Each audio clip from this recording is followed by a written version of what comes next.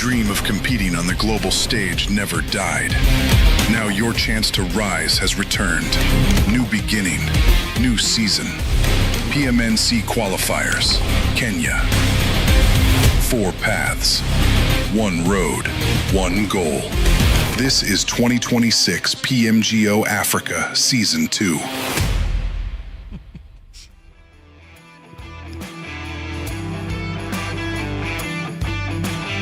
Ladies and gentlemen, welcome back. It is time for us to get the ball rolling once again as we are preparing to hop straight into the PMGO Africa Season 2. As you all know by now, wow, new words. My name's DK. Of course, I'm joined by Mitch Gaming. Mitch, how are you doing today?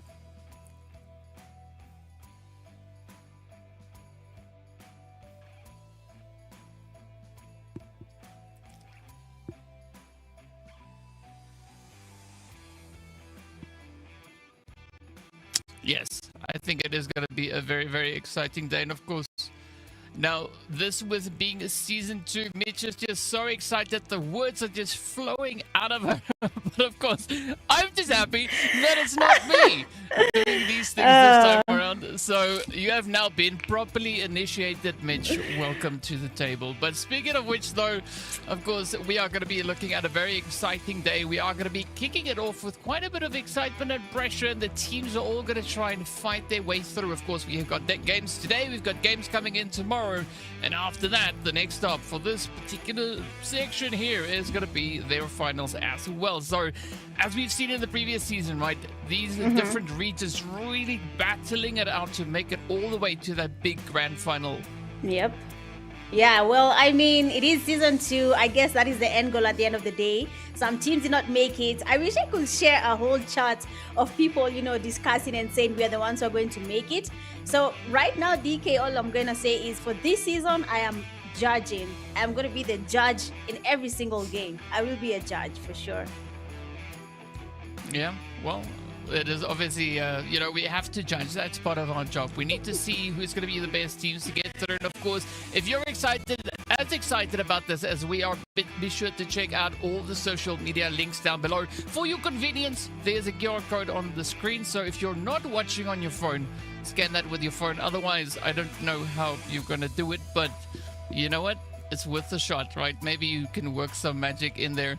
But yeah, speaking about which, though, I think it is time for us to slowly make our way into the roadmap to kind of figure out exactly how we are going to be approaching this Season 2, what the rules are, who's going to be performing, who's going to be stepping up and trying to clench their way into this here. And of course, we are currently right in the Kenya region with our full roadmap. We've worked through that group stage, of course, after which they are going to be working into the finals, the PMNC Finals, in which we'll have 64 teams, a whole bag full of teams coming in on that front, before proceeding all the way through to the PMGO Africa Finals. And as we know, that is where the heat lies. Yeah, exactly. That is where all the heat is going to be. That is where most of the teams are praying to the heavens that they make their way to. So we have to wait and see how many teams are going to be making it there. But so far in the roadmap, we're going to be having each region having their own PMNC games. We're starting here with Kenya, 31 teams that are going to be are going to be a total of 32 teams qualifying, into the group stage, 32 for Nigeria, 32 for South Africa, and also 32 for the wild card. The special invites we see there, we have seen the games that they played initially. That is through the weekly invite matches for PUBG Mobile Africa, and they got to get a direct invitation here. I mean, that was an easy qualification, DK. They did not have to play in the in-game qualifiers, and they basically just made it to the group stage, just like that. Yeah, I mean, making it straight in makes things considerably easier, but of course, making it all the way into the finals, there's only 16 slots available for the teams to play through. And of course, I think wildcard is always an exciting one to see what kind of surprises we could have lurking in that. But first things first, right? We are going to be right here on the Kenya side to see who will be the teams looking to lay the foundation for themselves here today. It is going to be quite a bit of a hurdle for them. And of course, we are going to be grinding our way to quite a few of those maps as well. And I mean, it gets on getting tighter and tighter, right? Making up the grand finals itself, we'll only have 3 slots coming through from Kenya, 3 slots from Nigeria. Then of course, we got 4 slots all the way from South Africa and 5 slots for the wildcard section. Yep, and a special invite for the La Cup, the Africana. I cannot wait to see which team is going to qualify from that side. It's going to be a hustle. But for the prize pool for Season 2, we have 24,000 USD up for grabs in Season 2. And I know it's a little bit of an increase compared to Season 1. And I know some people, they know where is at. Every time you're looking at the prize pool, when we get to the distribution, you know where I get all the money, and that is in first place, 800 USD is up for grabs. Second place with 550, third at 350, fourth 250. There's basically something for everyone. And what sweetens the whole deal is that the MVP gets 200 USD from the prize pool. That is the 3,000 USD here in the Kenya region before we can go all the way to that Africa region prize pool. It's gonna be a little bit of a hurdle. I know some teams might not make it, but please, if you can even secure 16th place, then I think 20 USD is not that bad if we look at it on the plus side. Yeah, I mean, it's definitely a decent chunk of change coming their way, so I'm pretty sure the teams are going to be quite happy with that. Well, now, the only way to get yourself into the share of that prize money, of course, is going to be by utilizing the tried and tested point structures. We can see it coming through right here. First place is going to award you that glorious 10 points, and if you land anywhere between 9th and 16th position, you're going to get sent back with, unfortunately, nothing else other than your eliminations, right? Each elimination is going to count for a single point. And then, of course, when we hit some tiebreakers, we can see the rules down below. So firstly, it will be ranked according to who has the highest number or the greatest total of winner chicken dinners, after which we are going to be taking a look then at the placement points. After that, it is going to be the elimination points, and then finally, it will be the team that placed best in the previous match. So some interesting tiebreakers coming through on that. But yes, let us move on and see what else we have coming through here. As we know, we have quite a selection of teams coming through as well, right? So we are going to be looking at Group A and Group B. They've been onto the battlefield here today. Yep, whoever made this list had an agenda, because why do we have Team Execute, Access Power, we do have Apex, Rush Esports, we have Red Wolves, CG3, the Clutch Gods, basically. I mean, all the teams in this bracket are very strong teams in the Kenya region, seeing that they have all been put in the same place. There's going to be a good number of violence tonight, and if you're not ready for the violence, honestly, my friend, all you need is a cup of water just to enjoy this. Because DK, I can promise you what is about to happen here. A couple of, I won't call them beefs, but you understand that there are some teams they cannot tolerate if the other one takes first place. So there's going to be a lot of, fighting in between so that they can get to that first place bracket. Hey, I would say farm some of that aggression today, right? Go and see how many teams you can upset. And the best way to upset them, as you've just said, Mitch, is by sitting at the top of the board, right? I'm looking for the aggression. I'm looking at sweaty gameplay to come through as well. I'm really keen to see exactly what these teams are going to be bringing onto the field here. But yeah, I think all things is fair though, because we don't necessarily, let me check that, yes, we don't see death dose in this group right here. So there is a little bit of hope for the lobby, at least initially, right? What do you mean a little bit of hope? Last season, they were just kicking butt all over the place, right? But having Rush in here is going to be great for them, right? Because they now have a bit of an opportunity to really get that momentum going. And I mean, last time in the finals, we did see them bagging 3 winner chicken dinners. So I want to see even more as we take a look at our map schedule here. Of course, we are going to be starting over on Erangel, heading into a little bit of Miramar action before heading back over into Erangel, closing it up with the final roll down. So yeah, it is going to be quite a bit of back and forth for these teams to see the one sitting at the top of the board come end of day. Yep, that is the end goal. Everyone needs to make sure they make their way all the way to the top and just sit comfortable so they can look down at everyone and say, we worked hard and you guys can be here next time if you put in the same effort we did put when it comes to these games. And I'm pretty much excited. It has been a while, DK. Really long break, the PUBG Mobile players from Africa region were busy practicing, and now they're officially back. We're starting with Kenya, of course, and I need to see some improvements. Yes, we all took a break, but who took the break and decided to do something about it, right? It's gonna show when it comes to these games. Yep, and that's going to be, I think, the key differentiator here is looking to see who can apply the most that they've learned from the previous season. So I'm ready to see exactly how these teams are going to look to crank out all the points, who's going to be looking to contest who first. And I mean, starting off on Erangel, that is going to be a very interesting play, right? As we know, the teams know that map exceptionally well, so there is no excuses, right? They can't say, but we were nervous. It's like, no, you've already made it all the way through here. You don't have to be nervous anymore. Correct. Yeah, starting with the Erangel is a bit new, you know. I know most teams tend to bag on the first game, being Rondo. This is where we want to put all the work. We need to make sure by the time game one is done, there is no single team that is closing that gap anytime soon. But this time around, it's starting the other way around. And I feel like whoever planned season 2 had that everything he was doing was planned, from the map schedule to the teams playing, because starting with the Erangel is actually very tough. It's going to be a very big juggle. Yes, they understand the map, but how many kills can you get from Erangel? Unless the lobby is easy for your team, then that's a win for you. Yeah, I mean, if the lobby is easy for you, you're going to have a very comfortable day moving through it. But I think also just looking at the kind of way that we are going to be rotating through the different group stages, of course, we won't only have everybody on the field all at the same time, so we are going to be swapping back and forth between them. But I think that gives teams a good bit of pacing, right, to really get a good assessment as to how to navigate and how to kind of try and read what the squads are going to be doing, right? Because especially coming into the finals, we see their prizes coming through, right? The teams don't play the same.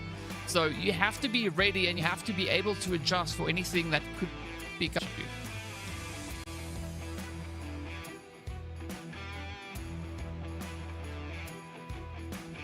I really hope they're planning to adjust. If they're not, then that's gonna be a very bad situation for them. Honestly, I know it can be scary. There's a team I've seen on the lineup for Group A and B. We've not seen them in season 1. So I think for those teams, it's going to be a little bit tricky. It might not be the same as every other team playing here tonight. Yeah, I think that's kind of the gist of the situation is, you know, we've got some new faces, we've got some teams, and everybody bringing a whole different variety of opportunities to this table. So I'm curious to see how this all is going to look to play out. But of course, yeah, the only thing left for us to do is to get ready to see exactly what the teams are going to be doing and who's going to be bringing in the most heat as we get ready to jump into our first match of the day.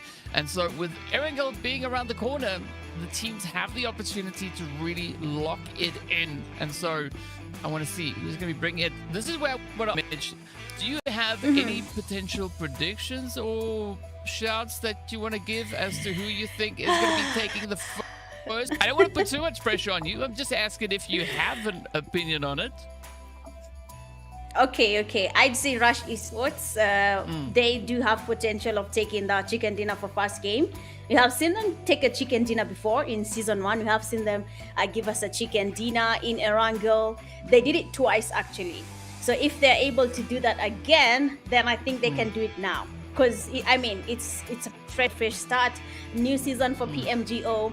So what is stopping them from giving us that chicken dinner? If not Rush Esports, then probably I'd give it to Team Execute. Yeah. Ooh. Okay. All right.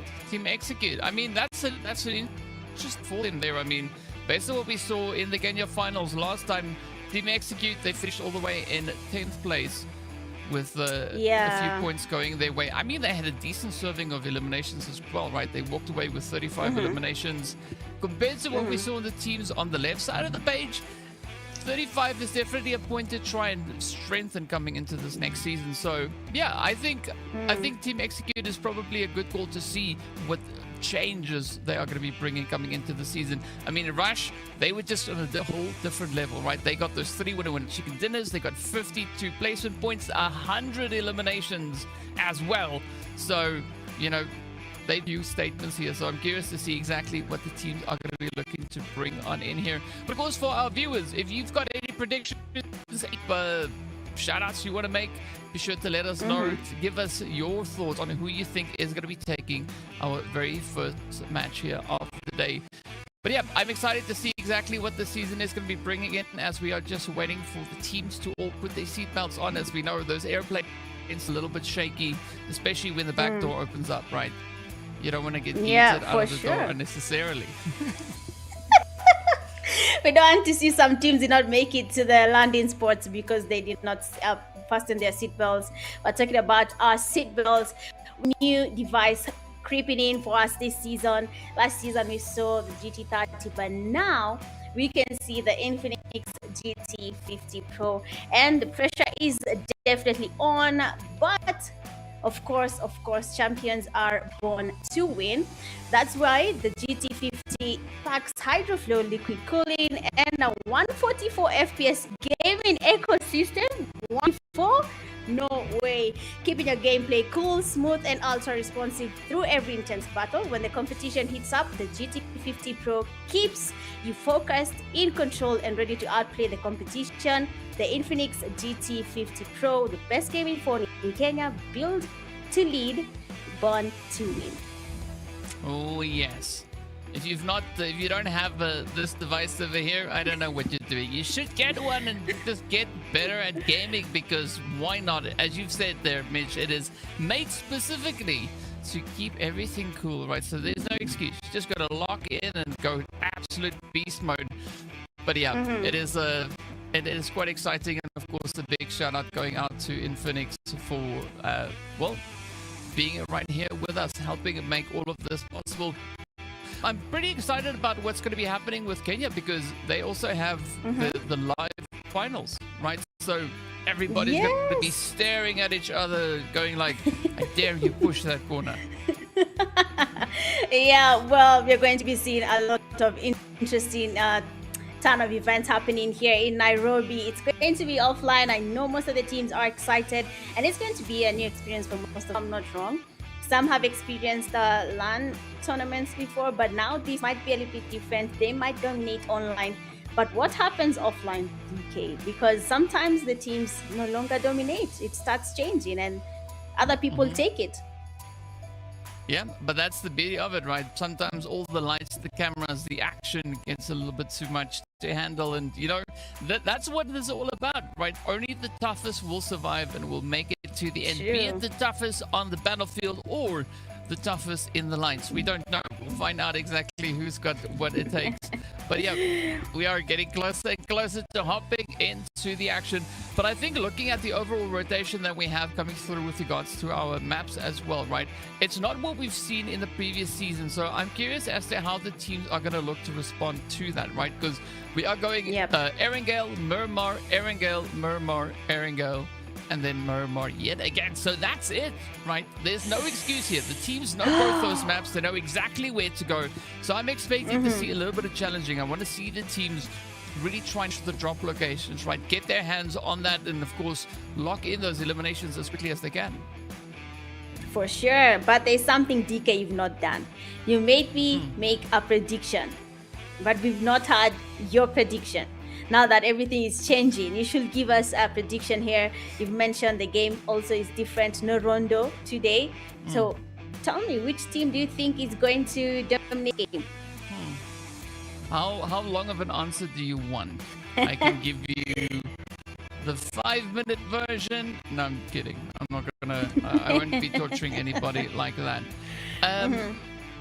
Who I want to see today up is, I would go with,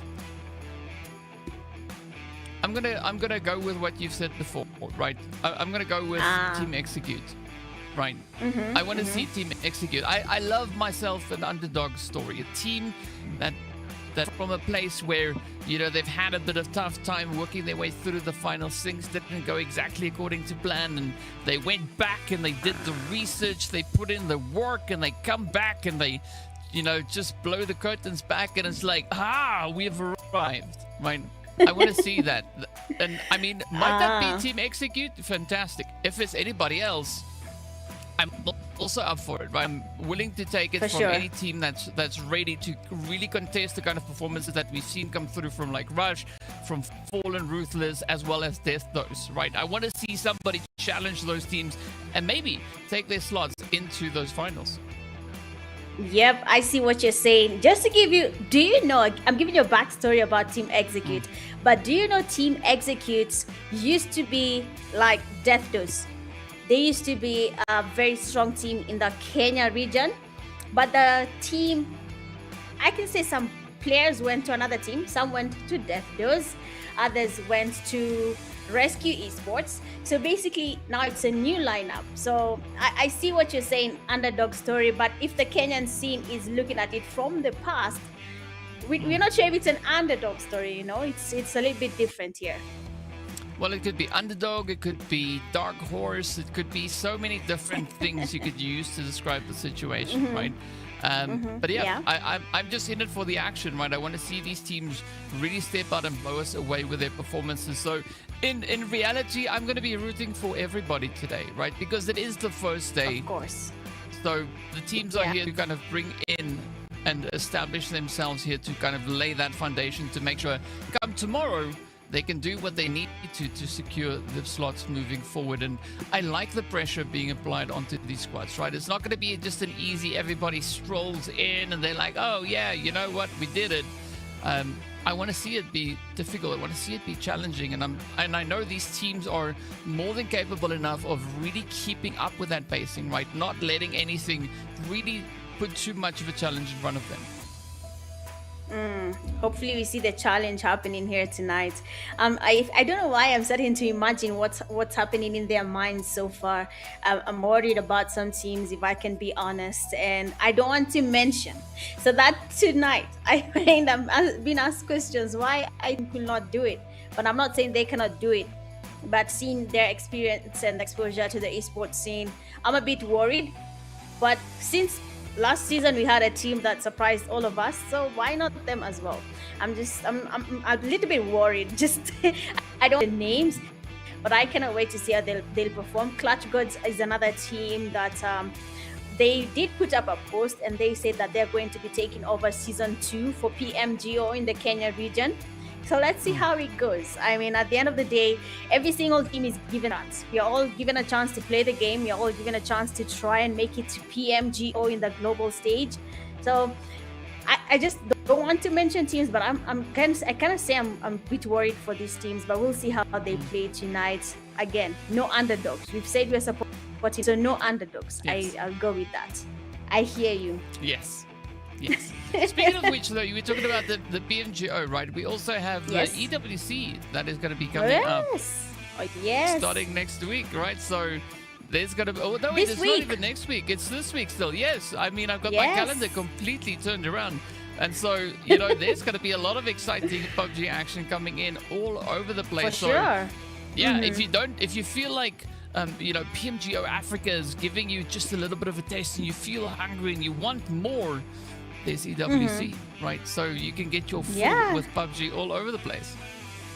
Yeah, true. And I mean, having RJC Replica, I can only imagine the pressure, you know? I mean, being the only team from one region, Africa, and now you have to basically represent all of us, and we're going to be watching and waiting to see how they do it. And I know some teams are watching as well and saying one day we're going to be RJC, but remember, you have to start somewhere. So what is your plan here for PMGO? What are you planning to do now in PMGO, then EWC? But of course, all the PUBG Mobile goodness will also be happening in EWC, and we want to say all the best to RJC. You guys will do great for sure.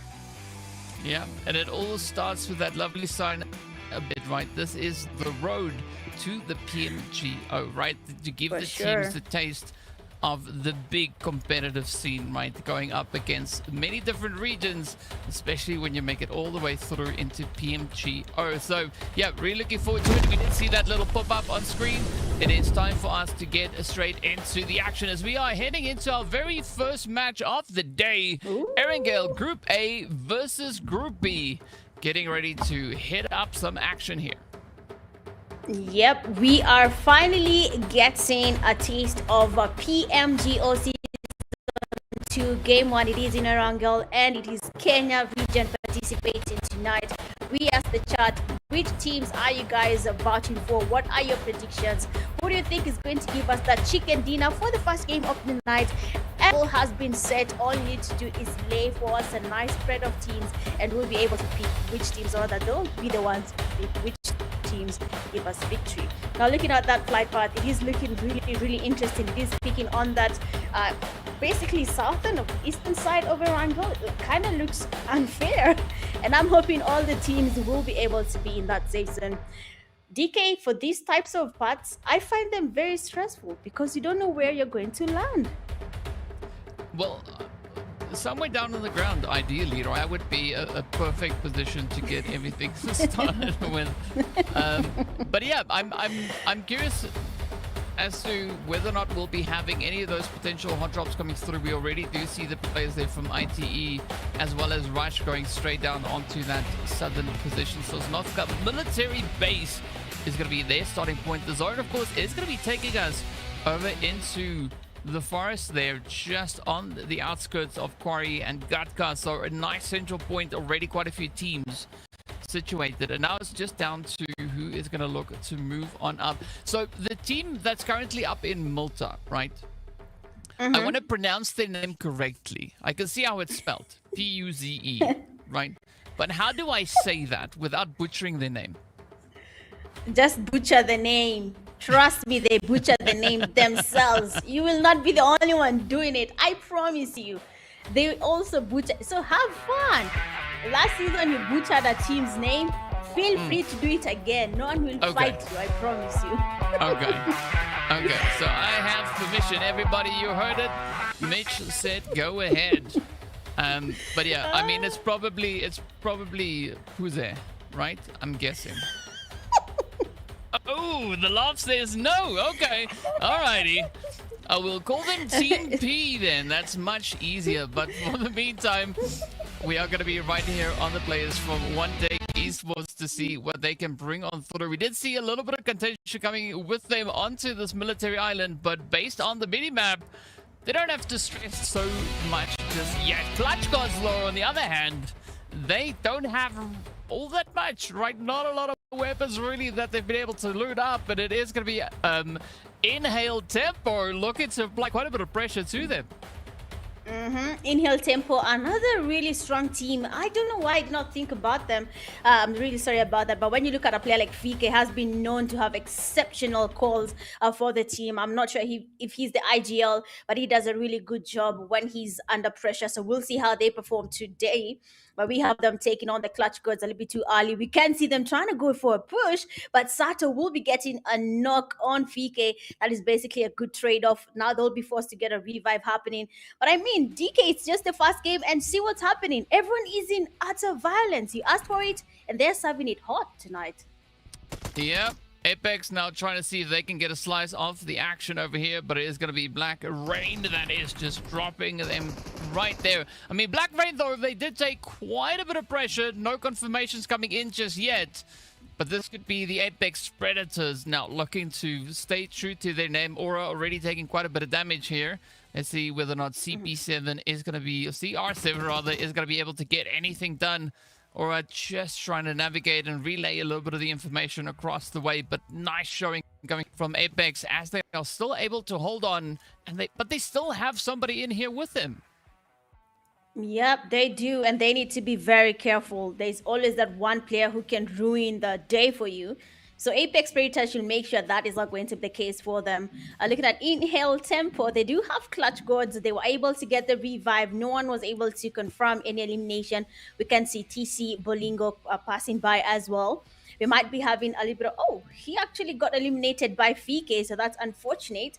But he'll be going back to lobby a little bit too early. It is a wrangle, no recalls. As soon as you are eliminated, that is the end of the road for you. And this is just game one. DK, what is the thought around this? Because going out early is never the plan, and I don't think it's a good start if you're looking to make it to the grand finals just here in Kenya. Yeah, I don't think that's the plan for anybody, right? Nobody comes into this deciding, you know what, we'll be the first team out. No, instead they want to try and survive, but sometimes that's just not what the rest of the teams have in store for you. What would be the approach? Try and find a way to make a bit of a recovery. Good spray though coming through here from Rocky, as our really starting to heat up. I mean, Clutch Gods, I like the aggression. They're already one player down, but they too are looking for an opportunity to try and bounce back. I like the aggressive rush that Inhale brought there.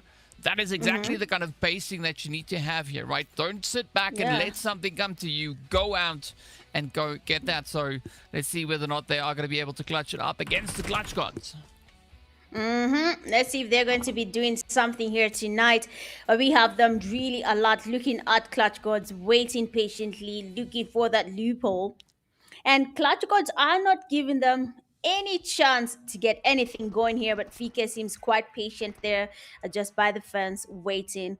The Clutch Gods as well, they're waiting. It's basically a patience game. Someone is already on the roof. And seems like Dabs was taken back to the but you have Rocky is trying to go in for that push. Pogue has to be very careful. The numbers coming from CG3 are really good, and they want to take them down as soon as possible. We have them really a lot there, Pogue and Fike trying to see what they can do about it. Zero utilities, that is on the grenades to get at least a knock when they're getting pushed here, but they have nothing to make this an easy fight for them. Now Inhale Tempo, Pogue and the teammates might just be having a rough start when it comes to game one. Yeah, they might indeed. We do see the squad from Aura also feeling a little bit of that pressure, as well as things are lighting up over on the right-hand side of the screen. But now it's going to be Gun Ho looking to go to town, just riding up the edge of the wall here.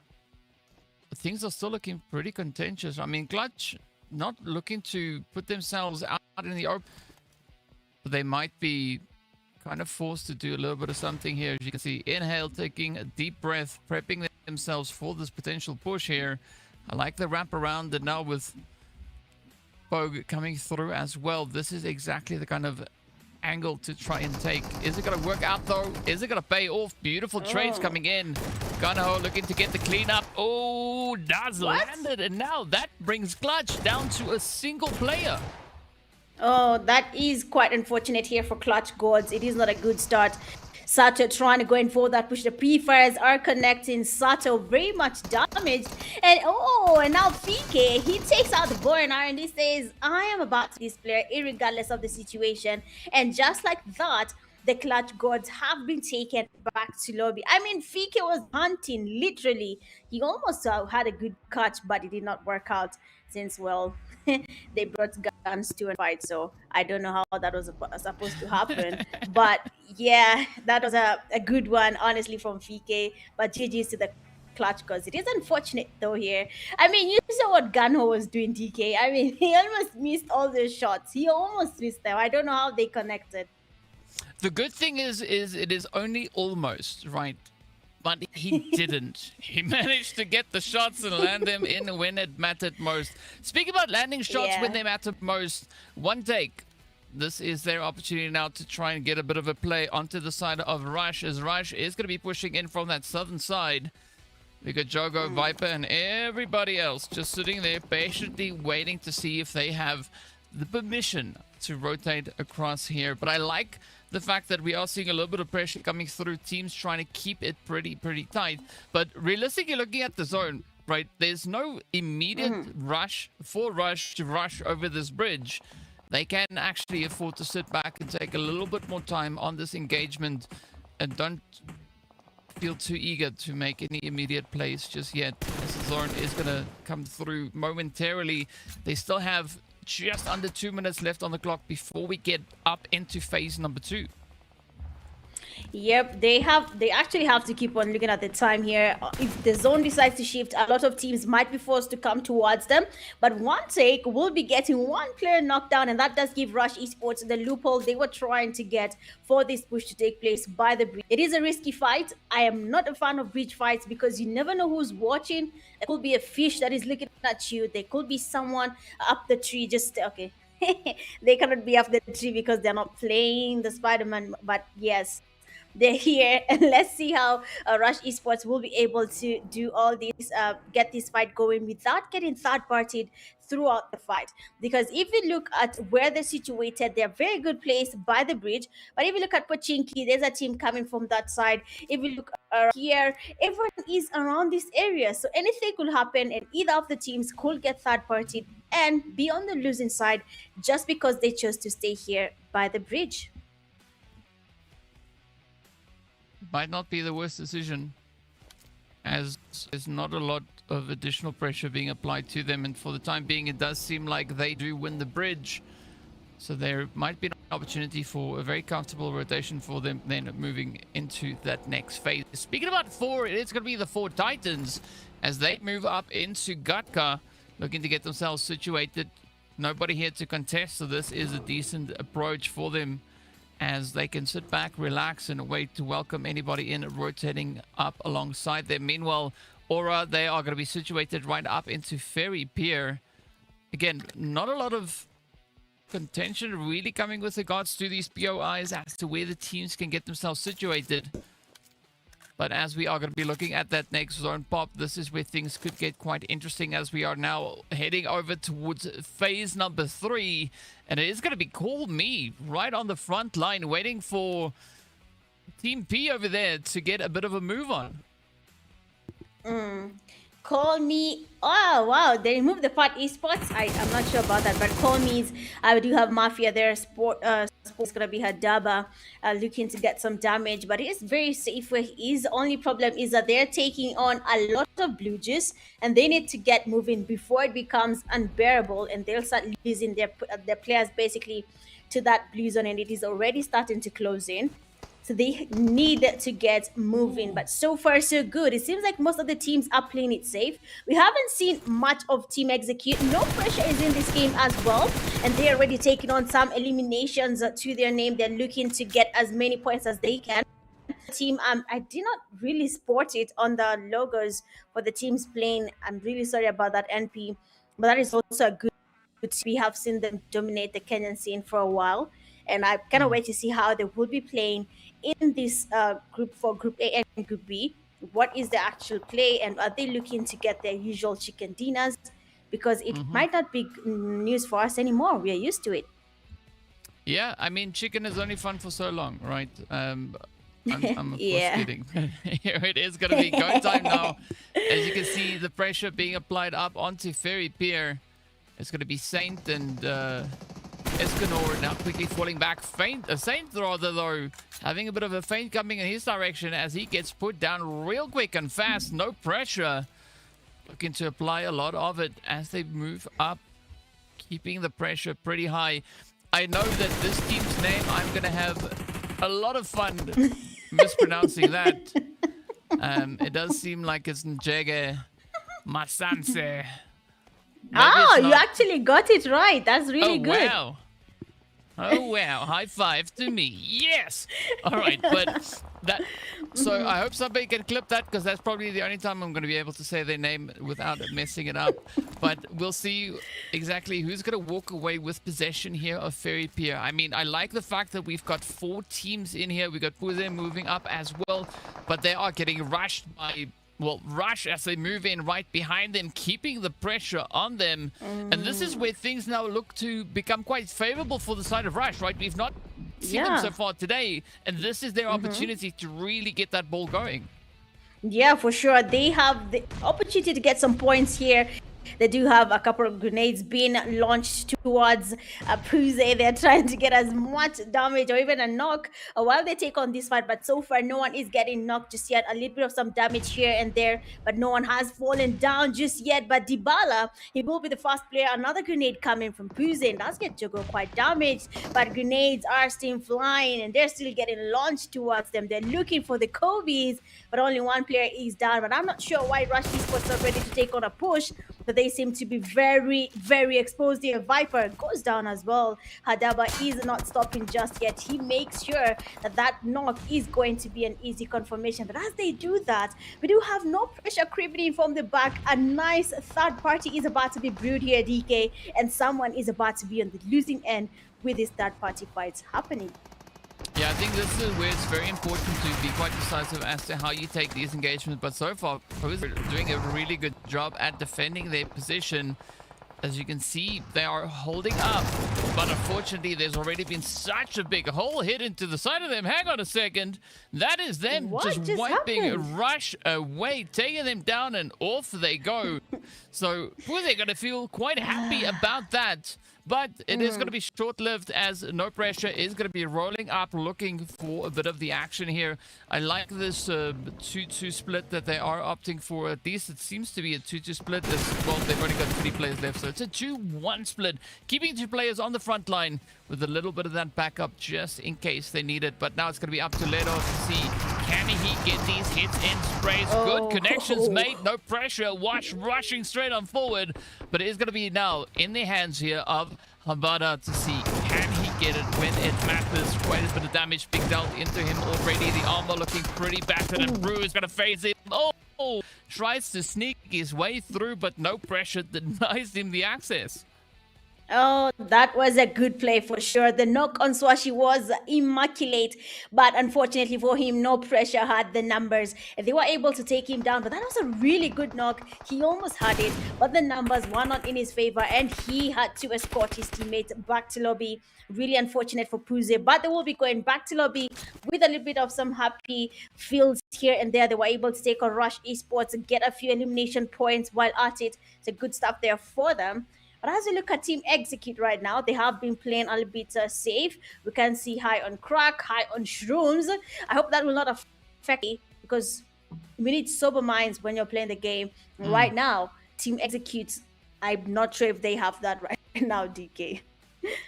Yeah, I don't really know which one to go for, but as long as they say hi, I don't mind, right? It's okay. Right, you just gotta lock on in, and maybe that's exactly what Team Execute needs to lock in, like we've not yet seen come through from them. I mean, of course, this is the team that I said I'm curious to see what they are going to be bringing in here today. So let's see if all the praise is going to be lived up to. Will they manage the hype that I created? Of course, there's not a lot of hype that I created. Indeed.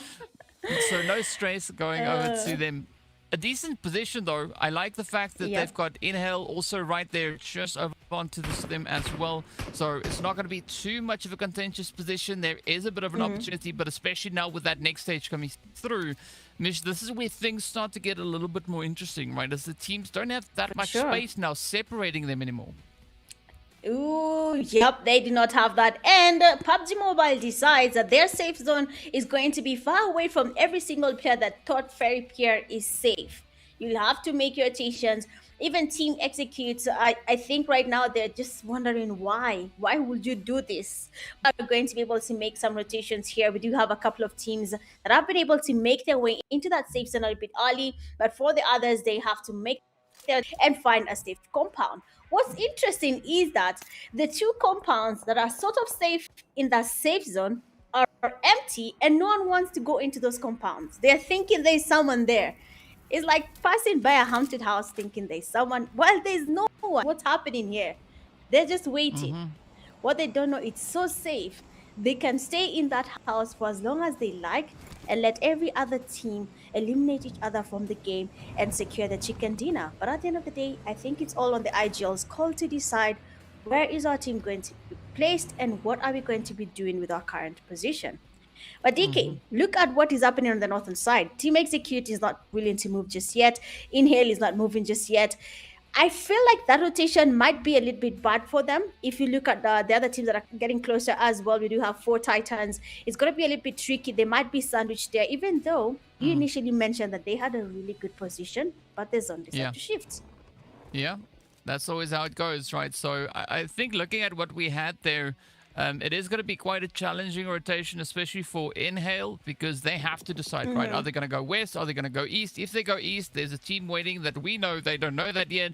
So it's going to be quite a bit of a bumpy play to get that locked in. Either which way, they're going to have to make the call. In the meantime, though, No Pressure. I like the setup coming through from them here as well. They've already got 6 eliminations in the bag, and they have at least 2 teams positioned right here behind them. So I think that Liggsy and the rest of the team here from No Pressure, really strong angle. The ditches, though, still going to have to, as they are using all their efforts straight towards them. But Execute, though, letting Inhale box for free. Oh no, they just gave out their one chance of stopping Inhale Tempo from going anywhere. But of course, that and cooked, that is Inhale Tempo, they will be forced to get closer to teams, and they might be forced to take on a fight as they try and secure a safe place in that safe zone. My friends, they might stay high for a while, but they need to come down a bit and try and find what their rotation is going to be into this safe zone. Do not have any other choice. All they have to do is move now. That is all they have to do, because at the end of the day, they need to be safe. And where they are like it's safe anymore. They have a lot to lose here if they stay there for a long time. Yeah, that's kind of the risk of his zones closing up and teams starting to rotate on forward. In the meantime, it's going to be the Nyash Avengers. Let's call them the Avengers, right? Iceberry. And correct. They've got 2 11s in here. All right. That's very creative names, right? Yeah, they had for sure. so many options, and they both went for. You know what? Think alike. So we'll keep it on that. In the meantime, there's going to be a relaxation also there alongside Ice Baby, keeping up quite a bit of awareness. I like this position that they have towards the southern side, but up over towards the edge of zone. This is where things look to get quite challenging. No press, looking to lock in, but Lixie trying to do as much as they can. Unfortunately, they will get denied that playthrough as the 4 Titans are going to be stopping them quite abruptly. For sure, that is a good play there coming from the 4 Titans. Getting a couple of eliminations. They seem to be having a good number of points to their name. We do have the Avengers here at 11, getting a knock there on Shani. And Molly will be following suit there just to make sure the revive will not be happening. But the thing is, the teammates are not even close enough to get this revive happening. So Ice Baby and the teammates will be playing safe. They do not have anything to lose with the 4 Titans. It is also an interesting team, DK, because it's a new lineup of players that came in together. They're from, some of them are from different teams, but some of them are new to the esports scene, and they're actually doing a good see. They're trying to understand the game here. They're taking their time, controlling the zone as they move into the safe zone. They're making sure no one is behind them, of which, if you ask me, that is always a good play. If you're able, if you're a strong team, you can go ahead and control the zone as you make your way into that safe zone. And it seems to be working quite well for the 4 Titans. And now they're taking on the Avengers, which is a good thing. The confidence is looking good. Yeah, I'm curious if they have their own theme song though. But in the meantime, Aura also just creeping up on them. The position that we have here, I mean, I'm not surprised that Execute is going to be having a pretty tough rotation moving forward in towards the zone. I like where Aura is currently situated. Yes, they don't have any points to their name just yet, but they've made it all the way up into the top 6, and they've got quite a bit of an angle here. This is where this compound is such a strong position to try and play off of. As you can see, it's For sure. just absolutely looking up towards the north. Meanwhile, Inhale still in a very tricky position, right? They've now went into right center zone. I'm not sure if that was the wise decision to make at this point, because there are still so many teams around them that could quite comfortably not only isolate them, but really focus in on them. Yep, that is really, really true. And if you look at where Team Execute is right now, the rotation is not working anymore. They are basically in the worst place ever. They cannot cross the road. They cannot move from there. I've not seen if they have any vehicles to help with their rotations. And they're getting a lot of pressure coming from our esports. Thala has been getting knocks back to back. Inhale Tempo, they ran into the safe, the middle of the zone here. They are not safe, like you've mentioned. They are feeling the pressure from every single angle. Is trying to get at least a knock here on Inhale Tempo, and they're also not enjoying this at all. They had the upper hand initially, they fumbled it. No one wanted the haunted compound, and our esports took it, and now they're enjoying every single player that is passing by. They're just waiting for you to make a mistake, and poof, we eliminate you. So I think this is where the calls come in. Did the IGL make the right call? Did you guys think with your IGL? Did you let him or her, if there's a female IGL, big up to you. If there's anyone who's leading any team, when they were making the calls, what were you thinking as a team? Was it going to work?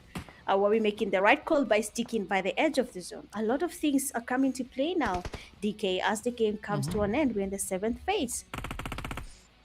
The team currently with the strongest position is definitely Aura. Just they're out here farming it. For sure. Aura, right? Look at the vantage point that they have up towards the north. We've got the angles over towards the eastern side, the southern side. I'd be very surprised if they don't walk away with a very strong finish in this round. But looking at the side of Execute, just on that northern side, there could maybe still be some reality in which we see Execute actually managing to make their way down onto the south, right? Get ahead of that zone pressure that is being applied to them.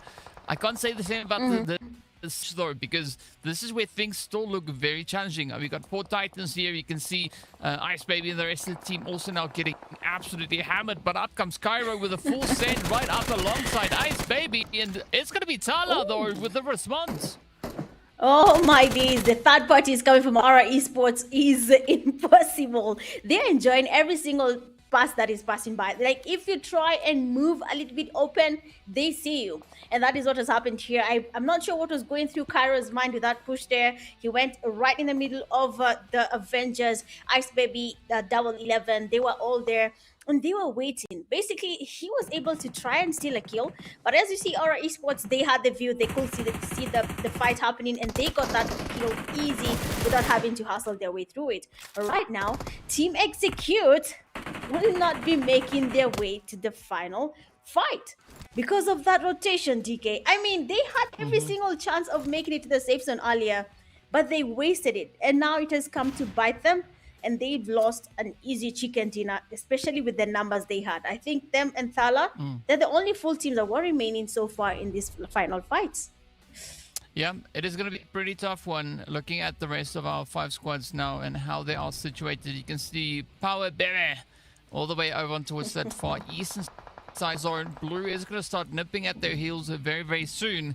But still, this is the opportunity for Aura to try and make the magic happen here. Soulbot needs to be careful not to overextend that position just yet. Kind of let the pressure happen over onto Inhale, as we can see it now kind of just unfolding ahead of us. But, ooh, look at that. Soulbot on the money.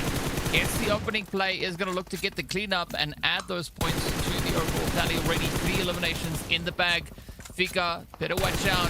That hit can be spotted out and taken down. Meanwhile, there are going to be now a lot of sends coming through the southern edge. Damage just rushing straight into the mess here as they come on swinging, looking to clutch up, and it's going to be Nyash that gets taken right out of here. Aura in a golden position here, as it is essentially them and only 2. But they have the numbers advantage. I mean, that grenade is diabolical. The grenade not even land on Inhale Tempo, but we do have Gunho taken down. Fike very much damaged. And right now, our esports are trying to go in for that push. And even before the revive happens, we'll be having Inhale Tempo getting their last breath here in this game. They will be going back to lobby, leaving just 2 teams standing. Our esports, and they have... Basically, I see Fido and his teammate, and they are going to be forced to take on a fight against a whole team that secured the haunted house, and they were able to stay a full team so far. But one player goes down, that will be Soulboard. Last player, Zabibu, a grenade in his hand. He wants to confirm the elimination, but the grenades are coming in from Aura Esports. Grenade after grenade, and want them to connect. They're not connecting just yet. But Mzabibu is there. He's patient. He's cooking up grenades. Senior, he needs to get closer, but a Kobe will be falling from Mzabibu. Another grenade is about to be cooked, but will it be a Kobe, or will this be the end of Mzabibu? HP quite low, almost confirming. And right now, it is a basic grenade madness fight happening here, DK. It is the last game. Big question, is it going to be the solo or the full team, actually trio, taking the chicken dinner? Yeah, Senor has been taken out of here. Tala now trying to inch their way a little bit closer on the money, though, as Mzabibu gets taken right on down. The winner, chicken dinner going over to Aura. I like that name, and I mean, based on how they've been playing this first round of the day, pretty decent positioning for them. So a very well-earned winner, chicken dinner. Yep, winner with a chicken dinner for Aura Esports. They have farmed Aura for the last three zones, they have been able to secure a lot of elimination points just by making the right call, securing the right compound, and just like that, the chicken dinner has been served to them, and they'll be taking the first chicken dinner of the day in Orango. We did not even mention our esports as the team that is gonna give us a chicken dinner, but they did prove us wrong, and they were able to give us a chicken dinner. So I guess the tables have turned, and we have a very interesting turn of event here at DK. I mean, that is something interesting, honestly, for our esports. I know, I'm not even sure if they had planned for that. At the end of the day, all that matters is their strategy actually worked out. They played it safe, and we've seen them at the end of the game. Yeah, I mean, overall, a really good play coming through from the side there of the Aura squad as they farmed themselves that glorious winner chicken dinner. But it just shows you how important positioning is, right? And how well it works if you're able to lock down a strong combat that allows you quite a bit of leverage pointing back over in towards the zone. I gotta say though, I was pretty impressed with the push coming through well, from Puze as they held their defenses up as Rush rushed into them. And then of course we had that glorious third party coming through from No Pressure as well. So I like the kind of chain fighting that the teams are bringing in. Nobody's really sitting back and waiting for the zone to decide what they need to do. I like the activity that they bring in, but of course that was only our first two groups, right? Group A, Group B. We are going to be taking a look at those scores in a little while as well, but that means that we're going to have our other two groups coming on pretty soon as well. Yep, and I cannot wait to see what they bring to the table. I mean, right now, game one has just set the pace for all the teams. At the end of the day, the overall is not where you are after A and B and C. Where you stand after all teams have played is what matters. So you cannot sit comfortable and say, oh, I'm not in Group A and Group B. Oh, I must be lucky. No, my friend, you're not even lucky. Nowhere close to lucky. So honestly, I cannot wait to see where the scores are as of now, where the teams are standing, which team is going to be giving us a really good margin, or is it going to be a really small margin, and it's going to make it so hard for even the team at first place to stay pretty and comfortable. Yeah, it's going to be interesting indeed. But of course, we are going to be heading into that breakdown. We are going to be taking a look at all the stats that the teams brought and what they were able to secure coming through our first round of action here. I am seeing quite a few things popping up in the chat, but I've not seen anybody really shouting out a team. We do see No Pressure, Rush, and then the players coming through from Fallen Ruthless, but they are coming up next. So if you're here to support a team, be sure to show them some love in the chat. Shout out their names, don't spam, but shout out their names and let's see who you are here, who you are rooting for, and whichever way it happens, today or tomorrow, Kenya's gonna win. For sure, all you need to do is win at the end of the day. Just win. Just focus on that win. Like you've mentioned, I think I gave a team a caster's cast, and I honestly, I don't believe there's such a thing. But Rush Esports, DK made me do this. It's not me. DK made me mention a team. And I found my mouth saying, Rush Esports. I will not do that again. I'm very sorry. There's someone even in the chat say that I already put a cast on EXE and Rush Esports. But listen, relax, guys. Don't believe in such things. It's not true, right, DK? Right? Yes. Yes. Thank you. Exactly, right. So yeah, it only means one thing, is that the team, whenever we call their name, they just have to use that as inspiration, right? And then show us, right? So we are fueling the teams, right? So if they don't perform the way that we hope, they have another opportunity to try and make up for that in the coming rounds of the day. So that is our first match of the day. Done and dusted. We are now just waiting to see that glorious breakdown as to where the teams are with regards to the points, who's our MVP, what other stats we can show you as well. But I think overall a very interesting showing, and of course looking at where that first zone went for the teams moving down towards the southern side, we did see a few teams in anticipation dropping down on that southern edge. Squads went right over there, trying to then work their way up over on towards the mainland yet again. But I think especially moving up into Ferry Pier, it wasn't a brutal zone and the teams could be quite happy with that. But I want to see what's going to be happening as we progress throughout the day. Of course, first up, the next stop is going to be all the way over onto Murmur itself. But yeah, the team's now kind of made a bit of a statement. I'm pretty sure some of the squads didn't perform exactly the way that they would have liked, and so they have an opportunity to try and rectify that. But they'll have to wait for at least game number 3, right? Because we do have the other 2 getting ready for the action. But yeah, let's take a look at it though, as we have our team stats coming through from the side of Aura. Pretty decent damage across the board, but Soulbot definitely doing some hard work here for the team. With regards to damage, we did see Senor securing those 4 eliminations, and that puts them on a nice, comfortable total of 8. Yep, I mean, they had already started off a very funny, not a funny play, but a chill play, where they did not choose to engage in any action at all. But when they secure that one just by the end of the game, that is when they got all these kills backed up in their backpacks and ready to start off the day. 8 eliminations, that is definitely a good start coming from our esports. A lot of damage from Soulbot, but we did see a lot of Thala knocks here and there. So honestly, that was a good job coming from the whole team. Although we did lose Omega along the way, but we did have Senor, Thala, and Soulbot carrying the team along the way. They got the points happening here and there. They were not losing to any team, and it paid off. They got themselves a winner chicken dinner just for the start of the day, and it's gonna be a good head start.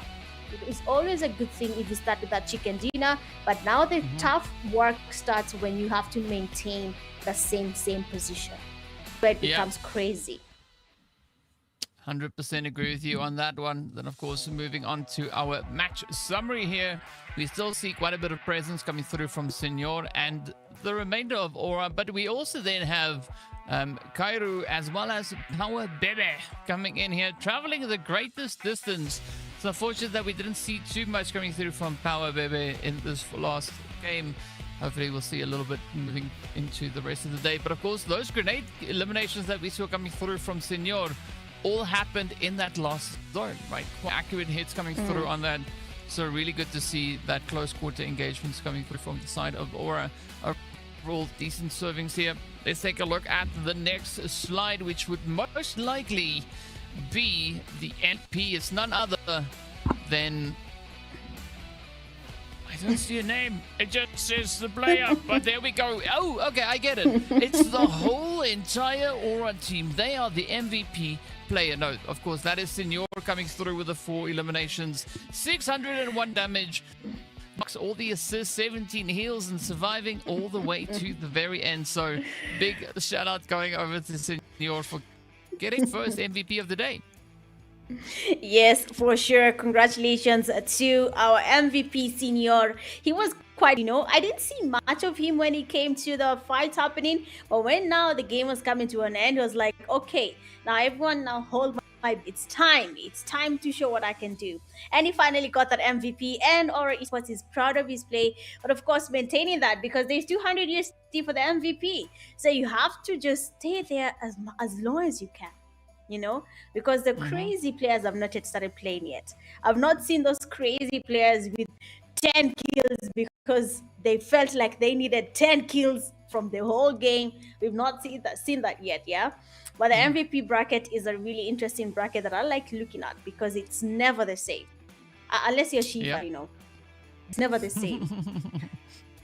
Yeah, well, we like never the same, right? It keeps things interesting. And speaking about, of course, we are going to be prepping ourselves to head into our very first break for the day as well. We've got Game 2 coming up. It is going to be our next few groups bouncing forward. We've already seen Group A and Group B playing it out, showing us what they can bring in for our very first game. But that was only the start, right? We still have a whole lot more to come. We've got 6 rounds in total here today, so 5 more maps to be played. We are heading into Miramar, going back to Erangel, and we will keep that pattern going until we get to the end of the day. So be sure to stay tuned. You don't want to miss anything. And if your team that you're rooting for has not yet stepped onto the battlefield, right? It's because you haven't shouted them out in the chat yet, right? Give them some love, show them some support, and of course, we're curious to see who you are going to be rooting for. As I mentioned already, we are going to be looking at Group C and Group D coming in next. And so, Mitch, do you have any thoughts, anything that you're expecting to see coming through from these next two groups in the next round? For sure. I mean, I just said it. I've not seen the crazy ones. Everyone right now is sober-minded. Team Execute, they call themselves, they were high the whole time, but we've not seen them going crazy just yet, right?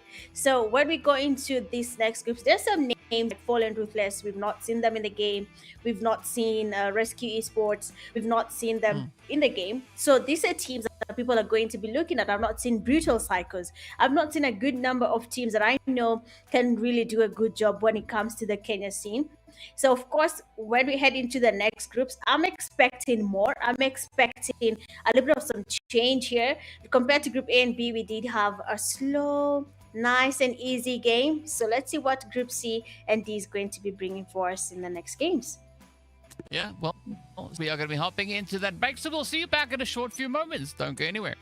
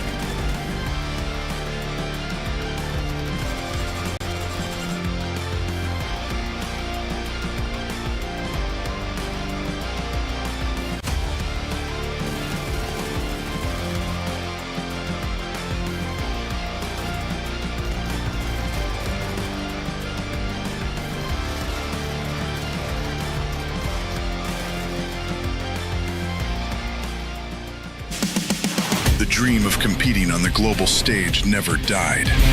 Now your chance to rise has returned. New beginning, new season. PMNC Qualifiers, Kenya. 4 paths, 1 road, 1 goal. This is 2026 PMGO Africa Season 2.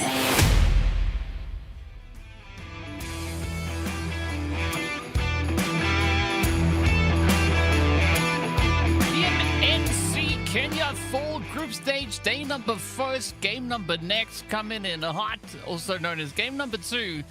As we are going to be looking at 2 of our next groups stepping up to the table to show us exactly what they can bring onto the battlefield. That is going to be Group C, Group D. Group A have already wrapped it up, and I did see some people being very, very excited about the fact that Mitch mentioned some team names. So, you know what? I'll keep the ball rolling. I'll keep asking her to call out teams just because. No, I'm of course kidding, right? I won't torture Mitch like that, but yeah, Mitch, an exciting start. Our first round, of course, we did see the players there from Aura managing to get their hands on that glorious winner chicken dinner, the compound going a long, long way. But that was air angle, right? That was whenever a few minutes ago. We are getting ready to head over into Miramar with the next few groups, and as we've already been talking about a little bit off camera, you're pretty excited about who we have coming up next. Yes, I am, because they have a good lineup coming into, Group C and Group D. They have seen really strong teams. You have seen them mentioned in the comment section. Fall and Ruthless. We have to see how they're going to be playing. We have NGX. We have 4PF.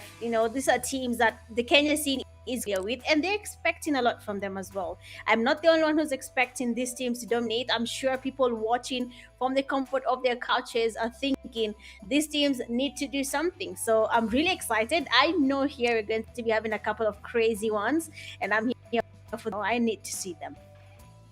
Yes, and we are going to be seeing all 16 of the next few teams stepping out and showing us exactly what they can bring on forward. So see, you said that you have some power when it comes to naming teams, right? I don't claim that, and so I can talk about any of these teams as much as I want. So I'm curious to see what's going to be happening. There's a few interesting names that I can see on the list for the next few groups that are going to be stepping up. I think the snipers look interesting, right? The snipers esports. Perfect map for them, right? Miramar, a map that really allows for that more long-range engagement to come through. Then there's going to be Furious 9. Are they going to be driving around a lot and doing so, or will we see some big rocks coming in as well? If you catch the reference, well done. But yeah, I want to see what's going to be happening on that front. We've got the Red Wolves coming through as well. We've got the Raven Blood, or is that Raven Blood? Raven Blood. There we go. Raven, yes. Yes. Again, we've got Nemesis Prime coming up as well. I mean, there's a whole list of teams. There's 16 of them. So for the viewers, if you have somebody in here that you want to shout out, apparently, as you've said, Mitch, over on TikTok, people are spamming crazy with the names, just shouting team names out all over the place. I'm not seeing the same thing on YouTube. We do see names every now and again, and where else you're watching as well. Be sure to show some love for your teams. The more you say their name without spamming, the better they'll do. If you don't believe me, try it. Then we'll see if it actually works. Yes. And all I can tell you is trust DK, not me. Trust DK. And if he tells you to do it, just do it, Well, of course, Chad, tell us in the comment section. For the teams coming in from Group C and D, you will see a couple of familiar names. So make sure to give them a shout out. I will not shout out anyone, but of course, we do know a team like Fall and Ruthless. Is that shouting out a team? No, you're just talking about them. Yeah, because I didn't ask you the question, so you're safe. Perfect. So we have Fallen Ruthless there, and I see a few of you asking about them. Where's Fallen Ruthless? They're coming in the next game, and of course, I know you're expecting good plays coming from them. You've seen them dominate in our scene. You've seen them try to find their way around PMGO. So it is their time to shine again. So let's see if they're going to do the same, or might just be a tricky day for them, just like Team Execute and Rush Esports. Yeah, I mean, both those teams that you've mentioned now, or all three of them, in fact, that you've made, right? They've had some pretty good performances coming through the finals themselves.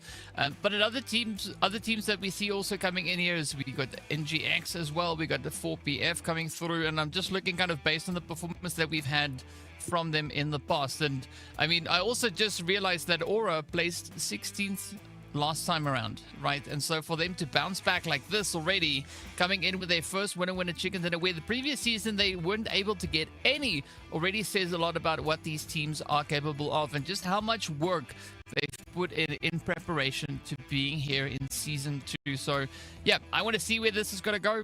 Again, give all the predictions and shout outs that you want to get. I'm not going to ask Mitch for anything because I don't want people shouting at her. Right, we'll let the teams do the shout on the battlefield as we look to see who's going to be getting what in.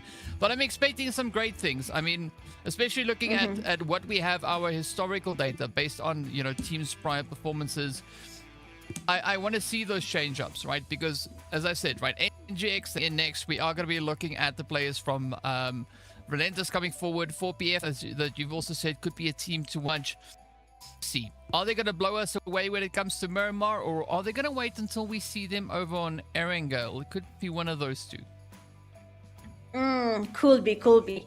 There's something about Miramar that most people tend to overlook. It's either you know it or you don't know it. So I know that area that I can go. There is nothing like that. If you do not understand Miramar, then my friend, you're cooked. There's nothing I can tell you past that.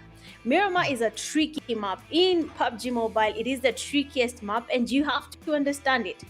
You can make a rotation and land somewhere in Picado and the game decides we are not staying in Picado. We are going all the way maybe to, what is this? Water treatment. I don't know what, I'm forgetting the name. Why, DK? What is happening? Paraiso.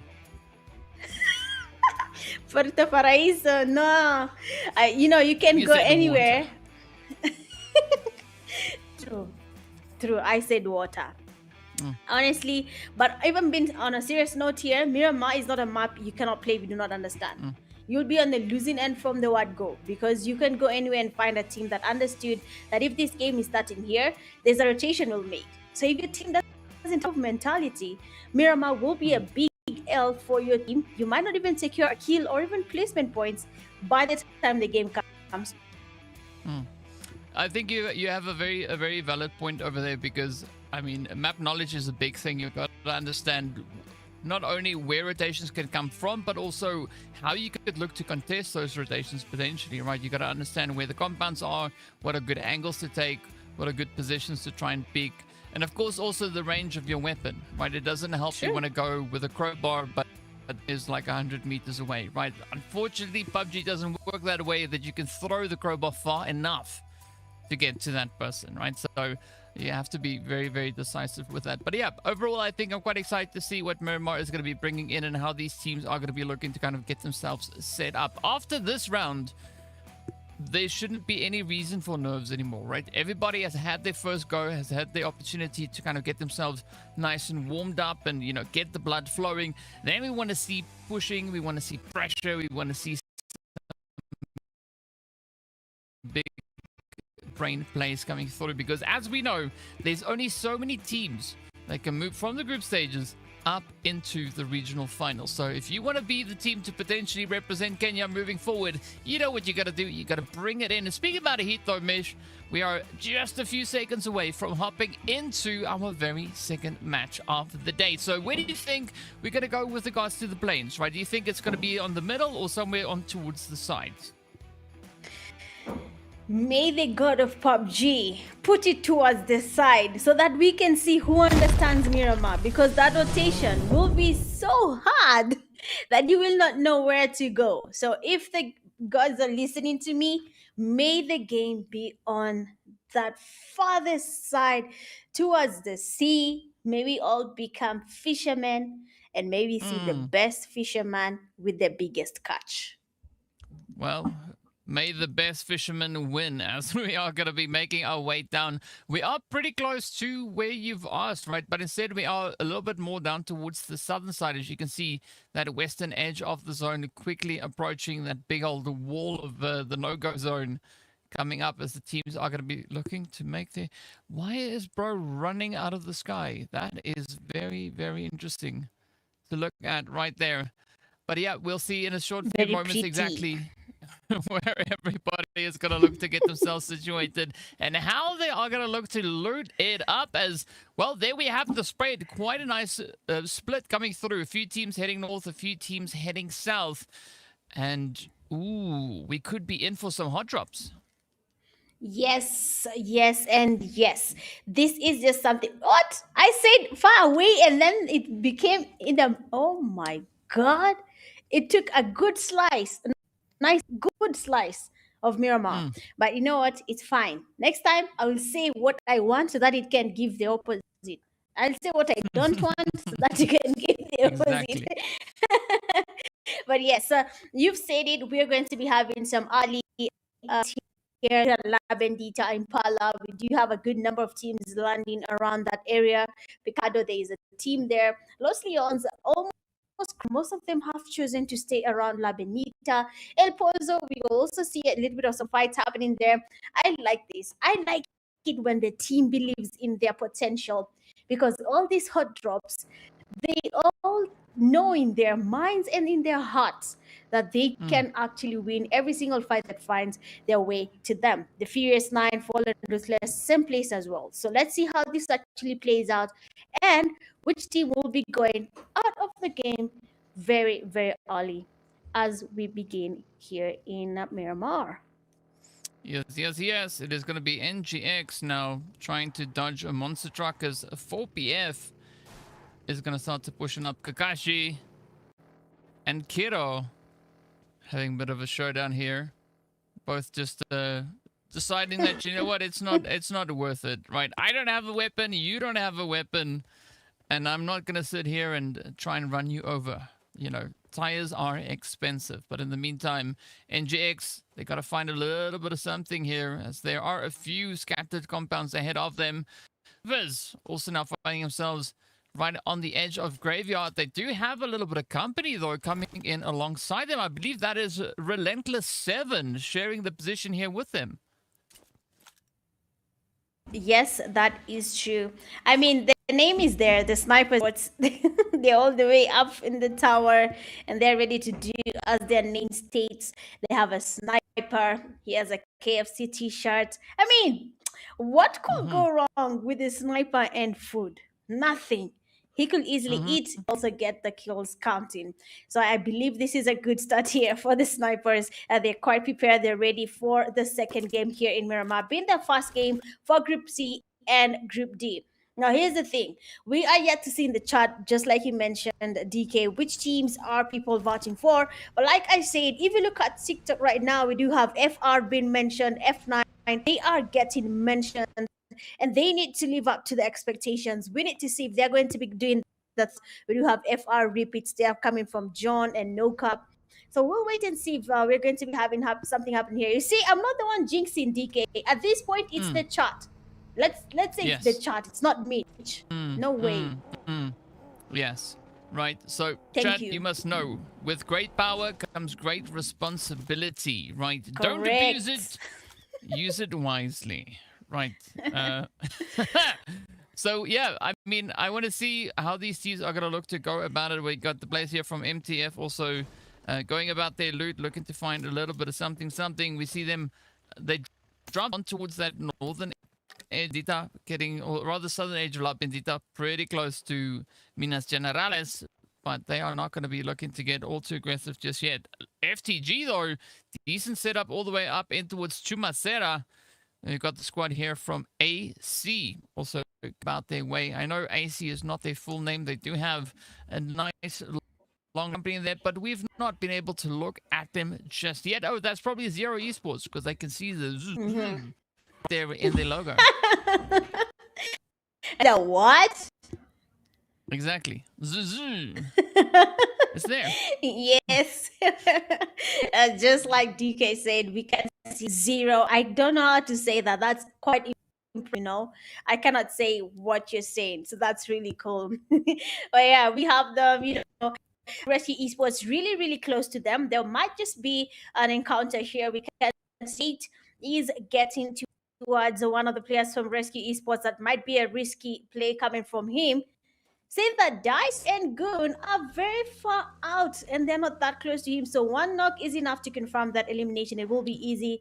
But I like Miramar sometimes. Sometimes can be a good day for the players. Sometimes it can be very bad. But if you understand it, it will be the best map ever. You'll get lingering around the hills. They're lingering around the tiny sharks. They're thinking about their next move. But if you understand it, I mean, so DK, I mentioned the crazy ones, right? Not like crazy cuckoo, but crazy, like they don't know any limits.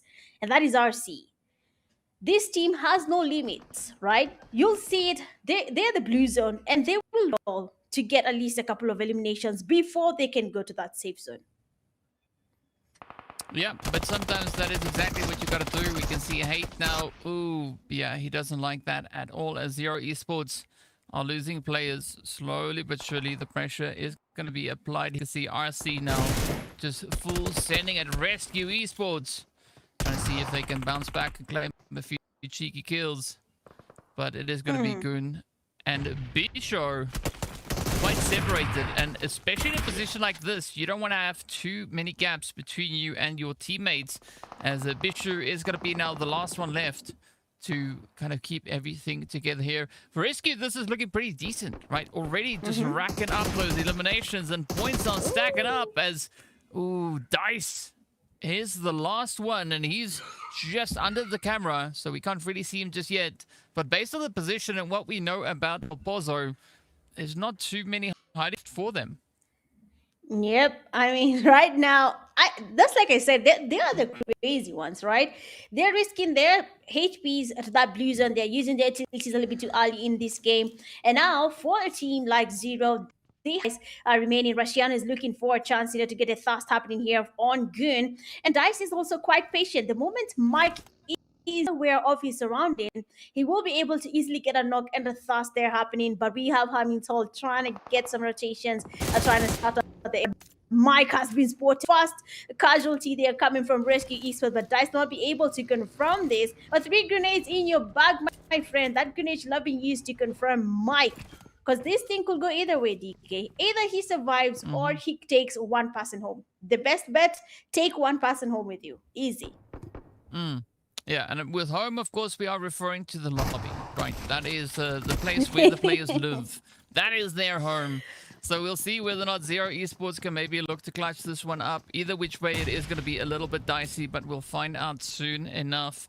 I like still the aggression coming through from Rescue, but they have to also consider that they have about 30 seconds until the blue zone for stage number 2 is going to start to move in, and that could bring quite a few complications along with it. Rashinado, ooh, I like the nades. Trying to see if they can maybe help create a bit of an opportunity, and there we have it. Zero gets punched out. Off they go. Unfortunately, not going to see much more from them coming through in this match. But now comes the hard part for Rescue. They have to come through with that rotation, and they have a very, very long way to go. 3,000 meters to travel all the way to the far west, eastern side of the map. Oh my god. When we say rotations can be crazy, this is the one you want to make. 3,000. What? That is a lot of movement coming from just your team. But of course, some teams are willing to risk it all just to ensure they get as many points and before they make it into them. And the name, DK, this one I will not let you butcher because he will ask you. The name is Rashian. Okay, Rashian. Oh. Oh, yes. Oh, yes. Yeah, see Rashiano is at the the name. end. Yes, correct. Yeah, so keep that in mind. But of course, talking about Rashiano, we do have another team that is taking on a fight. Kuel, I'm not saying Kuel, who retired from the esports scene, he's back in the scene. This is an interesting turn of events because if he is, I can assure you he's a good player. We have seen his potential from a long time ago, but he decided to take a break. So let's see if it's going to affect his play now that he's back. And I think the scene might be a little bit different. I think that's how it feels when you're away from something, right? Mm. Yeah, same, but different. Exactly. So let's see who's gonna do a little bit of a pressure play here, as Nemesis are gonna be keeping their position names I can pronounce quite easily, right? We've got Rob, Trevor.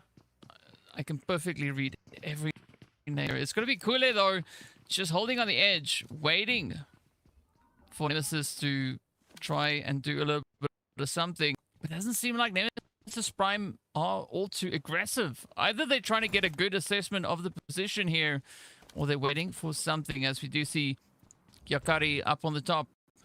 Meanwhile, it's going to be excess power, looking to exercise a little bit of that waiting power as Art comes up right alongside them. The Red Wolves having a few potential surprises in the back, but Fallen Ruthless though, they are finding themselves in a bit of a tricky situation, right? They've got some heat coming through from R7.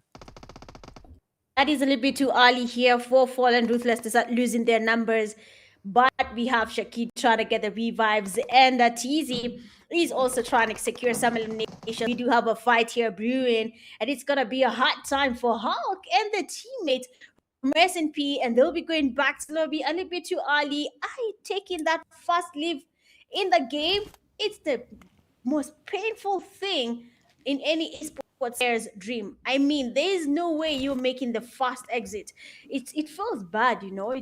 It's like you went for a party, and yeah, they decided that they're not going to start eating if you're here. So they first chase you away. They pretend the party is over. They know what they want. They want to enjoy everything without you. That's what's happening here. You go back to the lobby. Now everyone is getting killed. You're watching from the windows. It's painful, you know. It hurts, eh? Yeah, I thought you were gonna say you get invited to a party, but the wrong address, right? It's pretty much the same thing. Right? But here we are all in the same address. Exactly. You're in the wrong room. Get to the other one. Get to the dining room and let's go feast.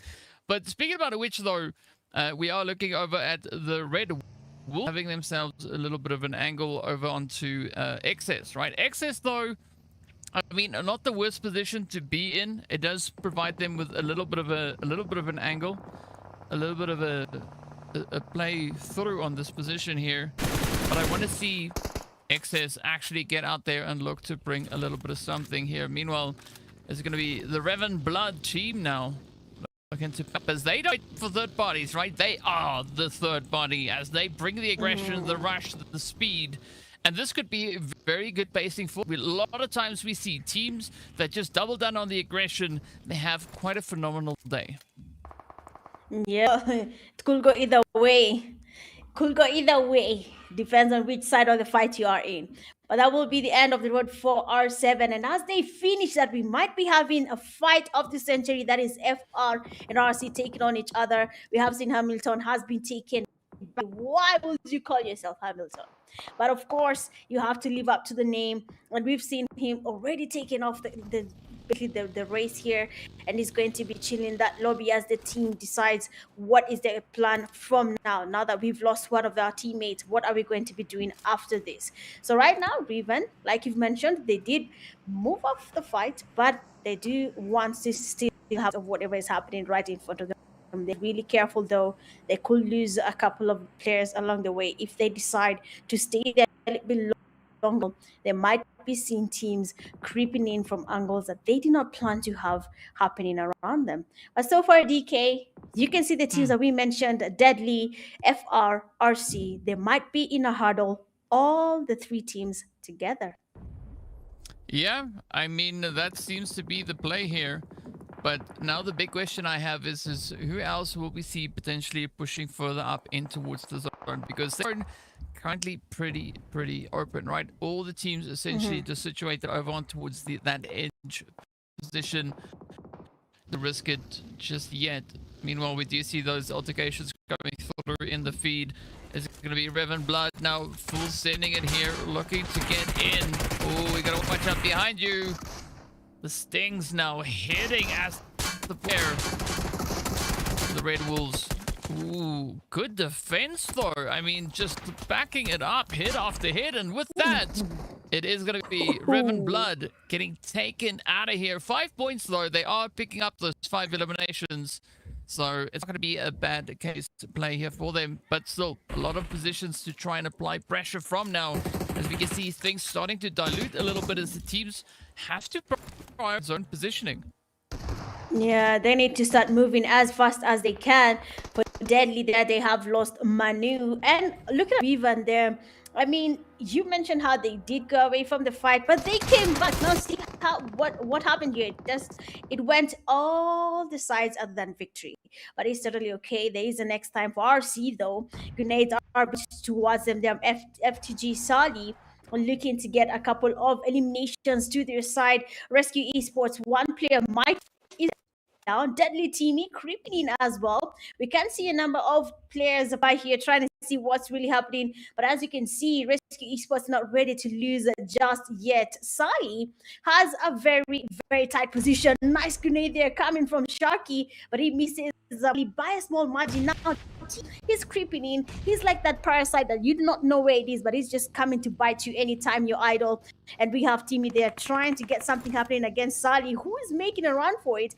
And Timmy is not willing to engage just yet. Last player standing, Deadly Esports. Quite patient, if you ask me, but he has to make his way to the safe zone and avoid this fight as much as he can because it's not worth it. Honestly, it's not. You're solo. Make a run for it. No one will care if you're Murife. No one cares. Just run. Well, let's see what is going to happen here as Rescue Esports also now move in. We did see that rotation from them making their way through. But it's, again, quite an exposed position that they find themselves. Yes, there are a few ridges, but you've got to try and read the angles. As now the Trailblazers are trying to gatekeep over on towards this eastern side of the zone. They've got the blue at their backs. But can they keep the angles situated ahead of them? Rescue trying to move up, clearing things out. I like the smokes being deployed here as well. Just keeping things a little bit more interesting, providing that extra little bit of cover.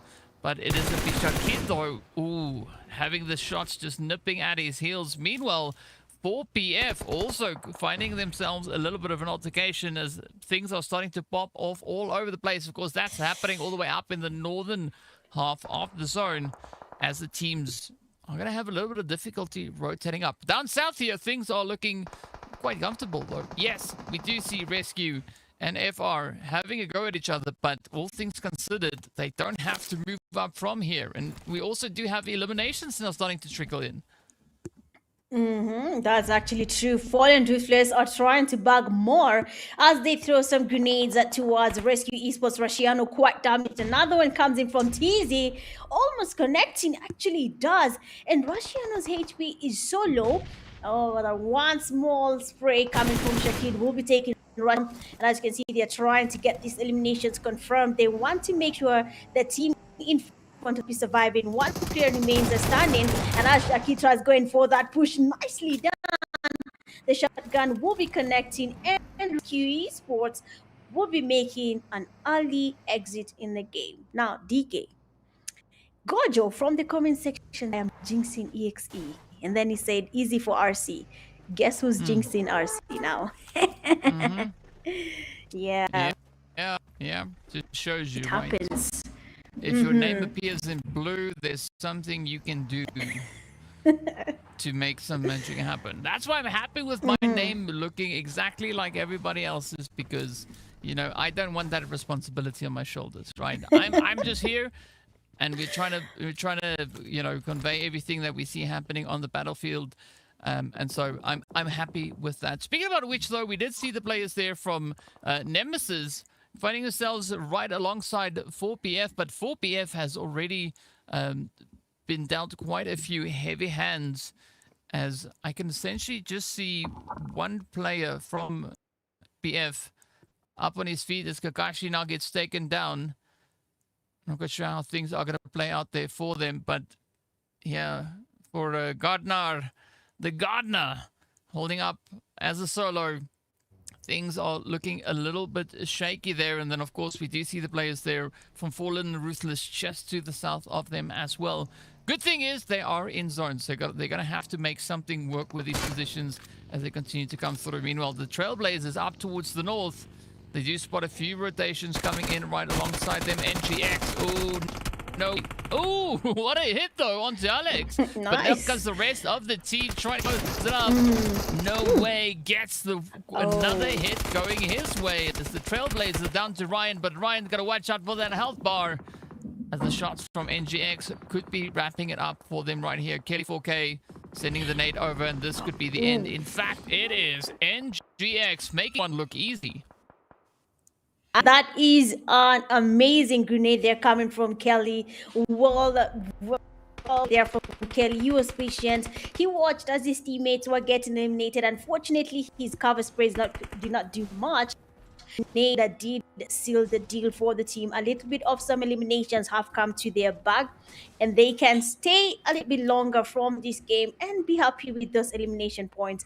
Now, as the game continues, we have Furious 9, a team that we have seen people in that comment section every single minute asking where is F9. Finally, they're here. We do have Jamal, a good player from the team. We'll be waiting to see how he takes on the fight, how he will be dominating, and if the fans in the comment section are going to be happy with this game. Now, for FR and RC, they seem to be playing quite aggressive here, DK, and they have lost 2 players along the way, and RC has lost a whole team along the way. And I feel like they should, tone it down a bit so that they can at least make it to the end of the game with all these eliminations that they have been able to bag just from the first few phases of the zone.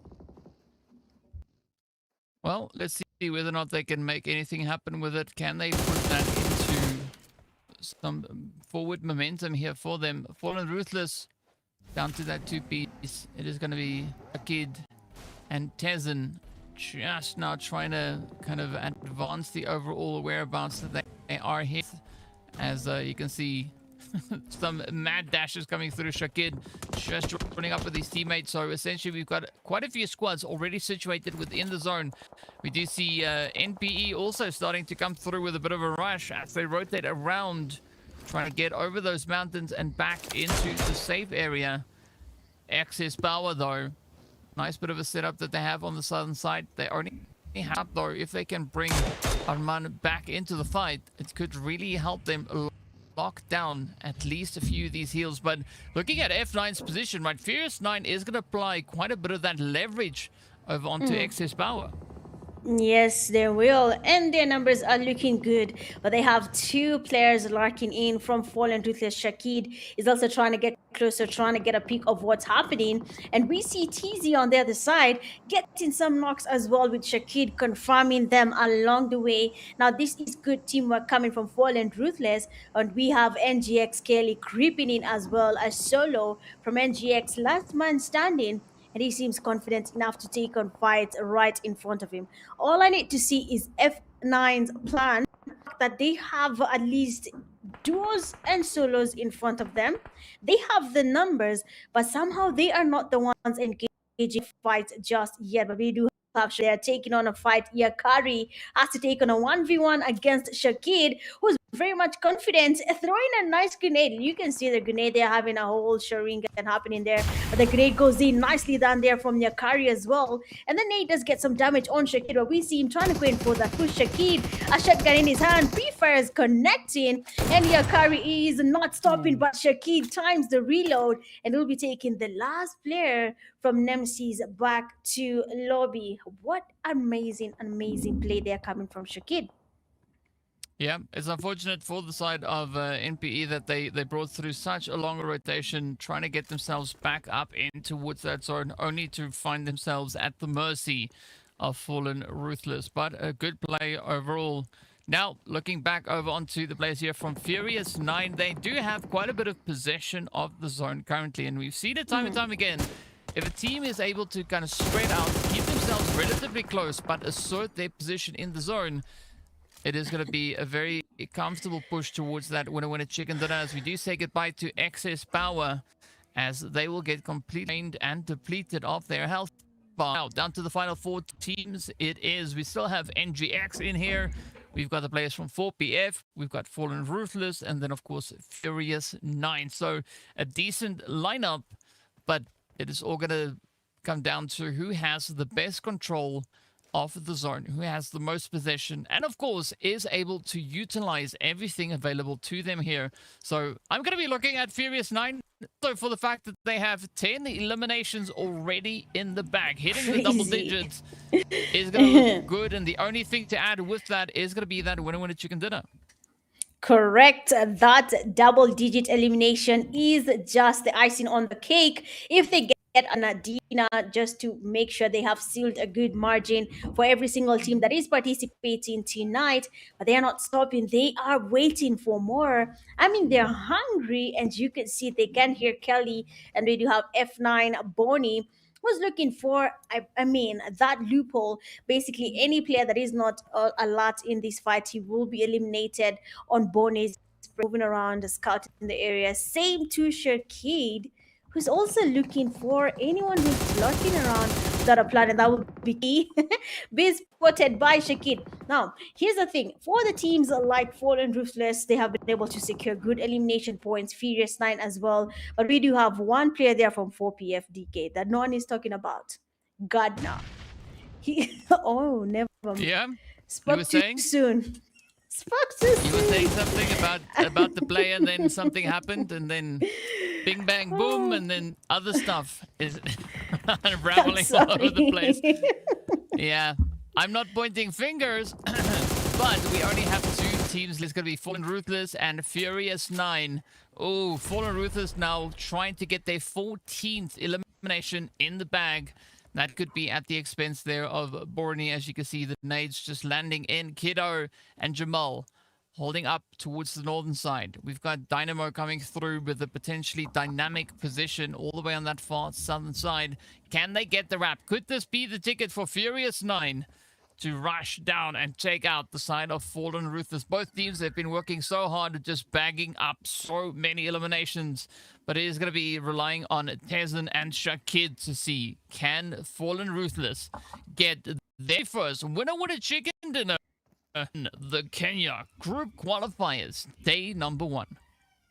Well, it all depends on how this last fight unfolds. And for Tezinho, it seems like he decided to call himself Tezinho. While the team will be cooking up a Kobe there on Kido connecting, and that will be the first knock that they'll be needing to go in for that push against the Furious 9. And as you can see, Shaki there taking his vehicle furiously, trying to go in for that push. Jamal is ready to take on Shakid, but what he doesn't know is Shakid is ready and prepared to take him down as well. Grenades are starting to fly from different angles. They're looking for that knock. Tezinho is also cooking up a grenade. Not sure about the player's location, but as you can see, one of them has already exposed their location. That will be Dynamo, but only one of them can secure chicken dinner. Big question is it going to be FR or is it going to be F9? Well, either which way, one of the teams with the F at the start of their name is going to be the one to succeed here. I mean, Fallen Ruthless now starting with 15 eliminations. It does seem like everything is quite in their favor.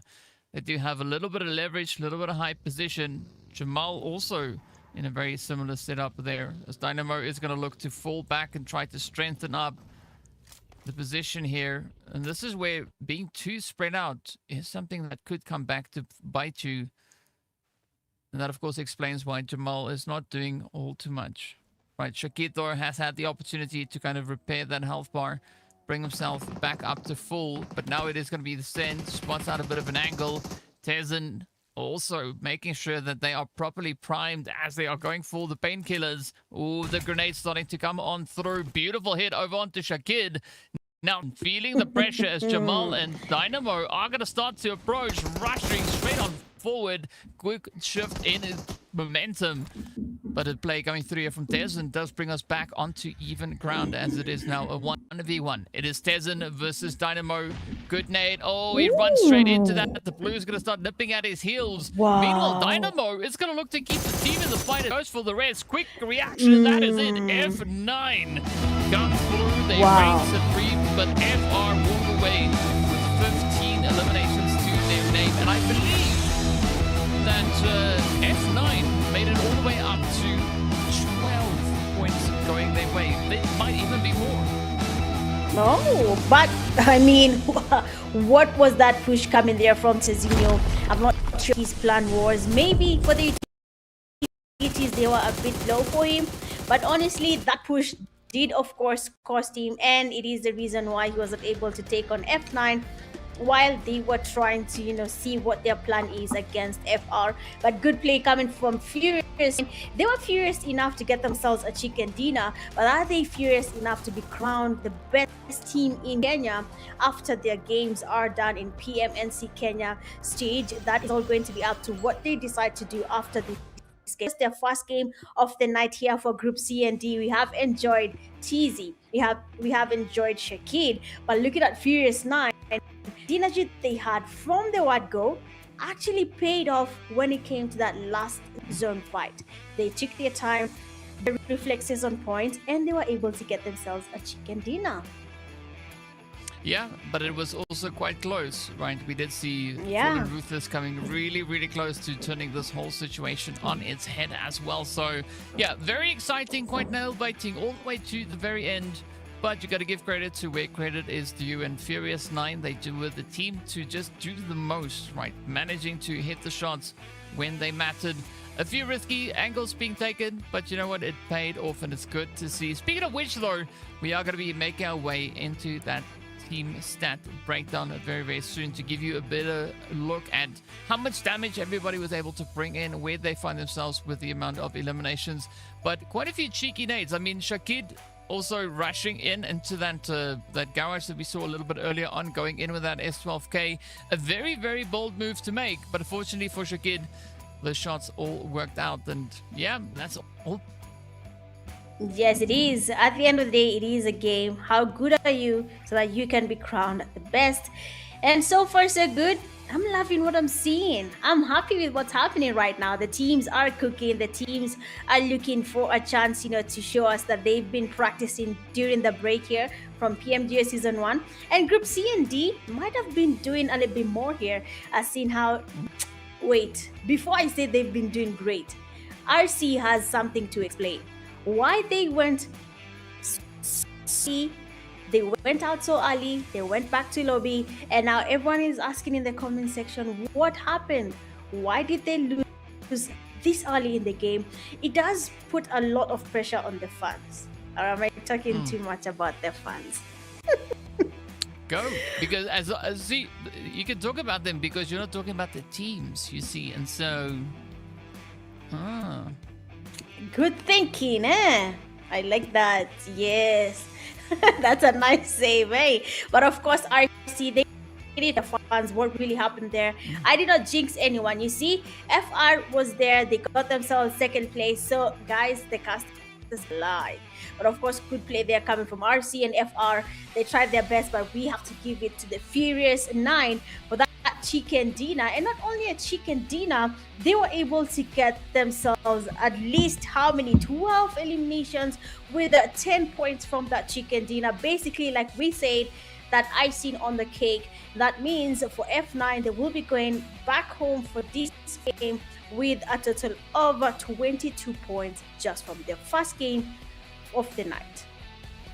Yeah, I mean, not a bad start here for them. And I think F9, as you've said already, right, a really good overall showing coming through from them. But they were contested by the Fallen Ruthless. You can see Tazin coming through here with seven eliminations, also 1100 damage, as well as those 2 grenade finishes. Borny, even though he was able to be the star fragger for his team, he was also the one with the longest range hit, 391 meters. Absolute insanity. But we love to see that as the teams look to cook up everything that they can. And of course, Dynamo was the one that traveled the greatest distance for his team to get them all into position. But that's quite interesting, especially looking at where they kind of started everything off, right? We did see them drop up into that San Martin position and then gradually rotating their way through. So, yeah, 12 kilometers, that is a hefty amount of traveling on that side. But the next thing for us to take a look at then is who our match MVP is. Let's see, who will it be? I think it's between Tezin and Borny. One of those two gentlemen did a phenomenal job. In fact, both of them did a phenomenal job, but one of those two will be our MVP, I'm sure. Yep, and I cannot wait to see who is going to get that title, seeing that the two players are actually upcoming talents in the Kenyan scene, very young players, and they are doing a good job. And all I can imagine is they'll be in the next year, even a few months, with how they've been dominating so far. So if they get the MVP title, I believe that will be another boost in their system, just so that they can continue with the same momentum, get their training going, making sure that they show that even though they are the youngest, they can do a good amount of work in every tournament. And of course, it will pay off in the near future. But for now, we cannot wait to see how it goes. But traveling 12 kilometers, where were you going, Dynamo? Were you selling something that we did not see? Please explain, because that is long. There's no way he was the whole time. I think from the first zone, he might have been traveling from the word go. He was just driving, scouting. He might have been the scout as well. Who knows? But that is something maybe he will tell us later in the near future. But that is a good game, honestly. The match was really interesting, and most of the teams did put up a fight. And I enjoyed seeing that we do have teams that are coming up in the scene. I believe F9 did not win the finals bracket for Kenya, and now they're here again. Just like our esports, F9 is also stepping up. Yeah, teams bringing the heat, bringing the pressure, and that is what we love to see. So now we've seen all our squads play their first round of the day. Everybody's had their first game, so from here, moving forward, it is going to be same, but even better, right? That's what we're hoping for. So we are going to be looking at Group A and Group C coming in next, before Group B and Group D are going to be joining us in their second matchup of the day. But of course, as we've seen the rotation, the map rotation is going to be taking us right back into Erangel, after which we'll go to Miramar, and then that final rotation again, Erangel, Miramar. So good consistency. The teams, of course, getting the opportunity to have a decent spread and play as much of these maps as they can, right? Showing us what they can do when they step into different dynamics. But yeah, I think especially with Aura going up against Fallen Ruthless and FTG in the next one, that is going to be an interesting showdown. See that happen. But of course, there's going to be only one way for us to see that happening. We are going to be taking a quick break. So be sure to stay tuned, and we'll see you right back on the other side.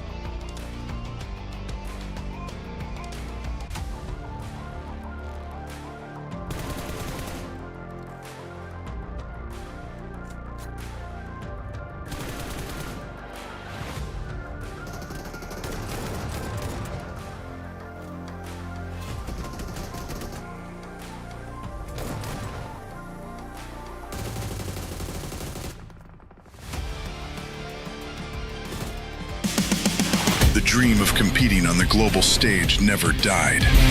Now your chance to rise has returned. New beginning, new season. PMNC Qualifiers, Kenya. 4 paths, 1 road, 1 goal. This is 2026 PMGO Africa Season 2.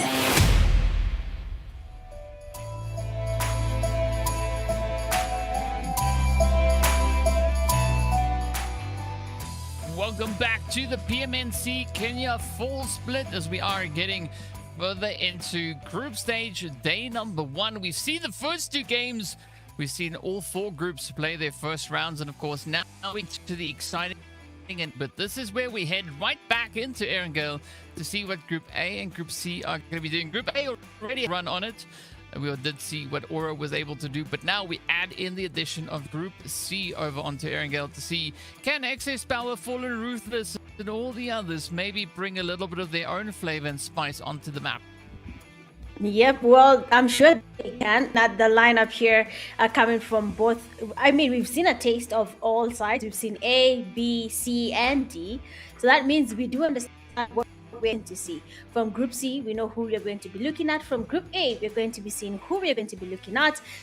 Surprisingly, the team that, not even, luckily, I thought Group D was joining us now because the winning team was in Group A and the other one was in Group D, which will have been a really interesting matchup, to see how will they mix up now in the 3rd game.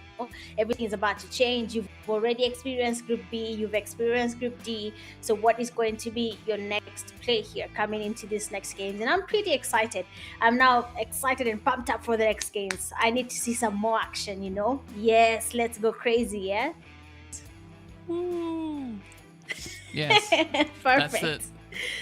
That's a crazy shot. I mean, we are going to be seeing Group A and Group D match each other in game number 5, right? When we get to Erangel again, right? So we could have exactly what you're looking for, but we're going to have to wait a little bit to see what these teams are going to be doing. But yeah, for now, we are going to be heading back into round number 3. Opportunity for a team like No Pressure to try and step it up a little bit, see what they can bring through. We've got the Relentless also that could look to maybe do a little bit of something here. 4 Titans, all right, we did see them knocking on some doors. Maybe they come with keys this time around, and so they knock and then the door opens up and then you're like, wow, here we are. We want to see everything that these teams can bring on through. But I think basis, this could be a good opportunity for Fallen Ruthless potentially to not only get up into the final 2, but also potentially maybe even get their hands on that winner chicken dinner. So there's a lot that can happen as these teams are going to look to get themselves situated and kind of sort out seedings here in game number 3. Yeah, for sure. I mean, let's see how it goes. I mean, it is game 3, like you've mentioned. Anything could happen. Most of the teams could step up. Others could feel it shaken. It's a new... Again, actually, both of them could be feeling shaken because meeting again new teams.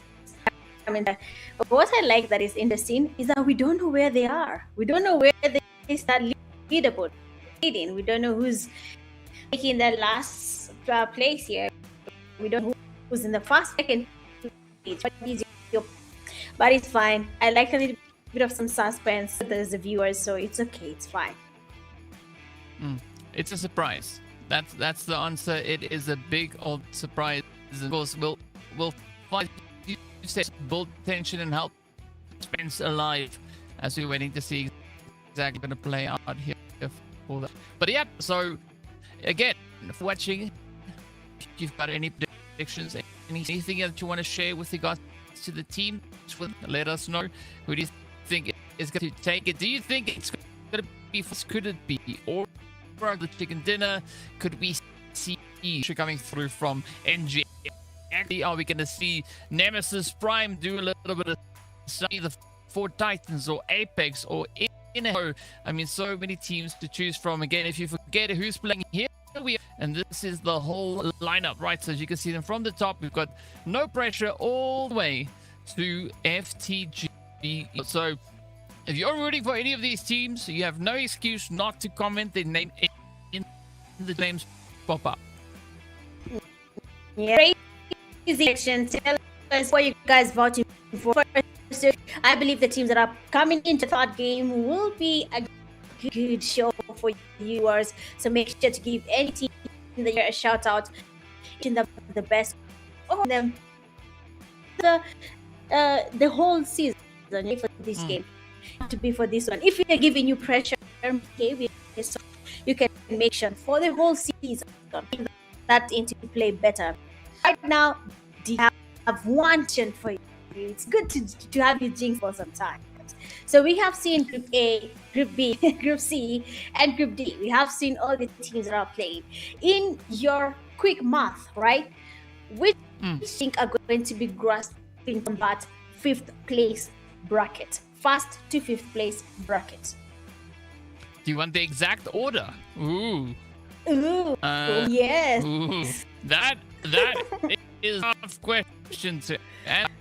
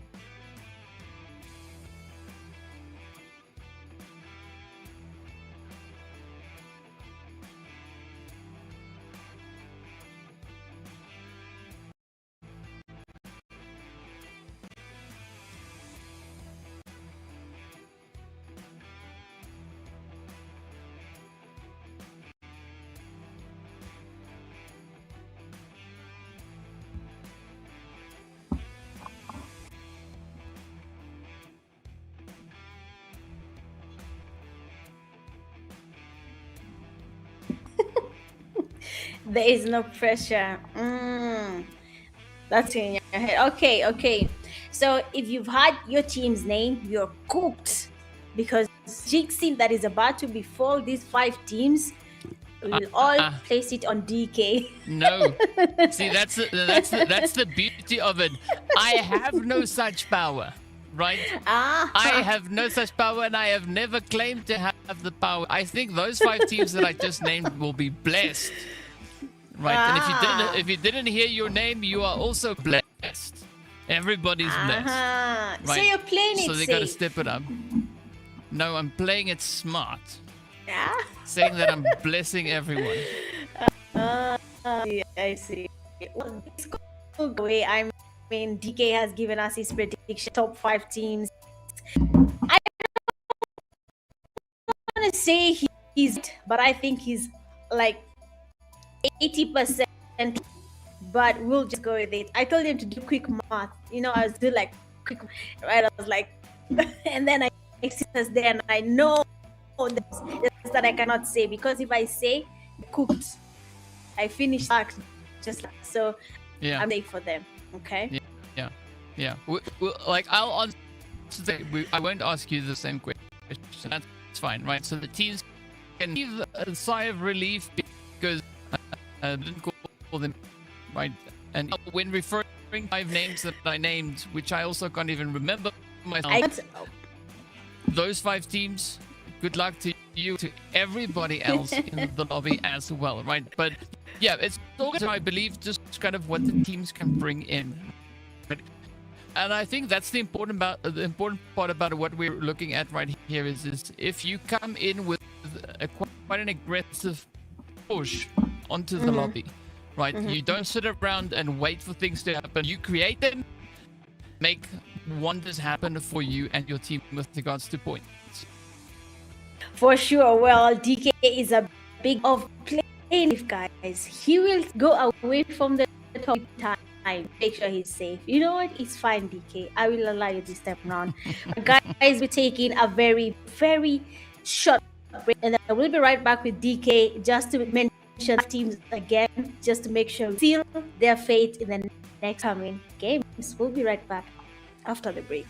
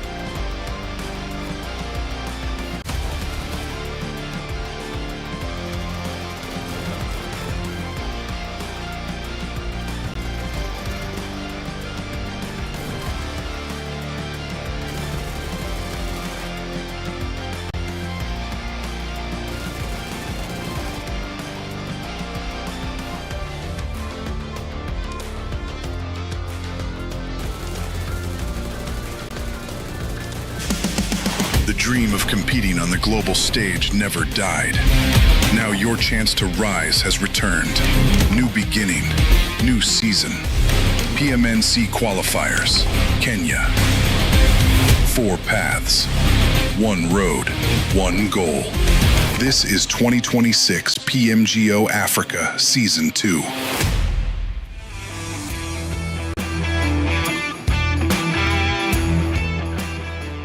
And we're back, getting ready to hop into the action here. First 2 matches of the day already done and dusted. And as you might have kind of heard before we went into the break, that Mitch asked me a question as to which 5 teams I think is going to be at the top of the board. And then very conveniently, the audio cut completely, right? Even up till the end, right? And then she said, so those 5 teams, you're cooked. Nobody knows who those 5 teams are because what I said doesn't exist. And nobody can hear it anywhere. It's like it never happened. And unfortunately, I'll just go like, oh, I also don't remember what I said, right? Because are you for real? I tried to, yes. So technology is the best. And we're going to get ourselves ready to hop into the action for game number 3. So if you're curious as to where game 3 is, there was a bit of a rehost, so we just make sure that, you know, all the teams have a fair and equal opportunity when stepping out onto the battlefield. And of course, if you want to stay up to date with everything leading up to the PMGO Africa qualifiers and everything with Kenya, Nigeria, South Africa, and the wildcard, be sure to check out the socials that you can see right there on screen. If you're watching anywhere other than on your mobile device, scan the QR code. It'll take you right to it all, right? Everything is right there, but it's quite easy. It's PUBG Mobile _Africa on Instagram and X, and then on YouTube and Facebook, it is just straight up PUBG Mobile Africa. And then we did see one more there as well, which is .Africa. I believe that was on Instagram. So be sure to check out and follow on all the socials if you've not done so already. And we look forward to seeing you with all the updates. Speaking of which, though, Mitch, I'm not going to ask you the question about the 5 teams because, you know, things are there and I don't want to put that heat on. See how nice I am, right? I don't want to put that heat on you and have the people in the chat shouting at you and going like, Mitch, why did you say our names? And so we'll leave it there, right?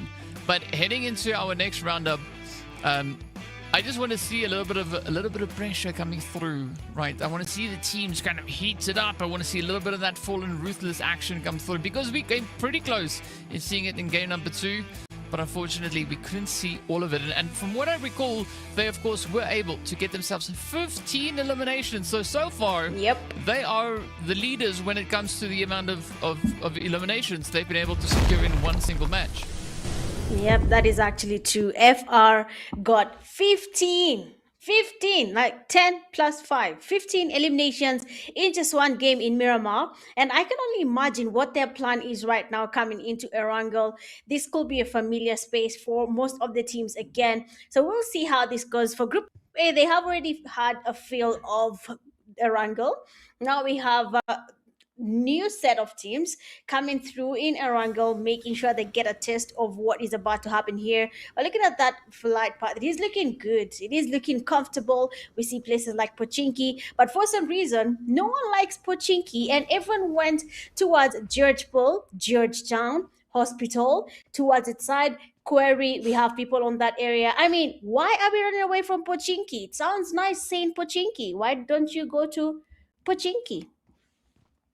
Yeah, that's a good question, right? I mean, that's a question that we've been having for quite some time. As the, you know, back in the day, back in the good old days, Pochinki was the place to be. But especially with the zone shift heading over into Novorepnoya and the surrounding areas, it is going to be quite challenging for teams to really try and put a lot of focus coming into Pochinki itself. Of course, still a good opportunity to get some loot going. In the meantime, you can see the players here from Inhale Tempo grabbing their bags full of stuff, trying to get everything that they can and just trying to lock in. But it is going to be go, go, go as Inhale Tempo tries to get themselves situated. And they're going to be heading up north in the direction of shooting range.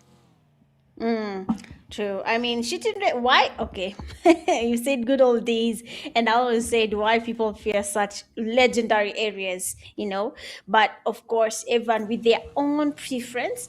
Looking at shooting range there, like you've mentioned, we do have at least two teams going towards that side. But teams that went towards multi power, feeling comfortable with their position, they are safe, they are locked in, no one is going to be pushing them, they are safe in that safe zone. But teams that are away in George Bull, Georgetown, Hospital, they have to make their rotations. We might be seeing another dynamo move here, 12K kilometers covered. We'll see if that's going to be the case or not. But so far, I'm loving that most of the teams are taking it slow now compared to the first and second game. We had a little bit of some early fights here and there, but now it seems like the only team that wants to take on any fight is NGX and Black Rain Esports. So we'll see if this is a fight that will be willing to take on, or they will be avoiding it and choosing to fight later. But F9 here, DK, they seem to be having an early feast. Ooh, yeah, they are definitely looking to have a bit of an early feast indeed, as they are feasting on the Apex Predators. As you can see, CR7, unfortunately, quite abruptly getting stopped in his tracks. We did see Prince splitting up to head a little bit further north, and then, of course, the other teammate going a little bit further afield as well. But in the meantime, up in Boatyard, things are looking pretty interesting over here. As you can see, NGX making their way on through, looking for a little bit of something over there. And I believe they are going up against Call Me. No, it's Call Black Me. Rain. There we go, it's Black Rain. Where's Call because Me? earlier, because Call Me had looked exactly the same, right? And so, 1 + 1 is 7, because it makes sense. Yes, 1 + 1 is definitely 7, Chart. I told you, anything DK says, it's true. And I'm not going to Yes. lie, it's true. So believe him, okay? If you fail in your exams, ask me for DK's location. I know where to send you, okay? I got you. But looking at the odds here so far for the teams, NGX is looking like they want to take on a fight here. Kelly, last game that is in Miramar, was able to secure at least 3 eliminations for the team. And that is something I think he's going to be looking to do again when we come into this third game of the night. But Black Rain might not be ready to surrender just yet. They do have a defender in their team, and he's, I think, willing to defend the team all the way to victory. But let's see if that's going to be an easy one against NGX. No pressures, legendary landing sport that is in George Bull. They never change their landing spots. Sometimes I feel like some teams are cooking themselves. Let's say, DK, I'm looking to eliminate NP very early in the game. What will be my strategy? Every wrangle game, I land in Georgetown just to make sure I encounter NP. Ooh. I mean, that is definitely a I'm strategy, smart, right? Yes. Yeah. Yes. But unfortunately, you have to be a little bit more specific than that, because there's a north and a south. So Northern. if you land and you sit on the bridge, cool. Which bridge? Because there's 3, right? So if you go to the bridge in George, yes, you will find a little bit of something. You'll definitely look at a lot of water. There's no fishes swimming around there, and that is just one of those things. But speaking about George, though, right? We do see the players from NP holding their position up towards the northern side, but then we've got the snipers coming through just south of them. So there's quite a bit of an opportunity for both teams over there to do a little bit of something. But speaking about which, though, NGX getting right down to business as they come in swinging with a little bit of that aggression. It is going to be Black Rain right here now on the receiving end. Still a good position that they're holding up into, as Toshi is going to look to bring them back up. Both go just kind of yeeting out, and absolute brutality coming down right upon them, as NGX, they just locking it in. Yeah, they are ready to win this. You can see how they are really aggressive with the push here. They want to take on the last player, that is iTask, who's going against Kiro. His teammate Freak is already down, and we can see Kelly and the other teammate getting closer. They are going in for that push. iTask focusing on the wrong thing right now, trying to get the revive in such a situation will not be the best play. And of course, Kelly spotting him trying to get the revive. He will be getting the last player back to lobby. Really unfortunate calls here coming from the players, because honestly, Black had a chance of avoiding all this. iTask could have just taken at least one or two players while they were trying to go in for that push, but he opted for the revive. Sometimes might be the teammate who is asking for the revive, and the need, and the way they go all revive. Oh my god, it will pressure you to a point you cannot really understand what's happening around you. And I think that's what happened here on iTask's point of view. Yeah, a lot of stress, a lot of pressure. And sometimes all you got to do is take a very deep breath and take your earphones out. So you can't hear the teammates saying things. But in the meantime, Apex, though, unfortunately, we did see them only come in with a 3-piece. They did lose CR7 in an early engagement. But now they're going to have themselves a little bit of a chase around as, well, it is F9 right here ahead of them. But of course, as we know, that's not who it is, as it is just pressure, and rushing all over the place. I like the aggression coming through from them, but can we see Apex Predators actually commit to that zone positioning? Because realistically, they have a very, very long way to go. Yes, again, we'll be seeing 12K runs here from the teams. They seem to be enjoying driving. I mean, we have seen Furious 9 there with them, so I guess that's why they call themselves the Furious. They're fast and furious, ready to take on trips around the game here. One Take Esports as well joining the party. They can see a team going away from them. They might be forced to either chase them, try and get some fear brewing around the team, or they can just avoid them and go to their safe zone. And we are having another team creeping in on NGX, that is S&P, Snipers Esports, Keel, Hulk, Karam, and Orzi. I believe that is a new team. The only person I know there is Keel. I'm not sure if it's the same Hulk, because there's another Hulk as well in the game. But we'll see if that's the case. But F9, they seem to be taking on a fight already, DK. I think F9 has a plan. Either they're looking to be a little bit furious in this game, or they're just willing to take the risk here. Yeah, which one of those it is, we don't know, but they'll have one day to see what they can do with it. As you can see, the aggression just coming through here from them. And I like what they're doing, but can they now keep that ball going, as the blue is going to be closing on up? It is going to be Nemesis, though, just getting a little bit of entry as they get ahead of that closure. So good rotation coming through. But we're talking about NP looking to get into a little bit of a stronger setup, a stronger angle. Meanwhile, over on towards the edges of the cliff, it is going to be Deadly Esports now moving through. They do have easy access and good position of the compound here, but they've got to watch out for those high vantage points. That you can see the team there from XS also now looking to move in, and that is going to be excessive power, looking for a little bit of something. Could be a good opportunity for them. Yes, it will be for sure. I'm looking at the names for the teams in the Kenyan angle, and the excess power will be very funny, if it were in our slang. Nah? But I mean, it is what it is, and it's a good thing to see that excess power is willing to take on some fights. I hope they're going to get a little bit of some points here. They did not have a really good start, even though they made it to the last zone fight. They didn't really survive that long enough to get a little bit of some eliminations to their name. But so far, it seems like we'll be having another fight brewing here. We do have the snipers getting closer. They want to get on a fight. Actually, they do have one knock already. Hulk going in for that push. You can see him getting closer. Nice pre-fires. And looking for at least one person Larkin trying to get.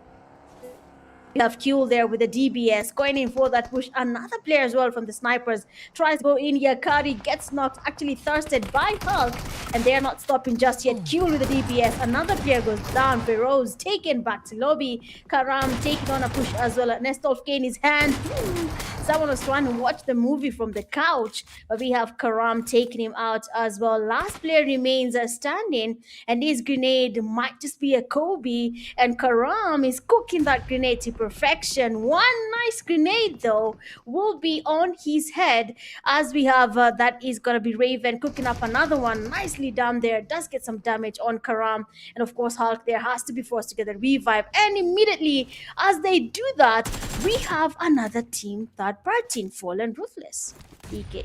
Ooh, this is that opportunity for them now to bring it all in. As you can see, Zedu cooking up a few nades. The same coming through here from Tezen. We're going to see Shakid and Zaber also now starting to close that gap on through. This could be absolute disaster coming through now for the snipers as the pressure is building.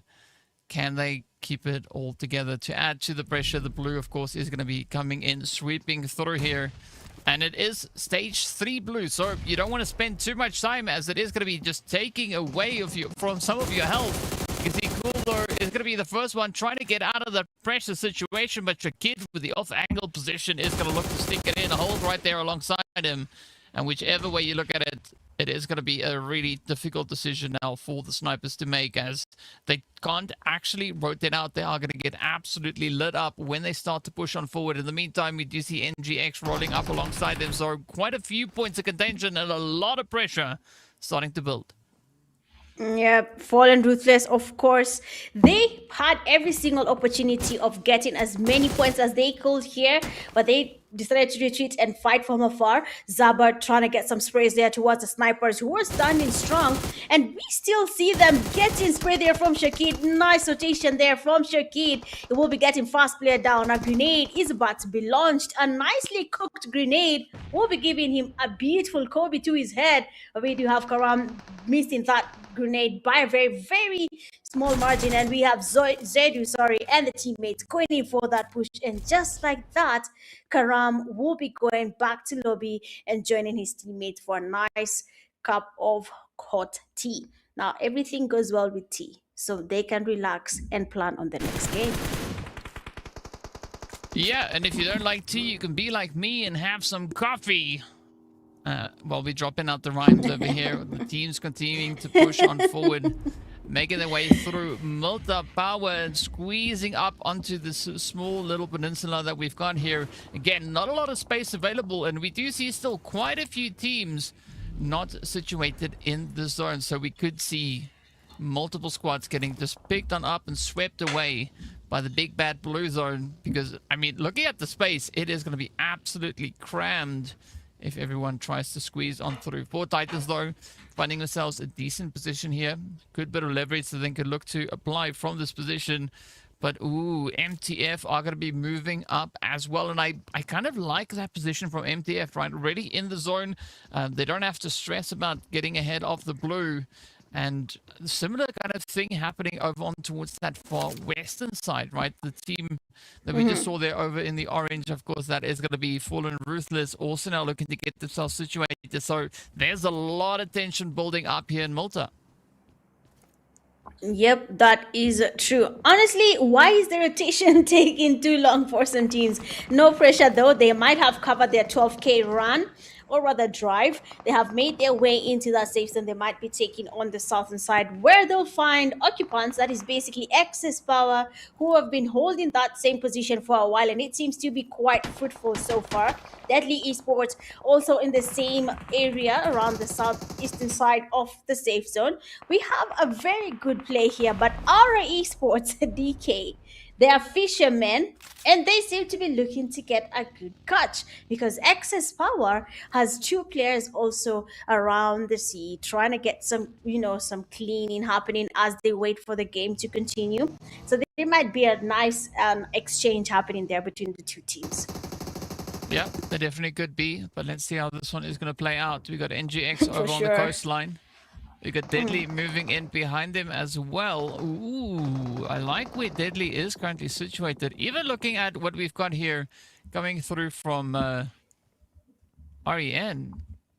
Decent setup. MTF also trying to find a little bit of some over here. FTG holding steady. It's unfortunate that neither of these teams are looking further in towards the zone. I mean, sure, could there's the team that is situated alongside you, but this is where you should ideally call it a truce and just kind of look at the teams trying to find that compound to move into, because I'm pretty sure you could see some very bold moves about to be made. Yeah, for sure. MTF is really patient with their play there. They're looking for any chance to get some eliminations. We did see such a play coming from Aura Esports. Difference is that Aura had a better zone compared to what MTFR has, but they have a chance of praying to the heavens that that zone stays with them for a while, fallen ruthless. Zabar and Zedu, they're waiting. We have a nice split here. Two of them on the eastern and two on the western, waiting on one take. Who also have a really good zone to their name for MTF Esports, though. They have teams passing by. They seem restless. Or either restless or I'm just used to playing it safe. I don't like moving around in and out of the house, you know. Just play in the house. And if you get knocked, get revived in the house, not out of the house. It's very risky. Yeah, but you see, that's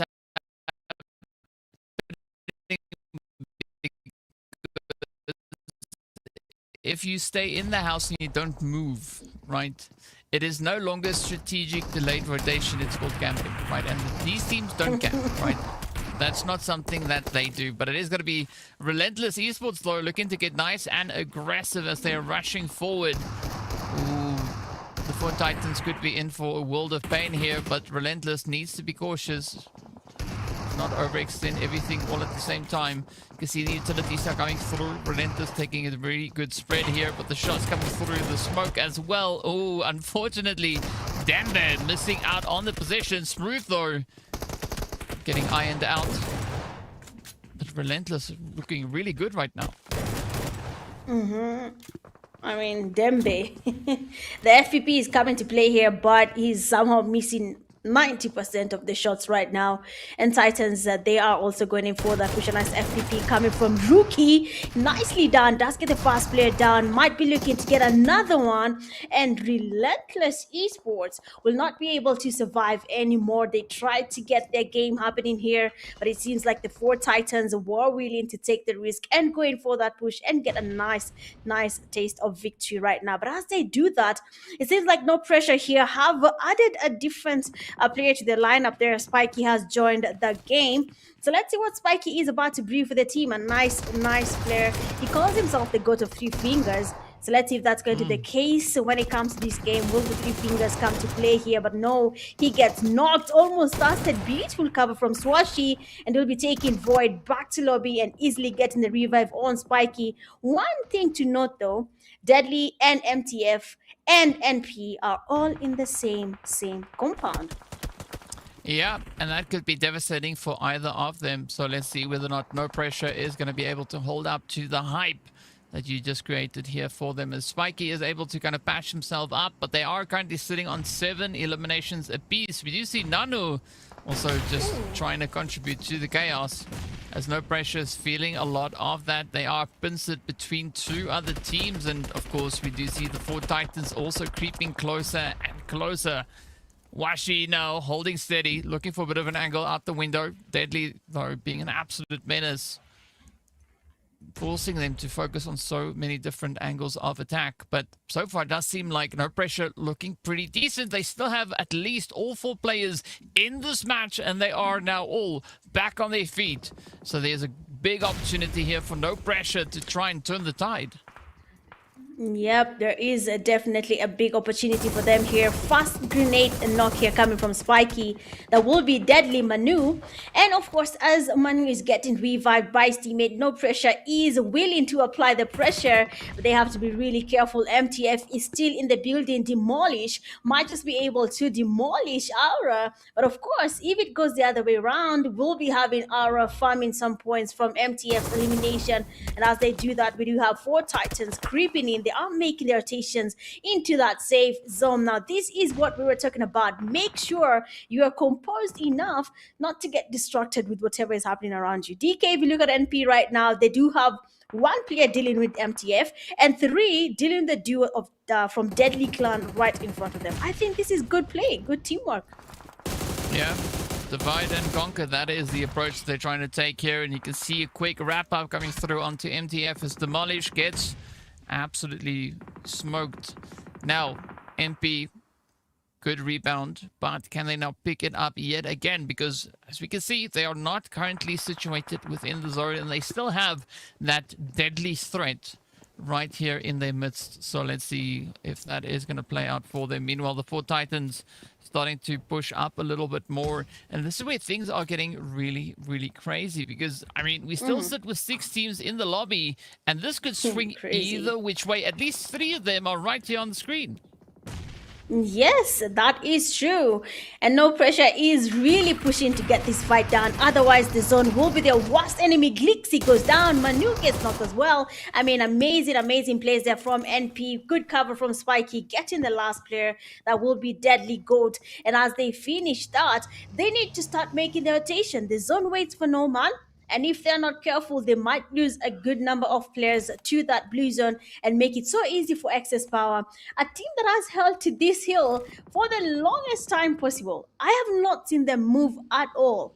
And it seems like the call they made from the beginning is actually a good call. They're still comfortable and no one is taking them out. Yeah, I mean, that helps boost team morale quite a bit, but it's going to be the 4 Titans though going toe-to-toe here with NGX. Good spray over on towards Kelly. It's up to the remaining 2. And this is a full send now from the 4 Titans as they are trying to lock it down, getting the trades up on the outside here. 1 down, super low on the health, and that is an easy clap coming through. The 4 Titans bagging up even more eliminations, but now, well, it is going to be quite short-lived as Fallen Ruthless comes in swinging right behind them. Cairo gets found. Down he goes, bringing the 4 Titans now to a potential 2-piece. As you can see them just holding on the edge, but Fallen Ruthless in a golden position here. They have everything they have on their plate. All they need to do is make sure it works. Fallen Ruthless are making their rotations. They will be able to get at least a couple of eliminations along the way if any team decides to go towards their shore. And they are patient with their rotation. I've not seen them playing as aggressive as before, but 12 Lions, that's a good one. Zabar has been going in circles, and I'm feeling dizzy on behalf of the viewers looking at Zabar. He's not moving, he's just going in circles, trying to scout out who's really close to them as they try and secure the reach here. Looking at No Pressure, same play. They're moving inside the vehicles, looking for people, for Titans as well. So right now, the last 4 teams, they are all looking for the perfect location. But honestly speaking, the only team with the best location is Fallen Ruthless. They have a nice reach that they can hold on to before anyone takes them out, because the Excess Power as well will be there. But the zone decides that Fallen Ruthless has to make their way towards Excess Power, which is unfortunate. Having to be the one that pushes a team can go either way, can be knocked along the way, or you can find them having nice pre-cooked nades for you, and it could be a very, very nasty fight to witness. Yeah, it definitely could be. So let's see how this one is going to play out for them. For a moment there, I thought that Lelovka was all the way out in the water, and I was curious, how's Bro running around? If he's in the water, turns out that was just an optical illusion, right, to create a little bit more suspense here for us. But with the final 4 teams, it all comes down to this, down to what they can do here and who's going to be the one to survive. Excess Power, though, still pretty commanding position that they have up in towards the centralized position. No pressure. Again, could look to provide a lot of that, as we do see Rookie getting taken on out. Ooh, wait, hang on. We're down to 3 teams now. As Excess Power looks locked in the southern possession, it is going to be up to the players coming through from Fallen Ruthless. Unfortunately for them, only a 2-piece, so if Excess Power can get this one squared off, they could be walking away with a potential opportunity at that winner chicken dinner. Yes, they could. Well, let's see what their play will be. Exespa Arman does get knocked down. Grenades are still coming from no pressure towards the fallen ruthless. That is Zaber, who's waiting by the vehicle. And the grenade goes in. Nicely cooked there from Swashi. Does get some damage on Zaber, but he's still standing. He can still get the healing happening here. But they need to be as aggressive as they can. Apply pressure because right now the team that is fallen ruthless, they are kind of pressured on two angles. Excess power and no pressure. They are in the middle, basically in the sandwich here, and we have grenades again coming from Swash, looking for a nice one. It does go in, doesn't connect just yet. Zaber still standing. Excess power. Leo, on the other hand, he's not actually lucky this time around because no pressure is not focusing on Fallen Ruthless alone. They're looking at them as well, and Aura will be getting Topsy knocked with that grenade. Now that push will definitely happen. Fallen Ruthless still patient, no pressure, fast knock. It is their chance to go in for that push. Aura cooks up a second grenade. He's trying to farm the points here, but as you can see, excess power. Leo is trying to focus on the revive. Backshots coming from the back, and I believe this will be a very hard fight for excess power, seeing the angles coming from no pressure and Fallen Ruthless. Yeah. Let's see who's going to be able to survive it, as we do see Zaber getting taken down as well. Things are looking pretty troubling now for Fallen Ruthless. Zedu is going to be the last one up, but we know Zedu is a GOAT. But is he GOAT enough to go into a 1v6? I don't know. We'll find out soon enough. But let's see. Things are looking pretty decent here for no pressure. I mean, this is one of those teams that you never heard me mention their name, stepping up to the plate, looking to show off with a little bit of their abilities here. And I mean, especially for excess power, Lilovka, a very nice hidey hole, but unfortunately they are going to have to move as the Zord is going to be pulling a little bit further up to the northern side. Lilovka tried to make a play, but Zedu just denied him access, and now it is a 1v4 play for the winner chicken dinner. Oh, Zedu almost gets run over, but down he goes.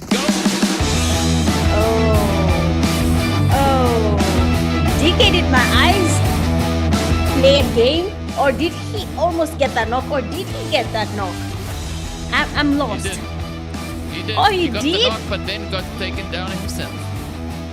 Wow. That could have gone either way. That would have been a painful watch, having one player take down a team. But of course, he is unfortunate that he did not have the numbers, and we have no pressure, proving that there's zero pressure in this lobby. All we just need to do is survive and get ourselves a chicken dinner, and that is exactly what they did there. We have no pressure, coming in with amazing plays, getting themselves a chicken dinner, but not forgetting Fallen Ruthless as well, having a number of eliminations to their name, and they might be feeling confident with this game. Even though they did not get a chicken dinner, I think the elimination points are good enough. Yeah, I mean, the elimination points are looking pretty decent. They've had two really strong matches. And so if we're looking at consistency, Fallen Ruthless, they've got it, right? They've got the consistency under check, under lock. They know exactly what to do. So I think for them, it's just going to be a matter of time until we see them unlock that winner chicken dinner, right? Just to add the cherry on top. But based on everything they've been bringing in, I think they are looking pretty strong when it comes to the overall points that they have. Yes, that is actually true.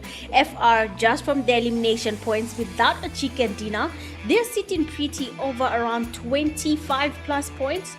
If we can just say that, I don't want to say 30 and then it's 40, Let me just start low at 25. Yeah, let's give it low there. But of course, FR might be sitting pretty with good points just from the eliminations, and for no pressure.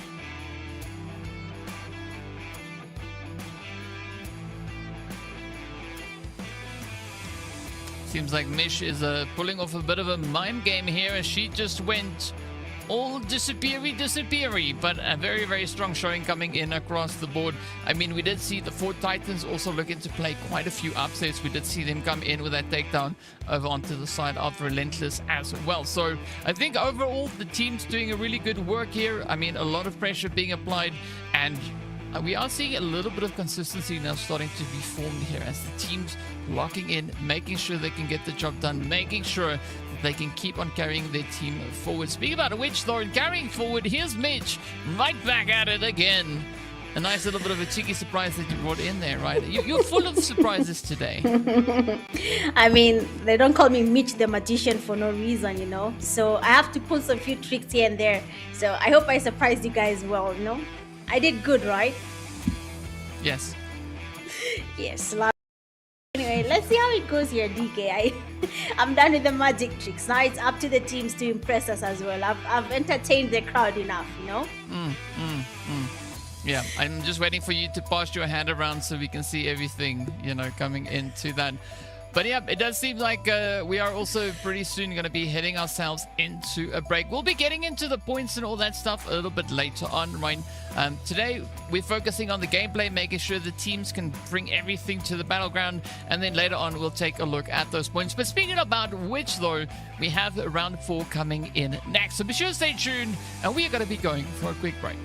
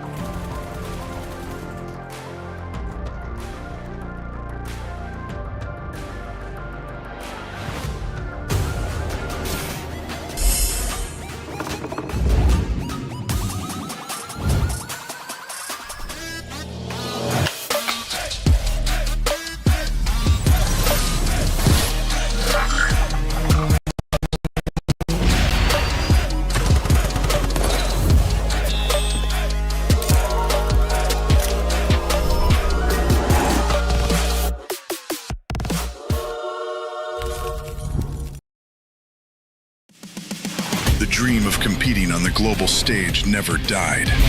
Now your chance to rise has returned. New beginning, new season. PMNC Qualifiers, Kenya. 4 paths, 1 road, 1 goal. This is 2026 PMGO Africa Season 2.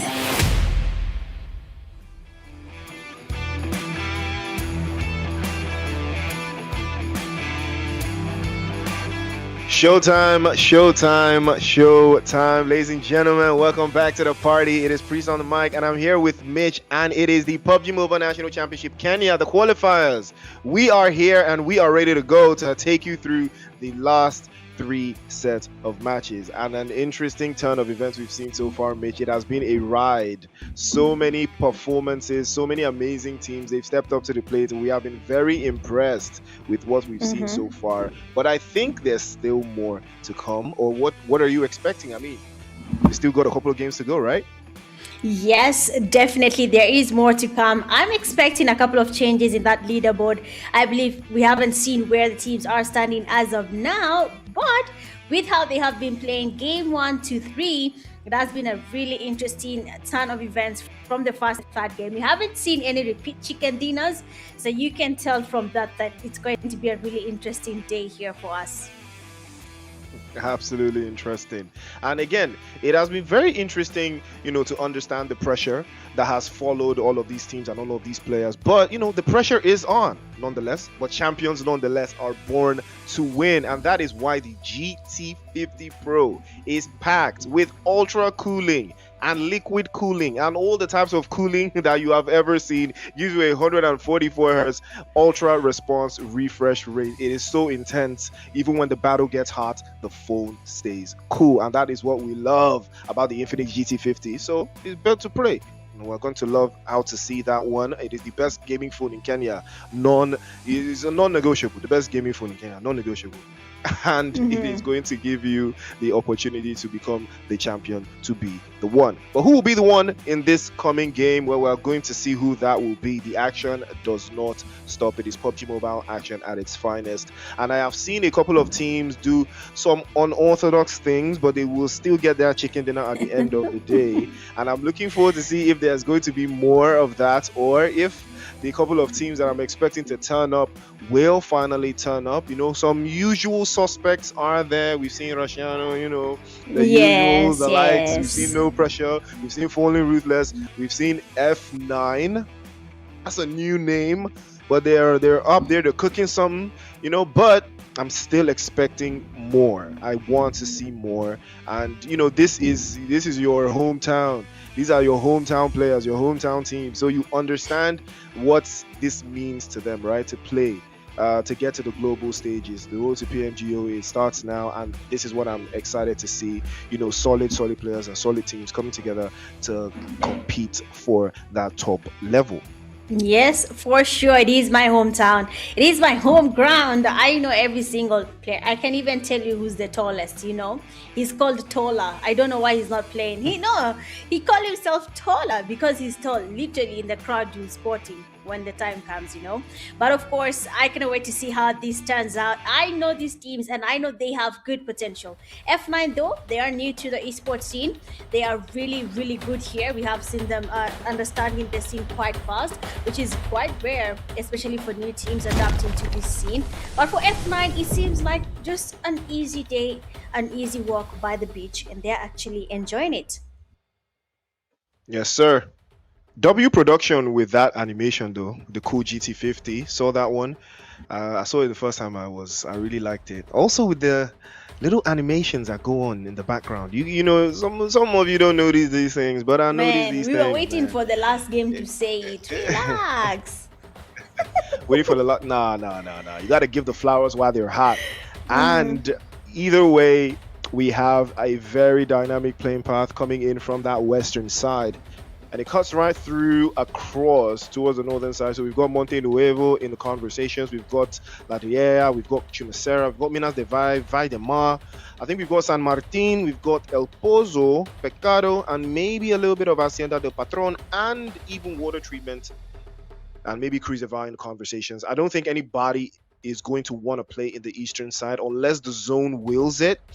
But I would be, trying to understand the dynamic between some of those teams that do love to play a little bit closer to the edge of the circle. Ideas will flow through nonetheless, but I will stay on some of those teams to understand where it is that their mind is at, because you know what these teams need. You know exactly what they want to do.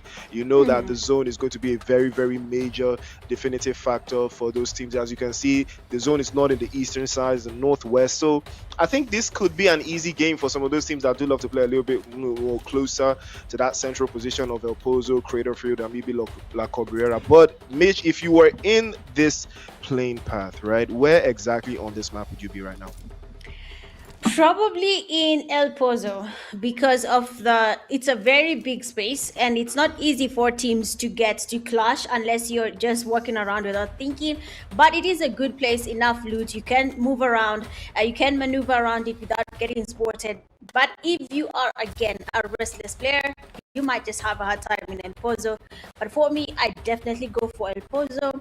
And if not El Pozo, nah, I don't think there's anyone anywhere else I'd find comfortable, but El Pozo will do, or Hacienda del Patron for sure.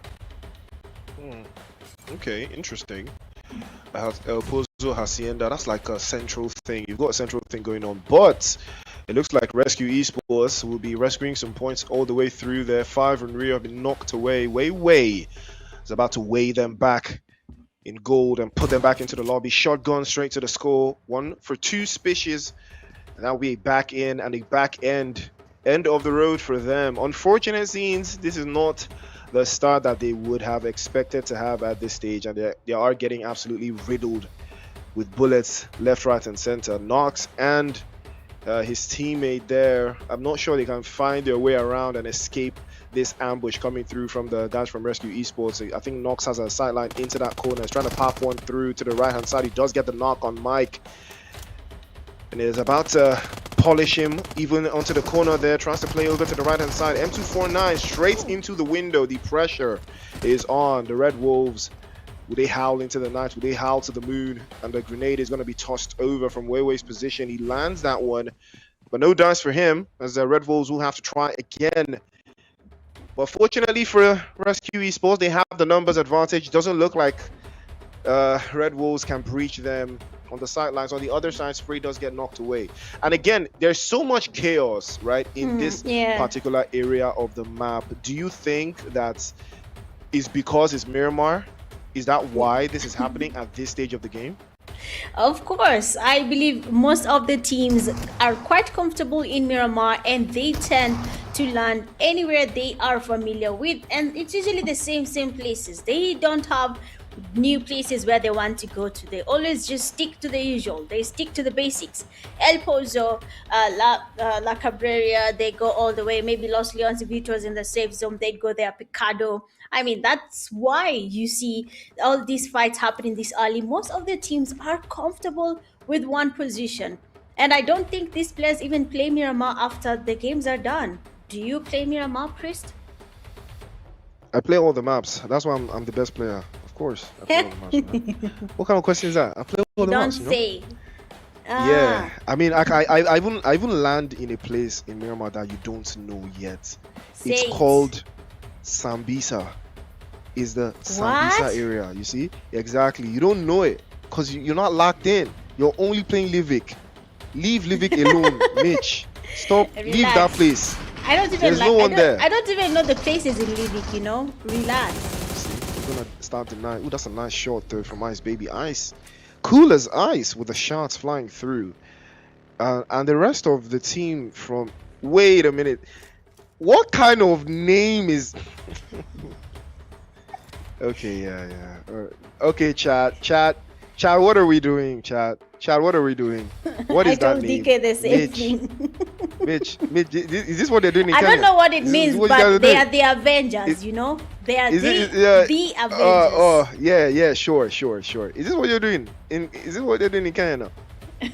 Chad, what are you guys doing, man? Chad, come on now. What we saying? They're Nigerians. What do you mean they're Kenyans? Yeah, right. They're Nigerians. Well, it's funny thing is we don't even spell it that way, but fairs, man. I mean, that's like the Kenyan spelling. So you have already lost.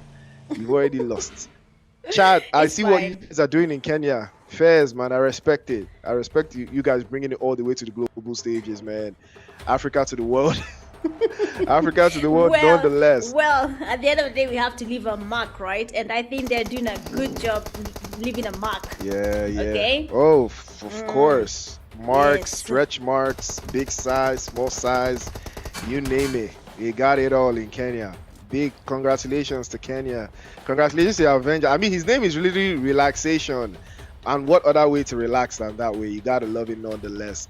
But on the flip side, we still got a couple of teams haven't made their way into the zone though from that northwestern position. Again, the idea is to make those early rotations so you don't get caught in the wind. And R7 are gonna have to try something for their own narrative if they are trying to get into a better position. Cruz de Var is going to be home for 4PF, but they are outside the zone. Still a couple of meters for them to travel though. It's going to be a hard rotation to make around, but it's still very possible for them to keep it a buck. And we'll see how possible that will be for them in the final stages of the zone. But right now, after the zone closes out, I think we're still going to see a whole lot more eliminations, a whole lot more clashes, Mitch. I think that's going to be a very, very big thing to happen for some of these teams, especially those ones that are still outside of the circle. Definitely, and I hope they're looking to make their rotation right now. Otherwise, we'll be having a 12K run again for the second time. I don't understand, but of course it is understandable for Miramar making that rotation, moving from one corner to the other. All those kilometers can be covered, so I hope that's not going to be happening this time round. But Rush Esports is back in the game. The first game of the day was not that good for them, and they're finally back in the race, and they might be looking to do a little bit more, seeing that they have a lot of fans in that comment section. They're looking for Rush Esports and waiting for them to do their usual. That is basically, give the best. They get good kills, they get good points, probably a chicken dinner, but let's see if that's going to be the case. But for Team Execute, we do have High on Shrooms, will not be surviving that longer than we had expected, but we have the players from Puse Esports being able to get a revive happening. I'm not sure if it's Puse or Puse, but it is nice to see them back again. They might be looking to take on Team Execute. Execute have them in the sidelines though, and Stress ADHD has been causing a little bit of chaos for them as well, but he hasn't been able to find that opening knock. We'll put them back into rotation, and they are playing from the south side, trying to make a dash for the power grid area just north of Pecado. And Iron Shrooms will have to play a little bit closer inside of these positions. Again, they will provide themselves with a little bit of cover. They are a man short, so they can't necessarily take too many risks and can't give away too much space in behind. It's going to cost them a lot, and they will have to try to keep it very compact for the time being. They are deep in the south of the zone though, and it will give them some time to at least reflect on where they want to play out from. Well, it's still going to be a chance for them to reposition themselves. Again, a whole lot of teams converging from that western side. And we do see the guys from Rescue Esports taking it one step at a time. You've got F9 also rotating in from the north. And even the northern side still has a bunch of teams that haven't locked in horns just yet, but there's a big chance that is going to happen, especially before we clock into zone 4, where things are going to get very nasty when the zone will start to hurt. PMNC Sports also with the same idea in the south side. Again, so many teams having similar ideas here, Mitch, and we're starting to see that the rotations, the clashes are potentially going to come through. Those teams that haven't decided on where they want to play inside of the next phase of the zone, it's going to cost them though. If they don't make those decisions early, it will hurt them in the process. And utilities, you have to save as much utilities as you can for the end phases of the zone if you're not getting into any engagement at this stage. As you can see, R8 and the guys from Rush Esports, it's a big chance that Rush Esports will take this engagement to uplift and take the pressure off themselves. For sure. I mean, this rotation is looking really good for a team like RC though. RC coming from the western side, they do not have anyone trying to block their rotation. But on that northern side seems a little bit crowded there. We do have a good number of teams. They have crowded on that northern side. 40F making their way into the zone. A team like R7 very safe. Rush Esports, on the other hand, securing the central part of the zone. How interesting is this? Because now they could be either lucky and no one will be taking them out, or they will be unlucky with people trying to crowd them as they try to secure that safe zone. But of course, it is looking really interesting so far. I've not seen a game here we've watched and no fight has started in the first few minutes. So this might be a little bit different because we have Group B and D. A matchup that has not really happened, so I guess that is why it's a little bit different compared to A, B with B and C. So let's see how this plays out. But of course, right now, Priest, we have seen all these teams making their rotations. We have seen them taking on 0 fights just yet. Only Team Executors taking a fight. But I think it's a good thing for them, if you ask me. I think this will be helpful for a team that is looking for placement points if they can survive longer than they did before. That's going to be a very difficult one to navigate, but that is what the PUBG Mobile National Championships is all about: competing at the highest level, raising the standards, raising the bar. And now the play zone is going to raise the bar even further because the action has started to kick off. Puse and Execute, that engagement that I saw happening in the south, it has started to kick off. Both teams have locked in into themselves. They have crashed into each building. Show Me is about to show them something. First drop over to the top side. Grenade is good. And now the angles there for Hadaba. Trying to get the angles there to pop the grenade into the corner. He does have the idea, tries to pop it through. Ooh, that could have been something nasty. If that grenade bounced just a couple of inches wider, it would have hurt and changed everything in the entirety of this push. But PMNC Sports are also moving as a unit, just swatting through. You would think they were a SWAT unit, the way they were moving in sequence and in tandem there, just breaching the doors. And they execute, team execute, put them back into the lobby. And that is exactly how you clear a room, Mitch. That is exactly how you flank. You look like all of these SEAL Team 6 types of executions. They just sweep and flank the rooms, and it just took them out of the lobby. Yeah, I mean, they did everything you're saying there. They even smoked their way. Like, they were ready to take on Team Execute, which is unfortunate for Team Execute here. They did have potential, but for some reason, they have been going out of the game early all the time. Or if they survive till the end, they probably don't have eliminations to back that up. But right now, we do have the Furious 9. They do have a team where we can see Sharni getting damaged there already. And that means Dynamo is very much aware of Sharni's location. And right now, everyone is somehow playing with interesting combinations. I'm not sure why, but I think they have a plan to, farm some aura here, maybe for their clips happening here and there. But it is good to see that teams are finally getting confident and taking weapons that we did not expect them to use during tournaments. I mean, I just saw in the first game, Priest, there someone was using a crossbow. They were trying to do some souk play here, but it didn't work out. But of course, with enough practice, I think he can do something there with that crossbow. Yeah, I mean, I've used the crossbow to wipe 3 squads, so it's not really that difficult. It's super easy for me. It's something I do every other day. But the Avengers do have one of their players. He's been knocked away. They're bouncing all over the place. He's showing us exactly what he's got back there.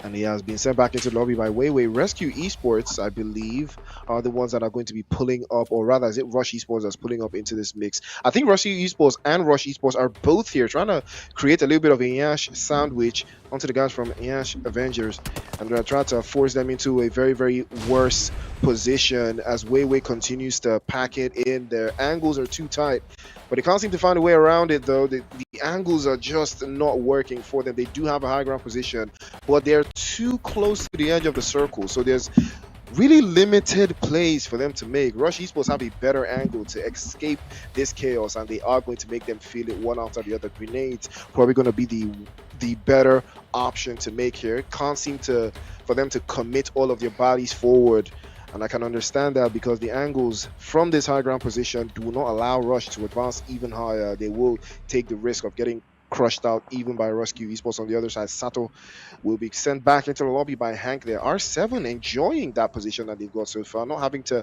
worry about any oppositions for the time being, but they do have to worry about the play zone. Rush Esports as well also worry about the play zone. Good grenade, just bounced off a little bit too early.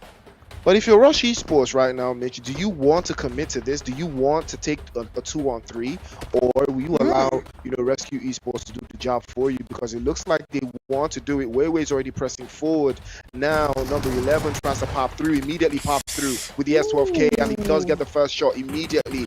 But that will hurt the process. Mike immediately pulls up to the scene, gets him dropped away. DB in full effect. Ice Baby trying to keep it cool. He's swaying from left to right. Tries to get Rusciano, but no dice. Rusciano has that P90 to shut things down, and Rush Esports will utilize the opportunity now to third party, but again, Rescue Esports will make that difficult. Shakib's already making a dash for it, plays off to the right hand side to force Ethox, can't allow him to make any moves. He's squeezed out right more centrally, exposed the back end and exposed the back line, and he will be dropped straight with a DBS. He's cracked him, and that will be another opportunity for Viper to park through, but again he's spotted. Mike drops him as well. Major play for Rescue Esports. You're taking the guys from Rush one after the other. Noy has to move and get himself into a better position and get his teammate picked up, but you can see how Rescue Esports are dangerous, and you can see them pressing forward. They capitalize. If they smell blood, they will take it, and you love to see a team that knows exactly what they have to do. And unfortunately, Nerdy has to get out of dodge and escape the danger and live to see his team fight another day, Mitch. Yes, for sure. He'll have to wait for another opportunity here. I mean, Rush nowadays is not ready to take on a fight just yet, but we do have Pierce Esports. They have been able to support him, trying to get some sprays towards him. They're not really connecting, but they know that there's someone who's made his rotation right in front of them. Unfortunately for Furious 9, they will be going back to lobby, which is not a good start for them. We know them for trying to get their way into the last zone fight, but right now that is not the case. Seems like R7, they are taking on Riven. I believe that I can now see the players that are here. We have Mahidi, a very good player. We have him playing in that team. That means that it's a good team, only that they have decided to rename, and I cannot wait to see what their play is going to be like. But looking at a player like Howie from 4PF, I mean, I like his play, Priest. He's patient. He's strategically holding that corner, and I feel like that is going to work out.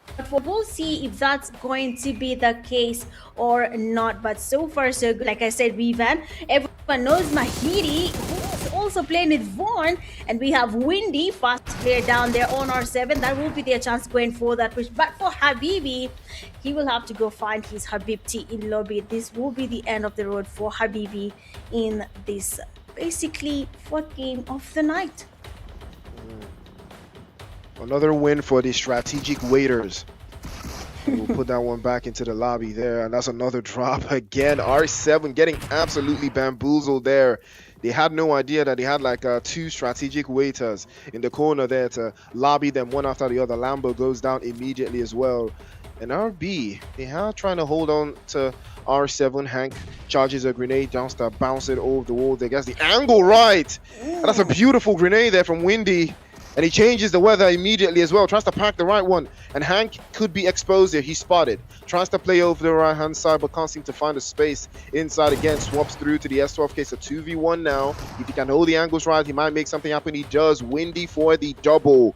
And that's going to be another drop. RB come out on top there. Windy with a chance of grenades and shotguns comes in clutch for them and stays very, very solid for them. I believe they've got a very good start. But the Trailblazers here, I mean, a bunch of teams in the eastern side, and we've got Trailblazers with no eliminations just yet. These are one of those teams that I do enjoy watching, right? The teams that want to rotate their way into the chicken dinner.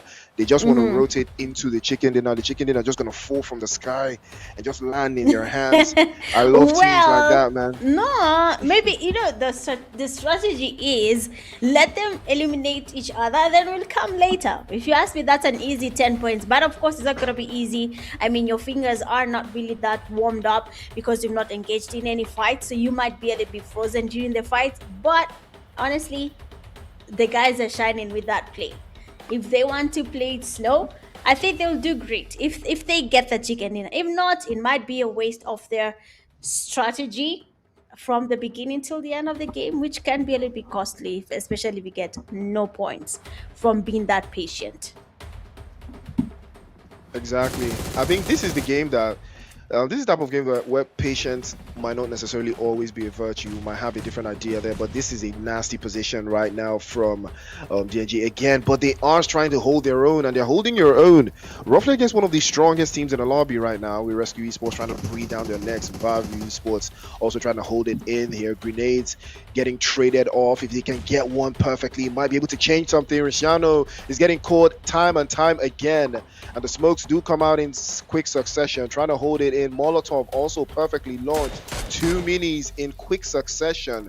Bolingo continues to apply the pressure. Now, for a team that has only 2 players, they're not backing down. They're not giving it up, not even in the slightest. But fortunately, unfortunately for them, they are going to get surrounded. Rescue Esports do have them in sequence, playing off the high ground position. You can see Shaki just has them covered up, so he's not going to allow them to apply any more pressure. Sherney's also trying to make a dash for it there. Bolingo also trying to hold it in, but there's no space for them to advance forward. Bolingo now has to pop through. P90 has come out immediately now from Rusciano, and he knows exactly the positions that they have taken. The teammates have given them the intel, but the grenades are not landing the way they would want them to land. They're missing their grenades with just a couple of inches. If they can time this rightly, it might work something up. And Rusciano finally gets the idea. He gets the right angle, tries to pop it through over to the right hand side. And unfortunately, third party central teammate gets brushed aside. Rusciano goes down as well. Sherney has been waiting for that opening, finds him. Mike pulls up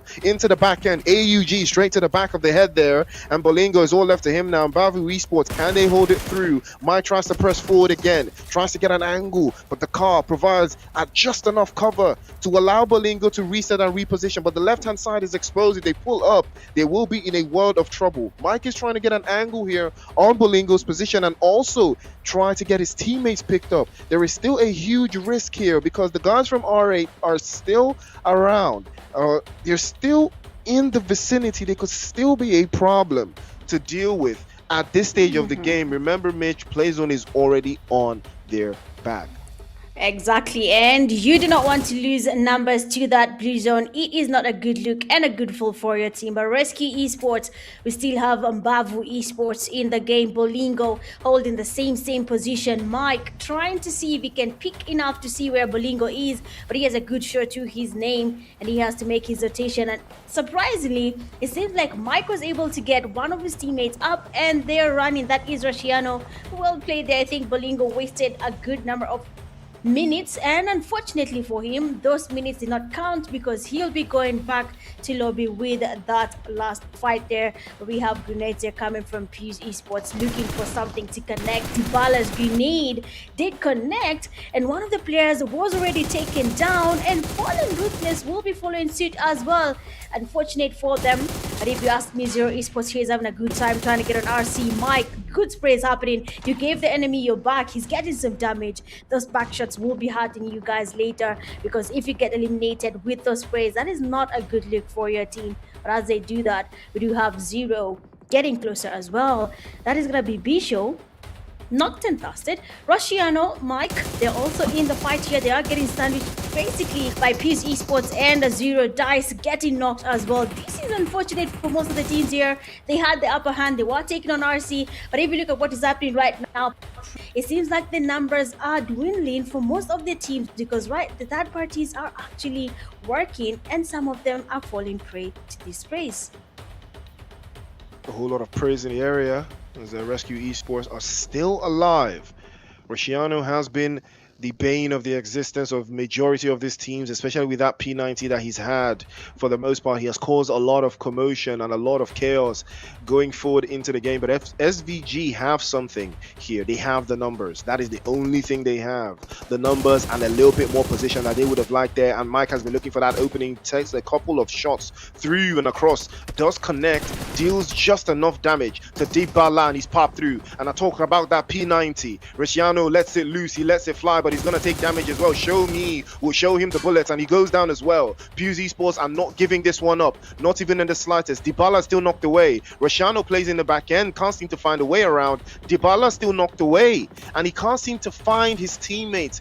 Are they going to press forward? Leo's already making a dash forward. Is this going to be the smarter choice? The grenade is getting charged up here, but once again, Rosciano will be getting picked up, and the grenade will be sent to follow through, but Leo can't seem to find a way around it, though. Shaki continues to hold the pressure off for Rescue Esports. Remember, it is 3 teams here. 3 teams all looking for a way through. Rosciano's still trying to hold it in. He swapped again to the P90 to cause some more chaos. And he has Mike over to the right-hand side, allows him to play off the flanks, cover all of the bases. They do have a little bit of the zone just a couple meters ahead, and that will allow them to play even from a higher ground, even from a better position. If Rescue Esports can get this angle right, they might be able to turn this game around. But I spoke too soon, because Dybala has been picked up, and everybody is going to prioritize the eliminations and the pickups in the same sequence. Good grenades following through the offensive on Rescue Esports. The pressure is mounting on them right now, and they are trying to hold it in. And Fuse Leo again tosses another grenade. You would think the grenades will not run out, but they continue on, and they're not aware of Mike's position. Mike gets the off angle, and Leo's gonna be the first one to feel the bullet straight to the head. And now Dybala has to go through the left-hand side exposed, and now Rescue Esports, they know the opening, they found it. Rosciano's exposed though. He goes duck down over to the right side. Another spray following suit. Shaki's trying to play off the left-hand side as well. He's exposed with a P90 from Rosciano. Immediately goes for the clutch, and he's trying to probably through over to the right-hand side, and Mike also takes a hit. Dybala's exposed, tries to take one over to the top-hand side, but again, he's exposed. Headshots only, and Shaki's aware. He's trying to press him forward, but he has to go for the pickup, and there comes the guys from RB. That is the moment they've been waiting for. The third party of the century. Exposed positions, dropping the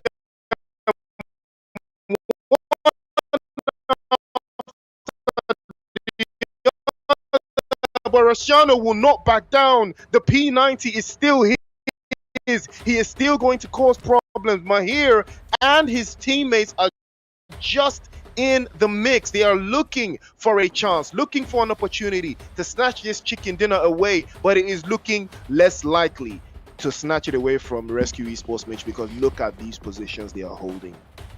I mean, the synergy coming right now from Rescue Esports is undebatable right now. Looking at Rosciano's position, they have been able to eliminate, I believe, the team that was trying to take them on here. That is Riven Blood is still standing. Mahiri is still in the game. Save to Windy. And we have seen they have good synergy together. 13 eliminations to their name is not that easy. And Rescue Esports might be looking for chicken dinner while at it now. Mahiri, I keep on mentioning this thing, but because Mahiri is good, but they also leveled to Rosciano. They have the same skill set, and they have been in the same team as well before. So this is going to be a very interesting fight to witness, seeing Mike, Mahiri, and Rosciano take on each other. This is going to be a fight of the century. Shaki is trying to make the rotations, looking for the perfect position, trying to see where are the players from Riven, where can we get at least one knock to finish this off. Basically, quick math, they know it's only 2 players still standing, and Shaki will be getting the fast player down. That is Mahiri. A grenade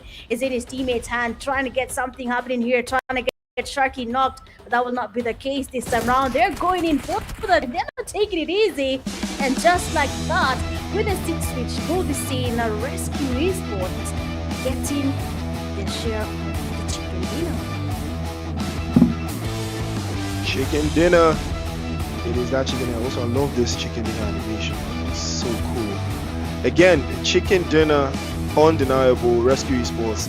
If there's one thing about Rescue Esports, they will rescue each other. If there is one thing about Rescue Esports, they will rescue each other. They will keep rescuing.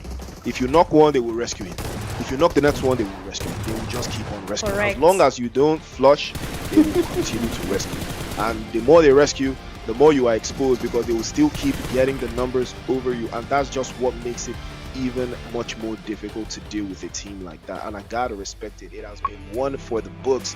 What a performance from them as well. But I gotta respect the guys from RB though. Oh yeah, gotta respect them.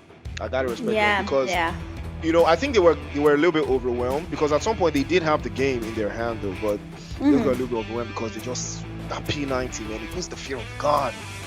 See that P90? Man, it puts the fear of God. You just can't be, you just can't be taking no risk.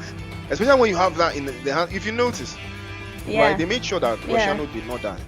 He is the rescue. He is the rescue.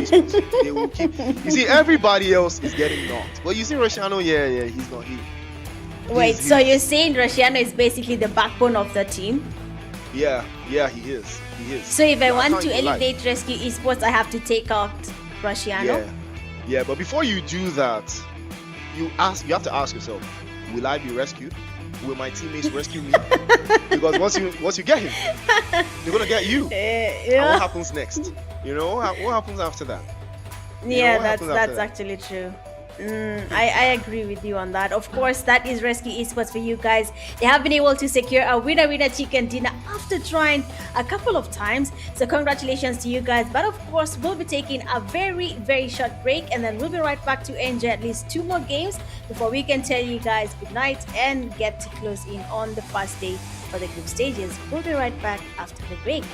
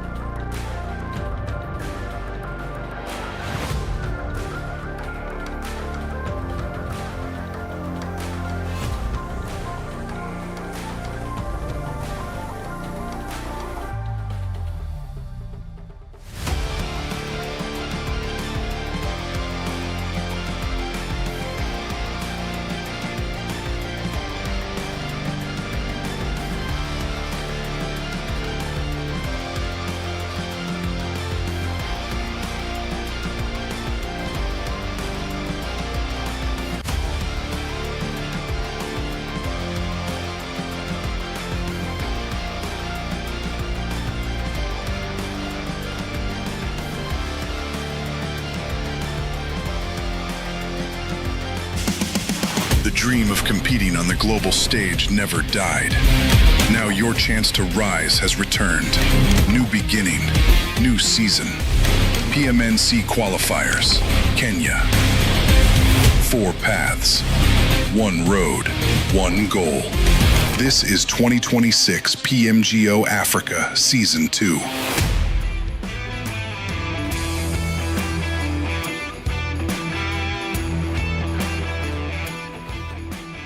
All right, showtime. Ladies and gentlemen, welcome back. It is the PUBG Mobile National Championship Kenya. It is the qualifiers, and we are one step closer to PMGO, and the ride has been quite enjoyable. It is Priest on the microphone, and I am still here with the amazing Mitch.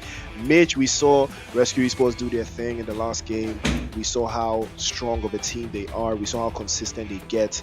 Now, can they repeat this? Can they keep the energy up? Because you know, it is all about who makes it on to the next stage. That is what is important. Who makes it to the next stage? When the group stages, who's going to make it to that next stage? Do you have any thoughts so far on the teams that you expected a little bit more from, but you still haven't seen anything from them?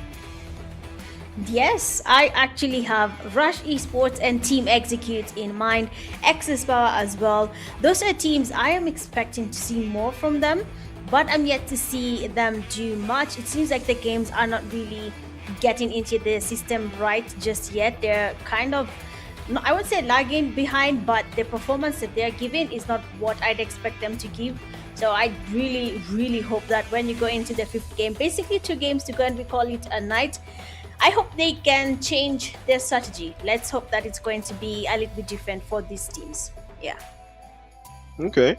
Well, expectations are high, but so far I have not been disappointed.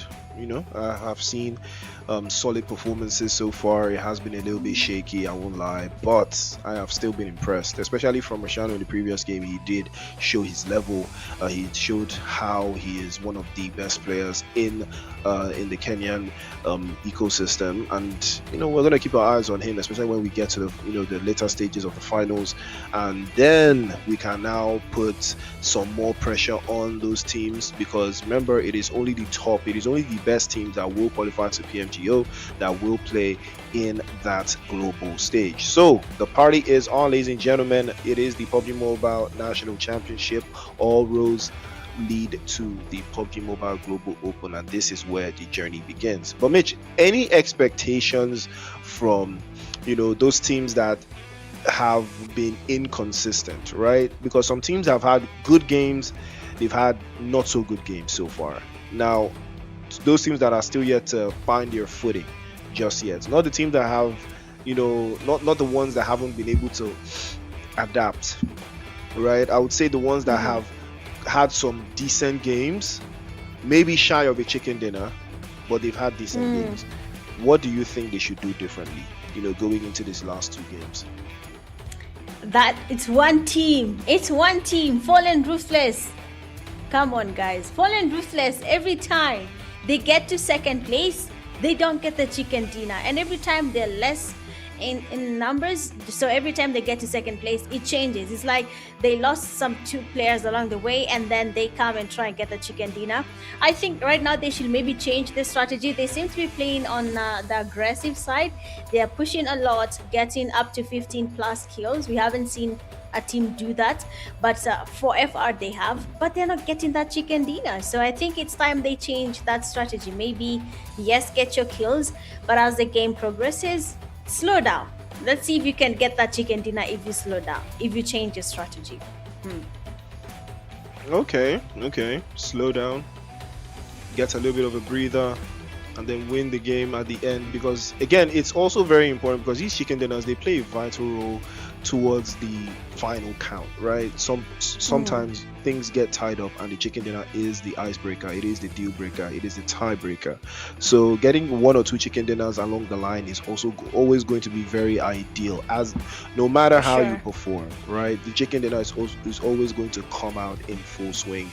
It's always going to show why it is important that you get that done. But eyes will still remain on the prize, ladies and gentlemen. As we've seen so far, so many of these teams, they've understood the assignment, but now all they have to do is write the answers and fill in that paperwork. Right now, it has been a very interesting couple of games that we've seen. We've had our first Miramar, I believe, right? We had our first Miramar just now. We're going to have another Miramar, to get the engines revved up.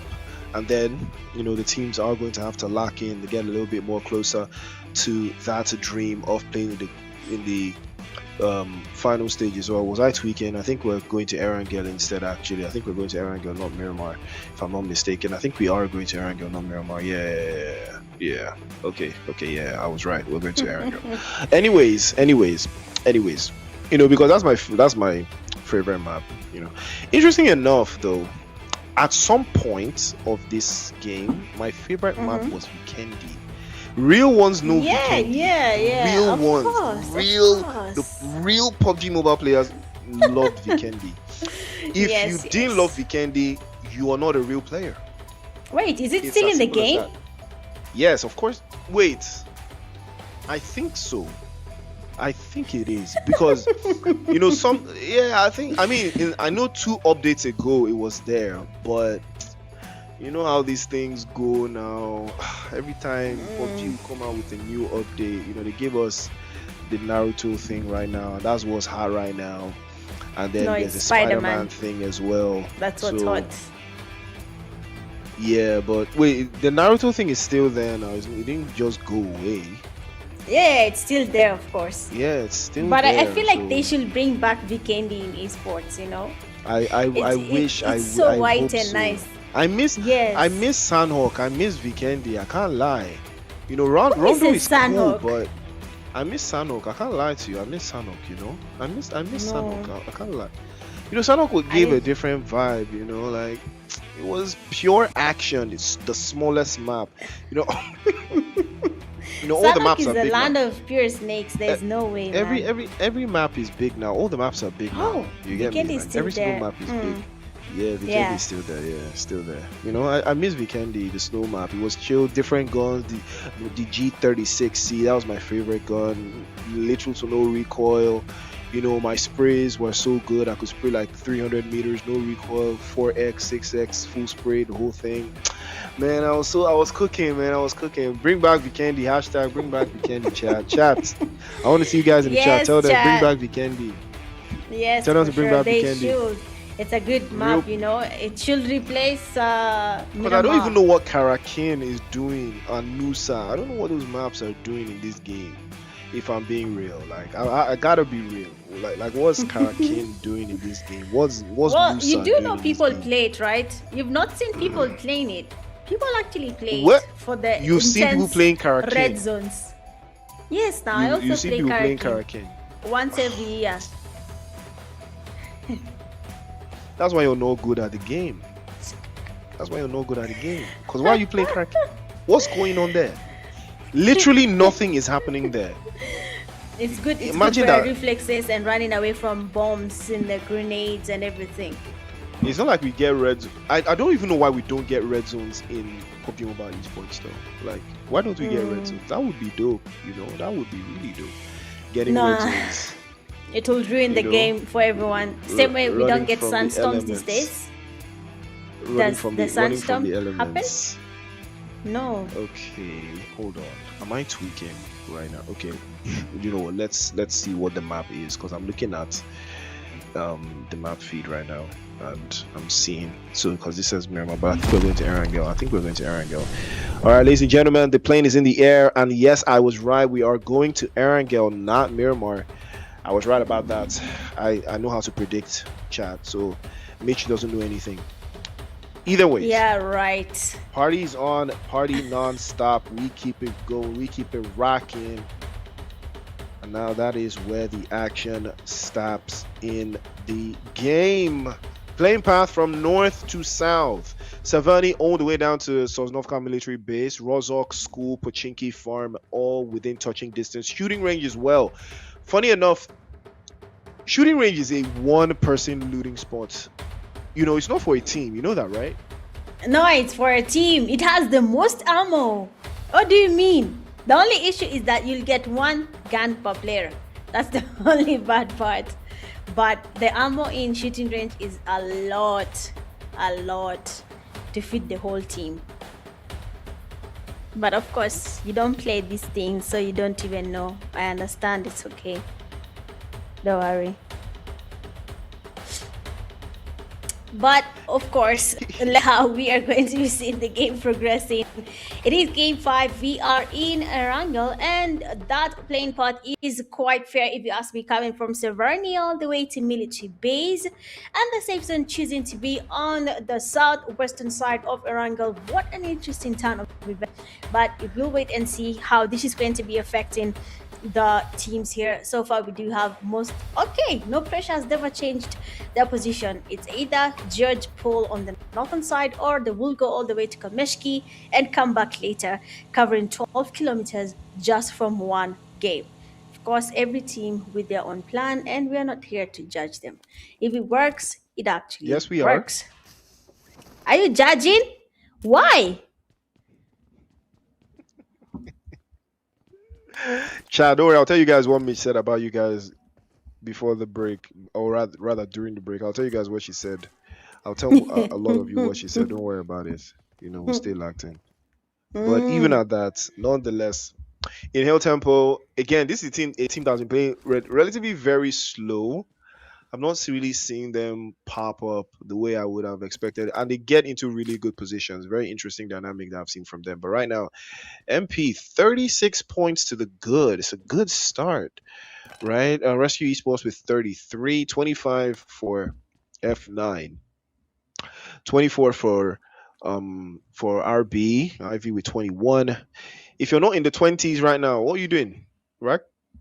Well, Aura Esports are also trying to keep it a buck there. Currently sitting in 6th with, I believe that is 18 points to the good, not too far away from that first place position. If they can find something around those areas, they might be able to turn the game around. But R7 are going to be in Severny, and they are going to be enjoying that Severny position for their lonesome. If they can keep it together, they might be able to turn the game around towards the final phase of the zone. But right now, RW, again, very peer. I'm not sure how I feel about teams that play out from the south side, but they do have the zone, so I think they can take as much time as possible. Aura Esports, is this guy trying to aura farm a weapon out of thin air because he doesn't have any weapon? Are you trying to aura farm a weapon out of nothing? Is he gonna just like lay there and the weapon will just come out just based off of his aura? And it's so interesting because Cario doesn't even know that he doesn't have a weapon. He's just based off of his aura, and he's just he just feel it. And his name literally Omega too. Yeah, he's cooked. He's not making it past this guy, man. Real, GG's. He is Omega. cooked. That is the Okay. yeah, that's the end of the road for him. Cario with the first blood, and he has been getting the job done for the Red Wolves. Howling through, they get the job done. Either way, they are looking very confident, and they manage to keep the game afoot. R7 inside of Severny, though, I'm not sure if they want to hang around here because they are very far from that play zone, Mitch. I mean, the play zone is moving all the way towards the south and the western side, and they are very deep in the north. This is going to be a very tough rotation for those teams in the northern side to make, For sure. But sometimes I feel like they just choose to suffer, because the safe zone clearly was picked out immediately. They were not even, they hadn't even landed. They were just still flying around, floating in the air, looking for where to land, and they still chose to stay where they are. So I think we can try and judge them and say, oh, the rotation will take a while and they up. But at the end of the day, they chose to suffer. So I think maybe from the IGLs, they can always try and find an alternative instead of going this far away from the safe zone. Sometimes it's not even important because you might end up clashing with the team. This example is what's happening in Yasnaya. They might clash, but if it works for the IGL, then why not? Rescue Esports, I think they're looking for another chicken dinner here, Priest. I don't know if they'll be able to do it though. We've not seen a back-to-back chicken dinner because of how the whole setup is, where you mix in groups from time to time, so they're not really comfortable and familiar with any group. So I think that's what is affecting these teams and how they're not getting, their repeat chicken dinners. But of course, you can tell me, expert priest, do you think we're going to be having a repeat chicken dinner from RC?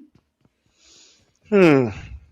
Well, the first thing is you have to understand how they want to play this particular game. It's a different map. The chances for them to do that are significantly slimmer because they are playing from a much more central position this time around. But they're much more central in the zone, and they are by the edge of the circle, trying to play off the edge of the zone. That it works. They are one of those teams that don't necessarily like to transition. They just play off of trying to keep the angles tight. Their Lambo did get knocked away here though from inside of Saverni. Again, this is not an area you want to get knocked away in. I wouldn't necessarily say there's areas you want to get knocked away in, but you just don't want to Mm-hmm. get knocked away in a shed with your teammates getting exposed and not getting flushed immediately because the risks are very high. Two players now potentially getting swept away from Relentless Esports, and it doesn't look like a good look for them. Hand goes down as well. That's three bodies caught. And again, in Hill Tempo will utilize that extra man advantage and stretch their arms even further. But Feek, if you can get the angles there, he's actually using my favorite weapon in the game, the VSS, the only weapon that doesn't show up on the map when you shoot. Why are you laughing? You see why you're not good at this game. You This don't is take how we can advice. see how your skills are. What do you mean VSS? I understand Yes, VSS has good damage, but for how long? but Come on. what? That's like the only For gun how that doesn't long? show up. It is the only gun that doesn't like make a sound, right? It doesn't make a sound It when does. you It shoot. It does. doesn't. It actually doesn't make a Oh my sound. When it days. hits the opponent, it actually doesn't make a sound. Chad, tell Mitch that she doesn't know anything. She doesn't know that the VSS doesn't make a sound. Oh, that's a beautiful spray. Goes for the second. Taibo Ooh. immediately gets a drop on him, and he has the DP28 grenades getting charged up there. And he launches another one onto the corner, and he Oh does take some no. more damage. But will they press forward? Again, this is a bad idea from Hill Tempo. Are they gonna be able to head it through? He tries to hold it on. But funny enough, that could have gone very, very differently if he didn't decide to get his HP up there. I think the idea would have been to pop a smoke or use one utility to make something happen. But either way, Hill Tempo will come out on top. 4 eliminations to the good. Yeah, that's a good start. That's a very good start for them. They do have the line to keep it together. Playzone has shifted though towards our southwestern side. Quarry, Primorsk, and a little bit of Ferry Pier action in there as well. There's a lot of teams that have already circumvented those areas. As you can see, W Production giving us that little bit of map ideas as we can see them. The guys from IV are in a very good spot though, Mitch. You can see that position they're Mm-hmm. in. 4PF as well from that northern side. I don't know why they aren't on the move just yet, but I guess they're just trying to wait out the problems. But even the guys from um, Rescue Esports, you can see them rotating around that northern side, trying to play in from Gatka. They're trying to make sure that they don't have opposition behind them. This is one of those things that I talk about teams that don't like to play in transition. They want to keep teams outside of the zone as much as possible, get as many eliminations as much as possible. That is the strategy, that is the plan. But there's so many bodies inside of that circle. It is going to cost a lot to fend those teams off. And if you look at the zone, right, if you're going to Mm-hmm. make a rotation, you want to make a rotation from the south where you know that Mm-hmm. there's going to be less bodies inside. But most of these teams are coming in from the northern side, so it's going to be very, very difficult for them to make even that first rotation that'll put them into a southern position, then the next one that's going to put them into the zone. Because some teams do like to make a little bit of a wider split, put themselves into positions that will allow them to get into those weaker areas of the zone where they know they will not necessarily have to come up against so many different teams. The idea is the same, but the execution is always what varies. So we'll see though, but the action is going to brew and it's going to kick off any moment from now. But these guys from Red Wolves, they're sitting pretty in Ferry Pier.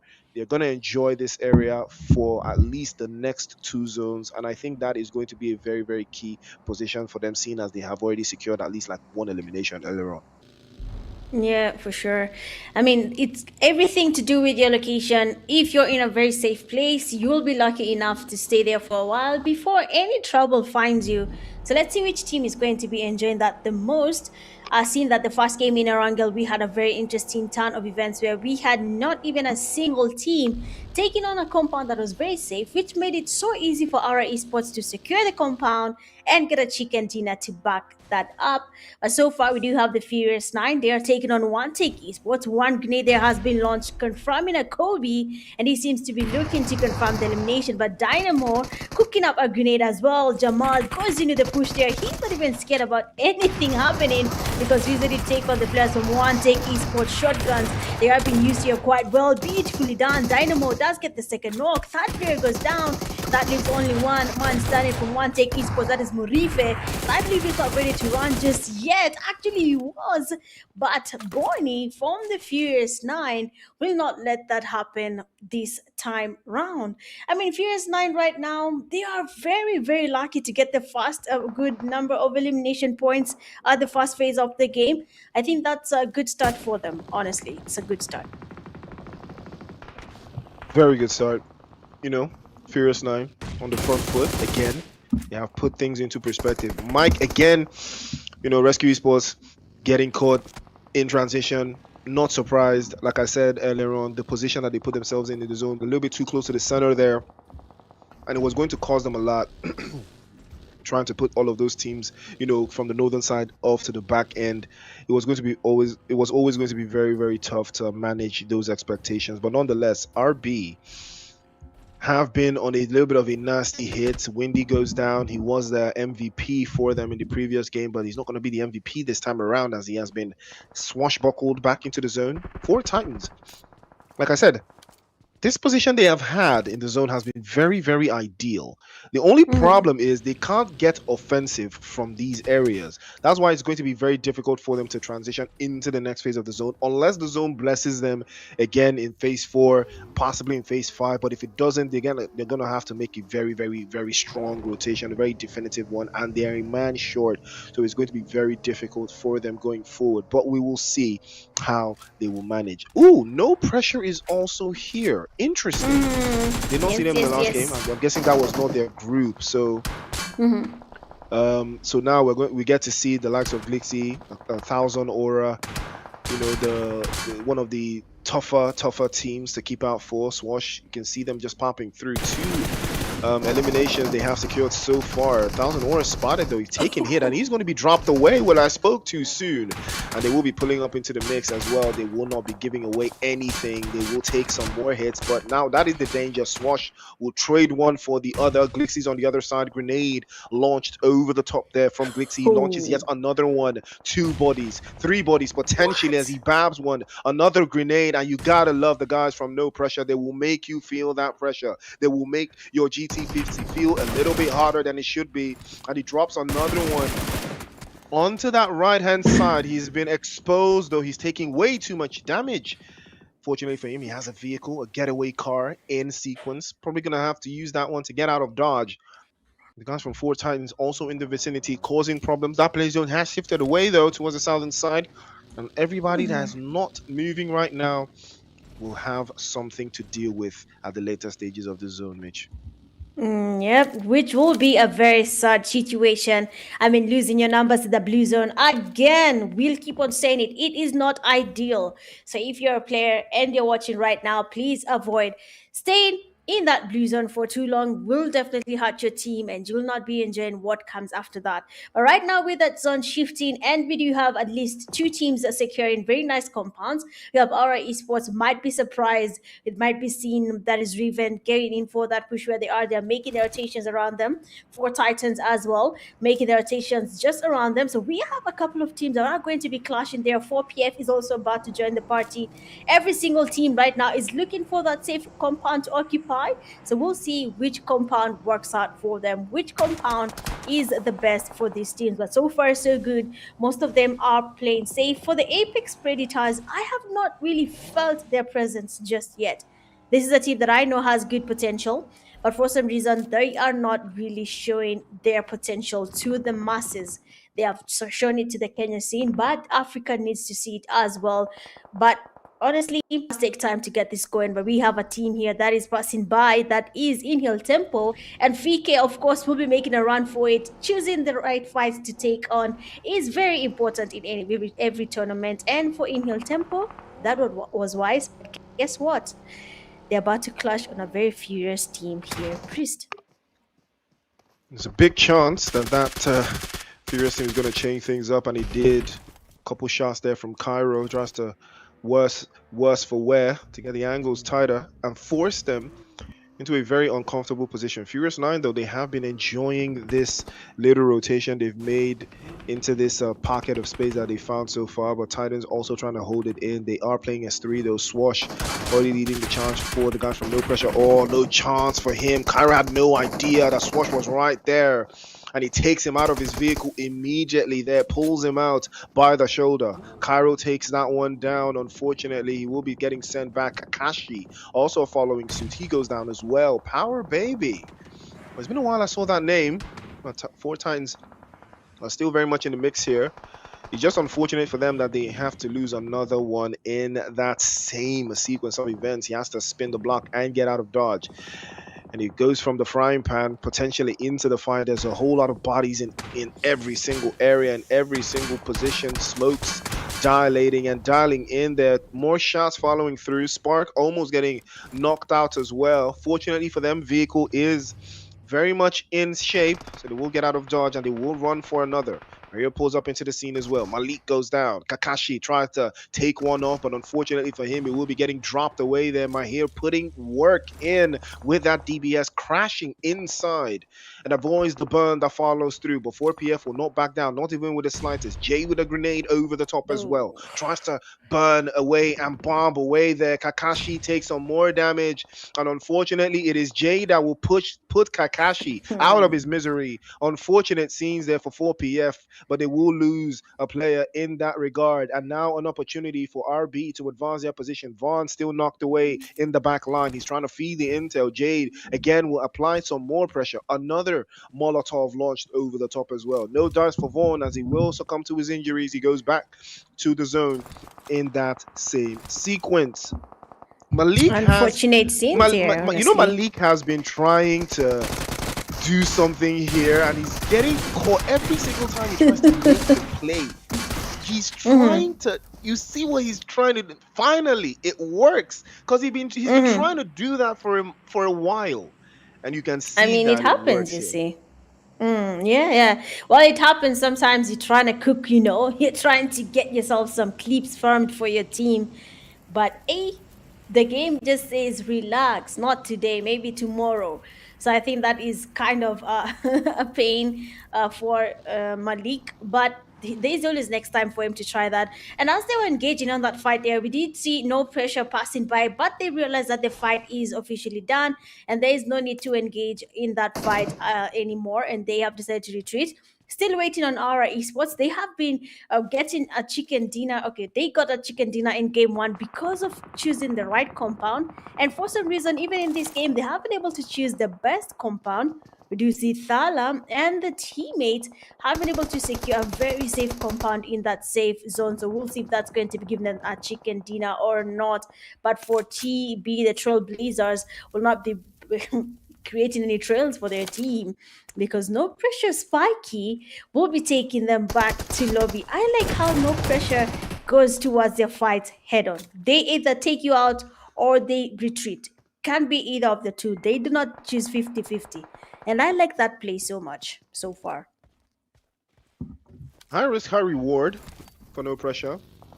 Like you said, it's really high risk, high reward. They've tried to keep things under the drop there. They have put a whole lot of pressure on most of the other teams there, but again, they've tried everything they could to make sure that they have the numbers to work in their favor. Mahir has been a thorn in the side for majority of these teams are trying to make their rotation, especially from that northern side. It hurts them to have to make a round over the top side. Again, they get caught there. Magui also trying to hold it in here. We've got 4 eliminations so far. They're able to find a space inside the zone. They might be able to make something happen with it there. But F9 pulling up into the mix. Kiddo dodging the grenade in the last swerve of the vehicle there.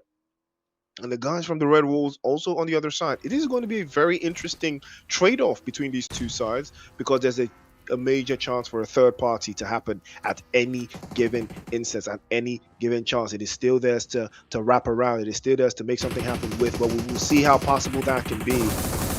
With Carrillo also trying to lead the charge as well and play off the back end. Bonnie also trying to do the exact same thing on the other side. Similar ideas. It's all about who's going to execute better. And lest we forget, Rescue Esports, Mitch, they are still alive in the northern side. Yes, and they are looking for chicken dinner. With how they're playing, it's a little bit different from what we're used to them doing. They seem to be very comfortable with a slow game this time around, and it will pay off if they're patient enough. But that would be Red Wolves are taking on a fight already. One of their teammates has been taken down, and now grenades are being thrown towards them. Grenade after grenade. They're looking for them to connect. Nicely done from 5. 5 player from the 1 player from the Furious 9 will be going down, and we have 5 going in for that push. He knows the damage is there. Grenade dusting fine. 5 getting damage. He takes on another one, and he's not stopping there just yet. He's willing to take on another one, but unfortunately for our friend here, we'll be seeing 5 going back to lobby, and the Furious 9 again. Borny, for the second time in a row, will be saving the team from going back to lobby just through any fight. And I believe this is good coming from Bonnie. We were asking ourselves with DK in the previous games here, Priest, is Bonnie going to be securing the MVP? And you can see for yourself that he's actually doing a really good job. A magnificent job. Very magnificent job on his part, especially for the team as a whole. He has been very crucial for them. But the guy from Aura Esports, it looks like they want to win this game by playing extremely slow and extremely confident, because a chicken dinner will put them into a very, very good position. Again, up to another drop. Rivan Blood will get another rescue. Esports, no rescues this time. They will go out in 5th place. I believe they secured no eliminations in this game. Very unorthodox. That's not something you see every other day, but that is the structure of the lobby that we've seen so far. Kiddo is also going to have to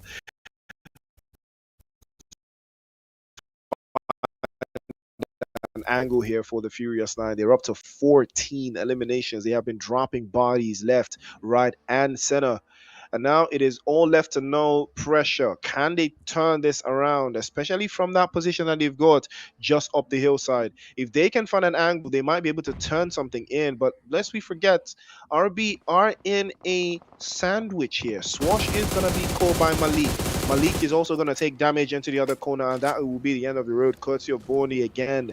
Big MVP shouts we saw earlier on. 10 eliminations for RB. They did get eliminated there, but again, they still put in the work. They still put that one in, and again, in quick succession, F9 will put no pressure back into the lobby as well. It is time for Aura Esports now to step up to the plate. Can they Aura farm this? Can they Aura their way to a chicken dinner? And I talked about them at the beginning of the game when Omega got eliminated. Are they about to Aura themselves a chicken dinner here, or will Furious 9 show them how furious they can get? Mitch, it is anybody's game at this stage because the angles are not too favorable for F9. They can also get caught out on this transition. As you can see, Sobot is making a dash for it over to the right hand side. He has given away his position though, but he backs them in. They do have a defensive line here to hold. Unless the play zone shifts away, they might be getting caught out. Sobot exposed, and they will be capitalizing on that one immediately. Straight headshots with the AUG. They bag and tag him one after the other. Grenades now flying through, courtesy of Dynamo. Can he get the angles right? Pops the first one, and that grenade just over the top side, almost connected. Wow. If it fell off the roof, we could have been having a different conversation. But Bonnie gets the angle on Senor. Tyler now gets the drop onto the other side. Gets the drop again on F9, but no dice for this time around, and Furious 9 will get that chicken dinner.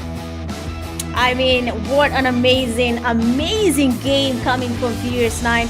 It is their second time getting their name up that leaderboard, and I feel like Furious 9, they have to just been cooking long enough for them to enjoy. Well, they returned here. They're getting a good day. They're getting their chicken dinners. They're getting their elimination points. And for the first time, at least, we're having a repeat winner chicken dinner. What an amazing game from Furious 9. Well done. Well played. Good synergy so far. And this is like about new teams sometimes. They're not really new.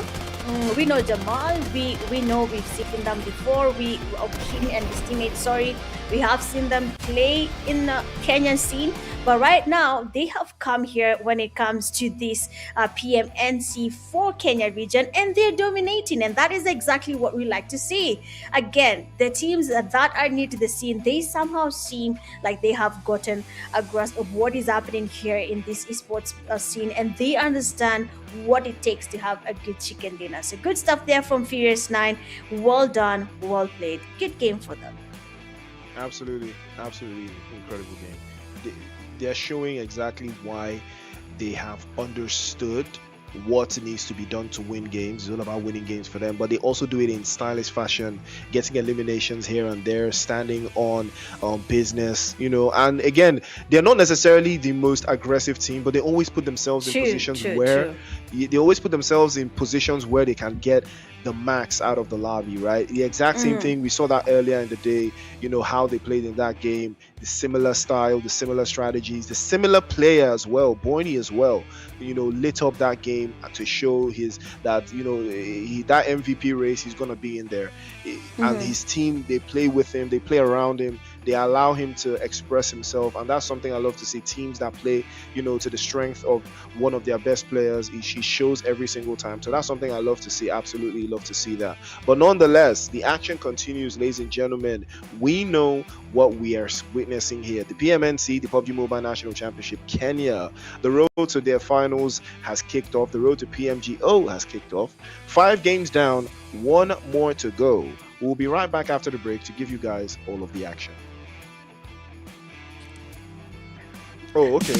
Well, the dream of competing on the global stage never died. Now your chance to rise has returned. New beginning, new season. PMNC Qualifiers, Kenya. 4 paths, 1 road, 1 goal. This is 2026 PMGO Africa Season 2.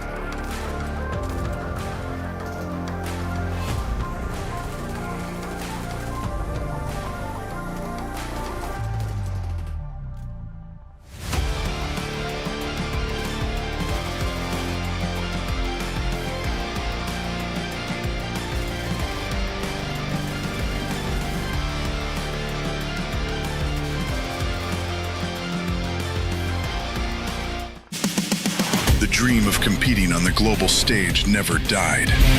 Now your chance to rise has returned. New beginning, new season. PMNC Qualifiers, Kenya. 4 paths, 1 road, 1 goal. This is 2026 PMGO Africa Season 2.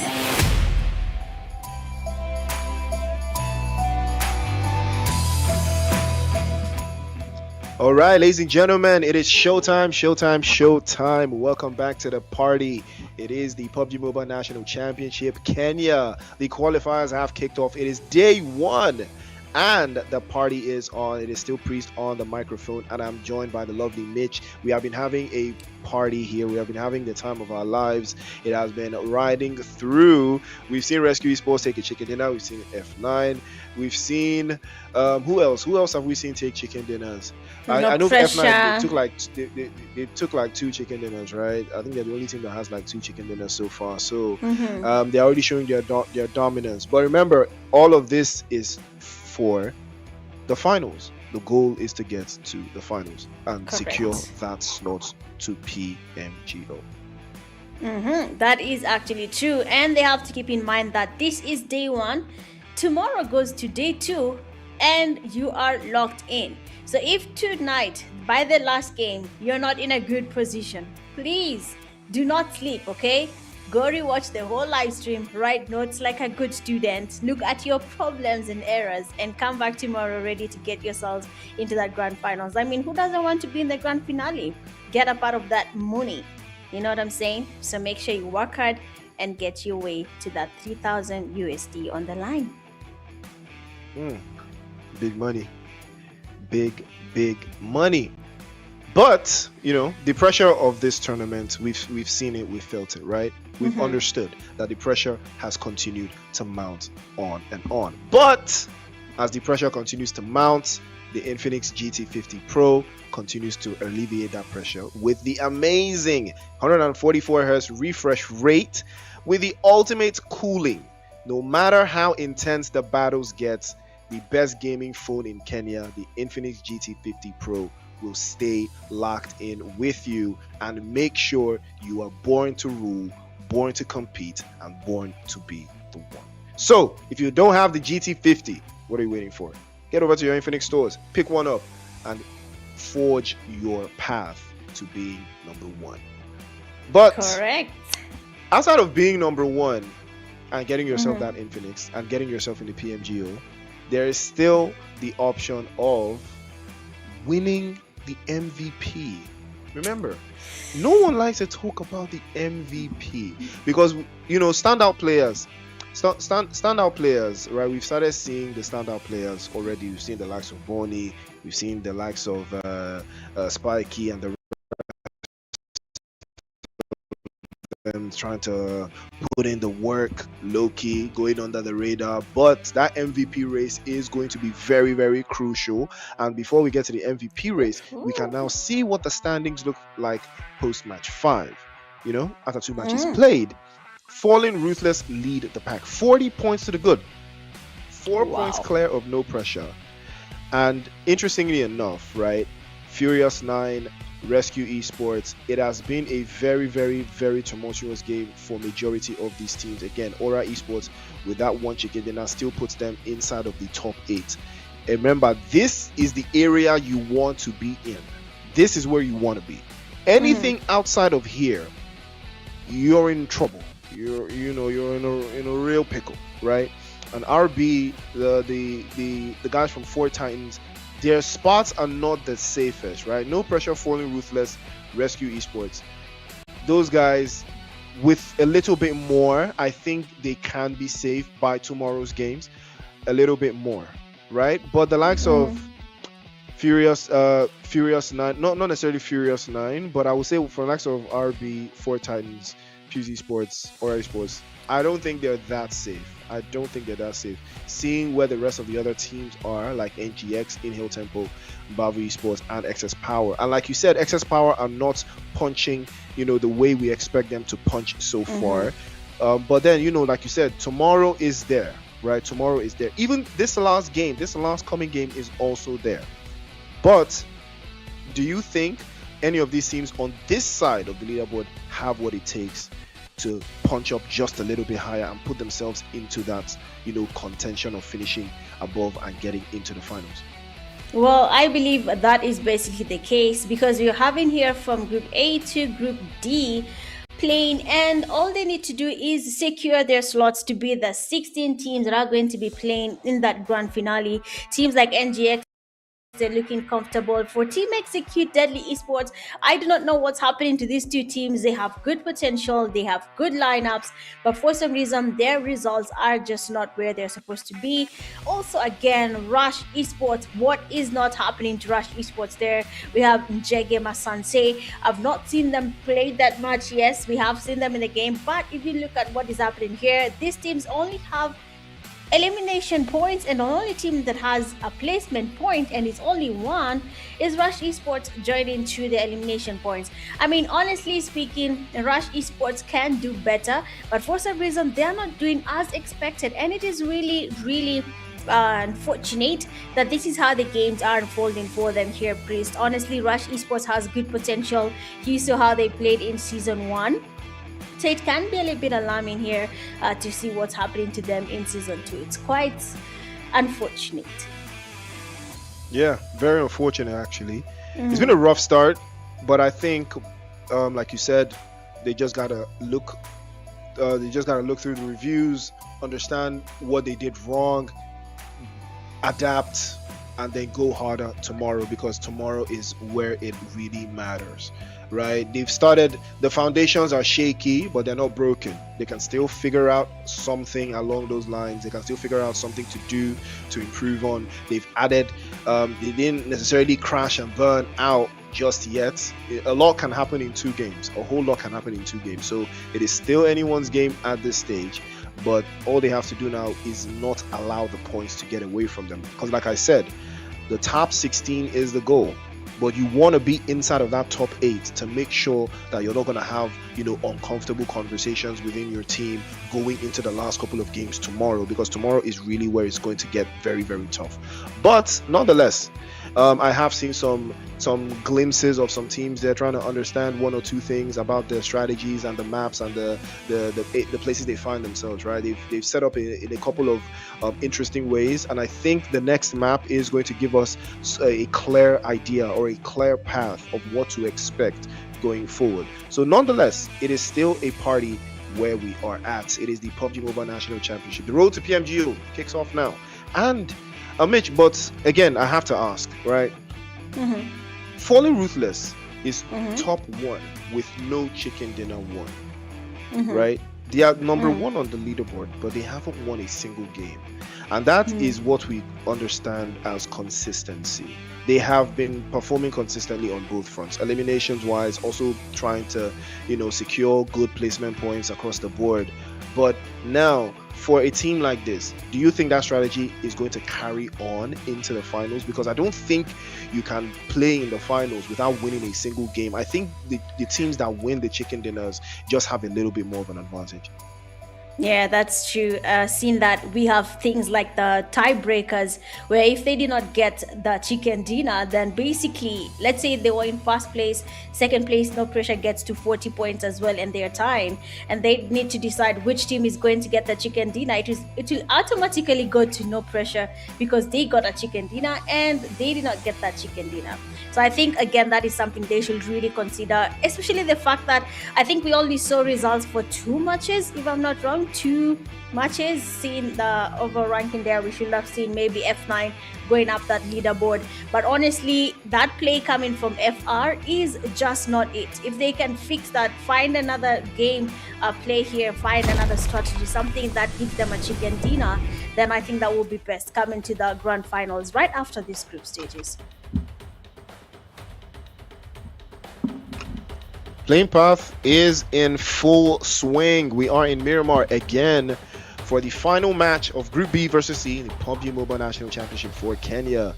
And what a ride it has been so far. Plane is cutting through that south side. And we've got Chumacera, we've got Minas Devai, we've got Los Leones. I think we've got a little bit of Puerto Paraiso. I think we've got La Adriela, Monte Nuevo, we've got Pecado.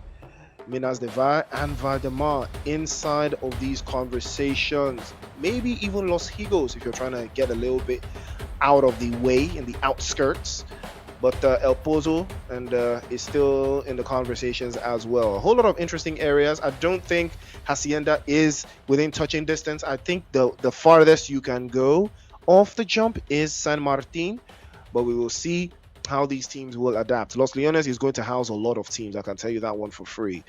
And then the sight lines and the creations of what we've seen so far, it still puts things into perspective for some of these teams. The assets have been aligned. Remember, ladies and gentlemen, the top 16 is where you want to be. Finish strongly. Be the one. Speaking of being the one, Mitch, who do you think is going to be the one in this game? Well, seeing that some teams have finished their games for the day, we are back to Group B and C. The one for me, I'm hoping it's Rush Esports at this point. They have good potential, but for some reason, they're not playing to their max capabilities. But if it's not them, then Fallen Ruthless, please finally give yourselves a chicken dinner. It is very important. Honestly, there's nothing I fear most than being at a losing point because I did not get a chicken dinner. You will crash out and you might delete PUBG Mobile. But at the end of the day, the issue was you, my friend, right? You did not do as you were supposed to do. Get your chicken dinner. Well, ain't nothing wrong getting a chicken dinner. It's never a bad idea to get a chicken dinner, if we're being honest. But as the story goes on here, we have stayed on the front foot. Pharaohs and the rest of his teammates there. It looks like first blood has already come and gone. And the first body has been dropped down from 64 to 63. Clutch Cards in the vicinity there, just deep into the south side, also making a dash for it, playing a little bit more closer to that central position. Falling Ruthless, the number one on the call sheet, not backing down. Shakid has a sightline onto the snipers. Esports again. Oh, that's a nasty one. He takes a lot of hits there. And all it took was a couple of shots to expose his position. Hulk also playing off the right-hand side. He is trying to get exposed. They're trying to peek up into the top side. Again, the fainting shots. That's a beautiful strike coming through. Zeba almost getting knocked away there. Fallen Ruthless still on the front foot. Still not giving away too much. Kule goes down. Zeba gets a drop on him. Shakid, he can capitalize on that one, but no dice again. Tries to go for the drop, but no way, Jose. As the DBS is there to stop that nonsense, pack him all the way through. Unfortunate scenes for the snipers here. They're getting absolutely overwhelmed by Fallen Ruthless. Even a solo player, Zedu, is able to keep them at bay. Drizzy goes down as well. And the pickups continue here for Fallen Ruthless. They will not be backing down. They will strive to keep their mantle on top. As you can see there, between them and the guys from PMNC Sports, the gap is significant. Roughly about 12 points, 22 points, or rather, on the board for PMNC Sports. They have secured, and it looks like Hulk goes down from that grenade from Zedu, and it is going to be Karam left. The sniper's potentially about to get sniped. Peeks into the corner again, tries to take the drop through, but no dice. End of the road for the snipers. They've gotten sniped. Back to lobby. I mean, snipers there. Unfortunate for them, the Fallen Ruthless are not ready to fall just yet. They are very much aware of what's at stake here, and they are ready to take it on. And for PMNC Esports, they are still going on with their fights. There are 2 eliminations to their name. They might be looking for more, but for now, Show Me is enjoying a nice ride on that bicycle and trying to see where can we go with this. Man, he's locked in, nice pistol in his hand. He's looking for stray cuts and see if we can say hi to a few on the way. But I mean, if they feel safe, then why not? But in a game like this, and you're riding your bike, I'm not sure if that's a good thing. But for Team Execute here, high on Crack is of course high on something, but I don't think that is going to be helping him today here. So far, Excess Power do have Arman and Lilovka looking to go in for that push. C7, Stress, ADHD, and the Korean man have one thing to do.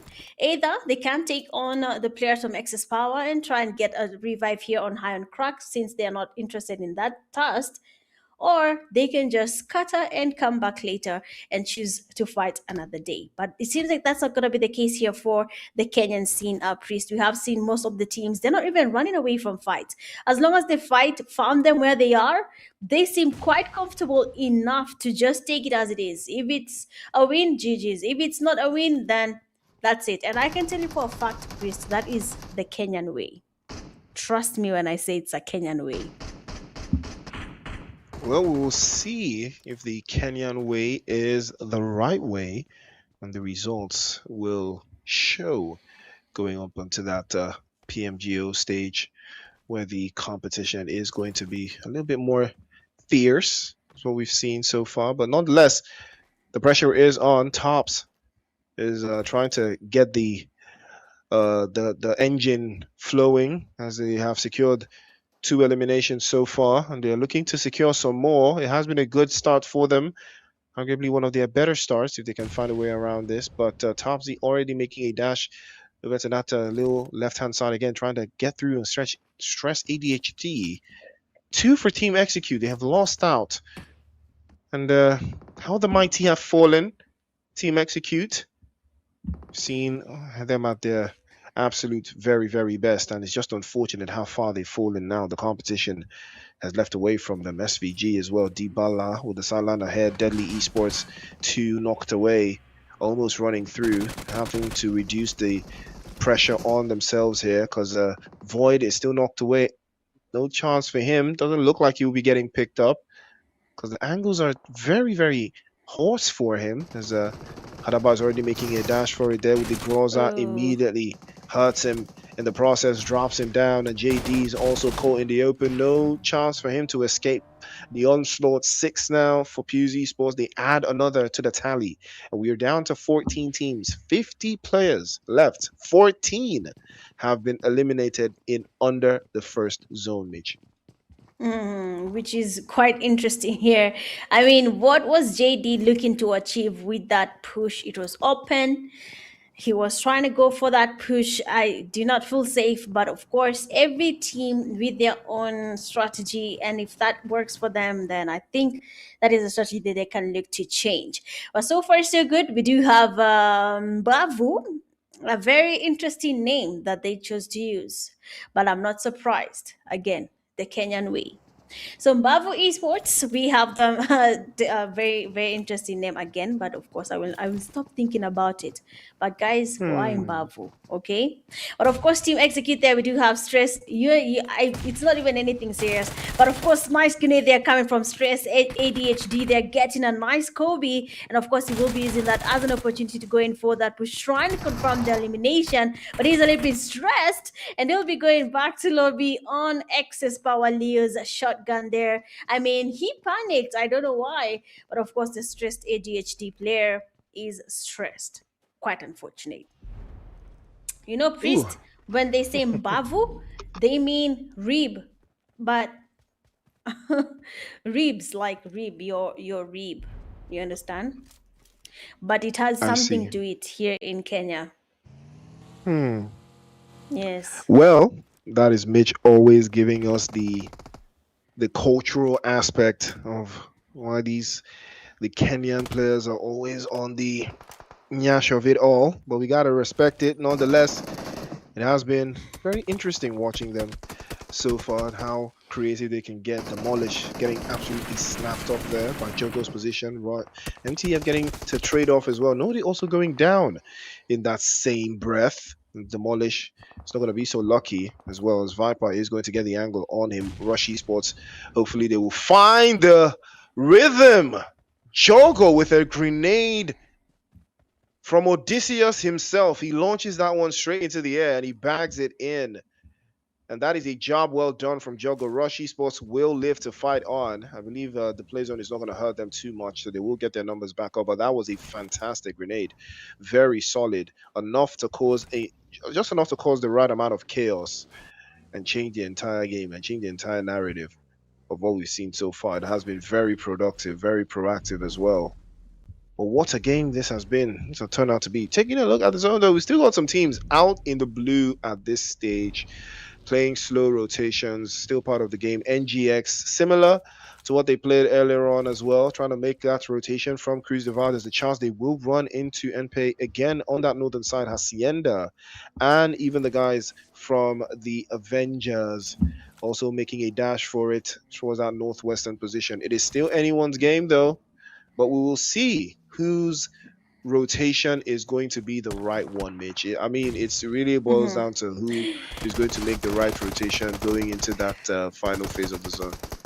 Yep, it is going to be all about your rotation there. But Njege Masanse will be losing at least 2 players in that fight. Travis and his teammate are looking to get closer. But FR, of course, are not taking an easy loss here. Excess Power, good play from Lilovka, will be confirming that elimination easy.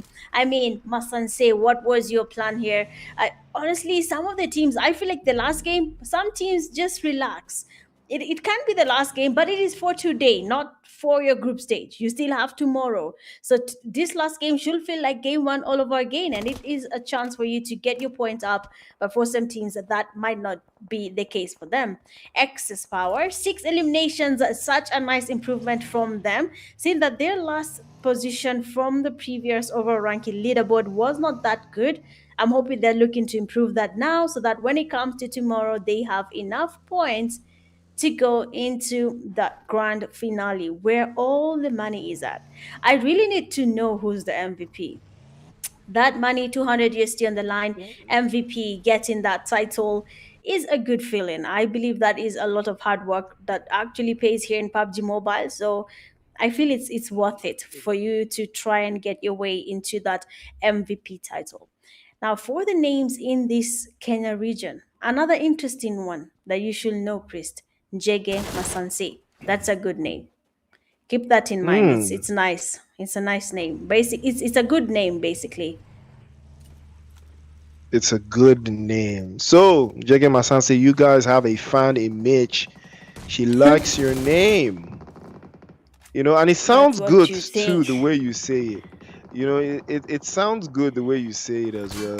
You know, it sounds a little bit exotic, you know. It's not an exotic name, that's all I can tell you. It's very Kenyan. I can tell you it's very Kenyan. But I like when teams do that. It's authentic. It connects with the region. Okay. It's all about I mean, what better way to connect, you know, than PUBG Mobile? You got to respect it nonetheless, showing a little bit more authenticity to the African ecosystem. So that's something we love to see. PUBG Sports, on the other hand, how authentic can they get? They can get some shots through. Ooh! Well, Mashal is going to get caught in there as well. Fortunately for him, there is protection from the elements. The elements being PUBG Sports, trying to get the angles on him there. Rocky can make a quick dash, but Leo is also in the vicinity. Could cause some more problems for them. Trying to get their eliminations all the way up. I mean, 6, potentially up to 7 is a very good start for PUBG Sports. They've had a very stop-start game for the majority of today. It has been very stop-start, right? They always look to get some eliminations, but they usually crumble towards the final third. And you can see another drop from Ledo again, getting a jump on to the guys from Clutch Cards. Not looking too clutchy right now. Rocky goes down. Unfortunately, he tries to manage his expectations, but low-key, it's going to put him in a very nasty position. No dice for PUBG Sports. They will lose him because it's too far out. Well, it looks like Dybala is going to be pulling up into the mix, but he will be getting swept away. But knowing how the guys from PUBG Sports advance, they will try to immediately take one as well on the way. And surely that's going to be him pulled out of his vehicle as well. Yes, it is. Clutch Guards will be sent packing one after the other by PUBG Sports. They add their eliminations up to 8. And that is going to be the end of the road for them as well, as Michelle goes down. Well, I mean, PUBG Sports have shown they have good potential. I'm yet to see it though. They're doing it, then they're taking their time. They start and then they pause. I'm not sure why. They can go all the way up to that first place position if they choose to. But for some reason, the game along the way doesn't go as planned and they lose along the way. But of course, it is just the first day. Tomorrow is still a day. So let's see if that's going to be something that they look into. And coming into day two, they'll have a good time. All right, now for the Avengers, we do have four Titans. Ice Baby being able to secure at least one knock. They will be able to get a revive. They have good cover around them.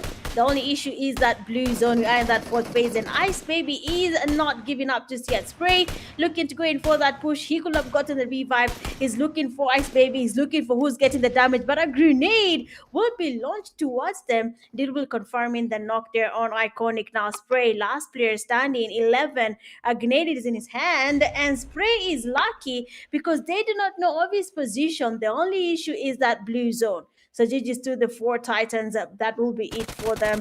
And that will not even four Titans. I believe there's a player there with one of their logos from 40 taking on this game here. But of course, it is expected as usual. Some players are traded off.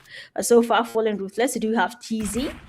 Taking on a fight so far. Beautiful damage. Shakid goes down. Zedu trying to get some damage happening here. A DBS is in his hand, and they have a third party as well. And I believe that is Pews getting closer. They want to join the party. They want to see what they can do. Excess power, quite distracted as well. So Fallen Ruthless taking on the eliminations. Leo is down from excess power. Zaber trying to confirm the elimination, but that will not be easy as one of their teammates, Shakid, has already been taken back to lobby. This is not the game they were looking to have here for FR, but I mean, it does happen sometimes. Priest and teams get to lose numbers along the way during fights. The numbers are dwindling, though, as you can see. Excess power, arguably, they're one of their better performances. From today to now, this has arguably one of the better starts that they've had so far. They have lost someone though, but that didn't stop anything. Lilovka, chance that they will be losing another here, because it looks like Tops is also trying to play a little bit of an interesting dash for it. 12 eliminations for Pews Esports. Again, this is not a surprise for this team. They play like this, but they usually capitulate. The zone does not favor them anymore. They get a little bit caught out and frustrated, and then they capitulate. Again, I've seen this earlier today. Hopefully, they will get over the line and get themselves that chicken dinner to push them even further, to make the game even much more difficult for the likes of Fallen Ruthless. But Fallen Ruthless will not be backing down without a fight. Show me. Well, they will show him the 5.56s straight to the head as Amar packs that one through. That's a beautiful shot following through for excess power, and that will give them the breathe that they've been looking for to advance their position. But I spoke too soon. Tops exposed there, gets knocked away straight on his head. Aman also making a dash for it, getting a little bit closer there to cause some more problems over to the guys from PUBG Esports. And this is exactly what I talked about. PUBG Esports, it looks like they might be capitulating. Aman's trying to make a dash for it, but no, Dybala is right there to save their skin and keep them in the game. But at what cost? Two bodies dropped away. Show Me goes down and he loses out as he gets full damage. I thought he was going to get picked up there, but unfortunately he dropped to his demise. Yeah. It looks like excess power is also going to follow suit. Unfortunate scenes there, but Rush Esports, this could be the game, Mitch. This might be the game for them.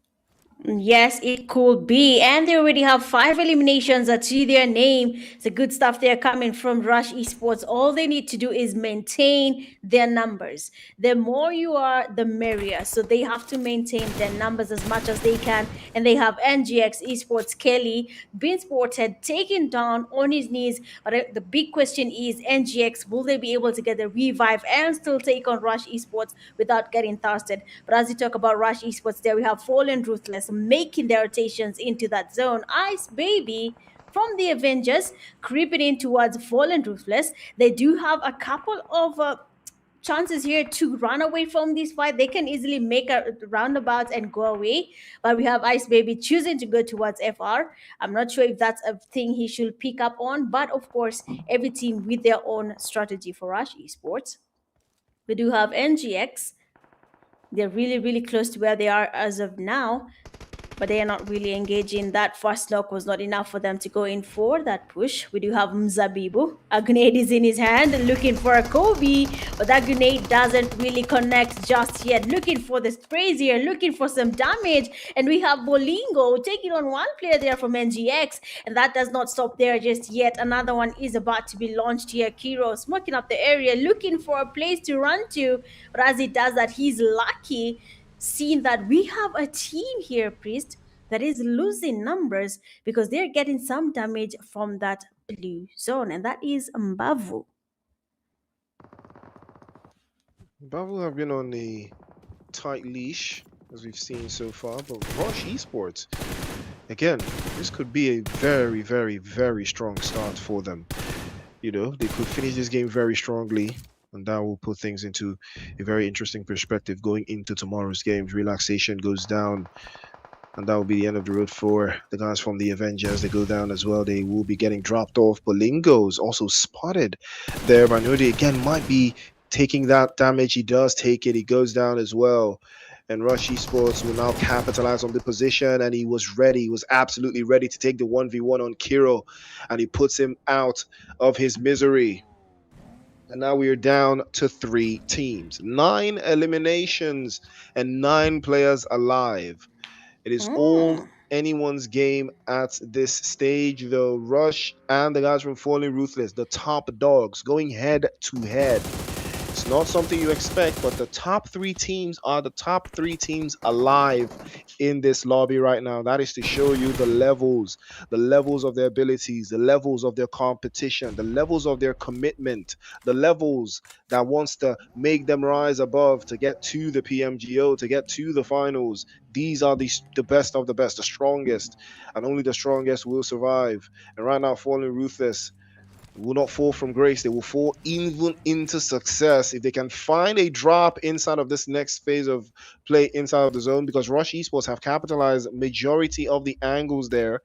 But if they can find a space inside, they might be able to turn this around. Remember, the high ground position, Rush have occupied it already. And right now, Falling Ruthless do not have the play zone to work with in their favor. This is where it is going to get very difficult very fast. But the pressure is on them right now.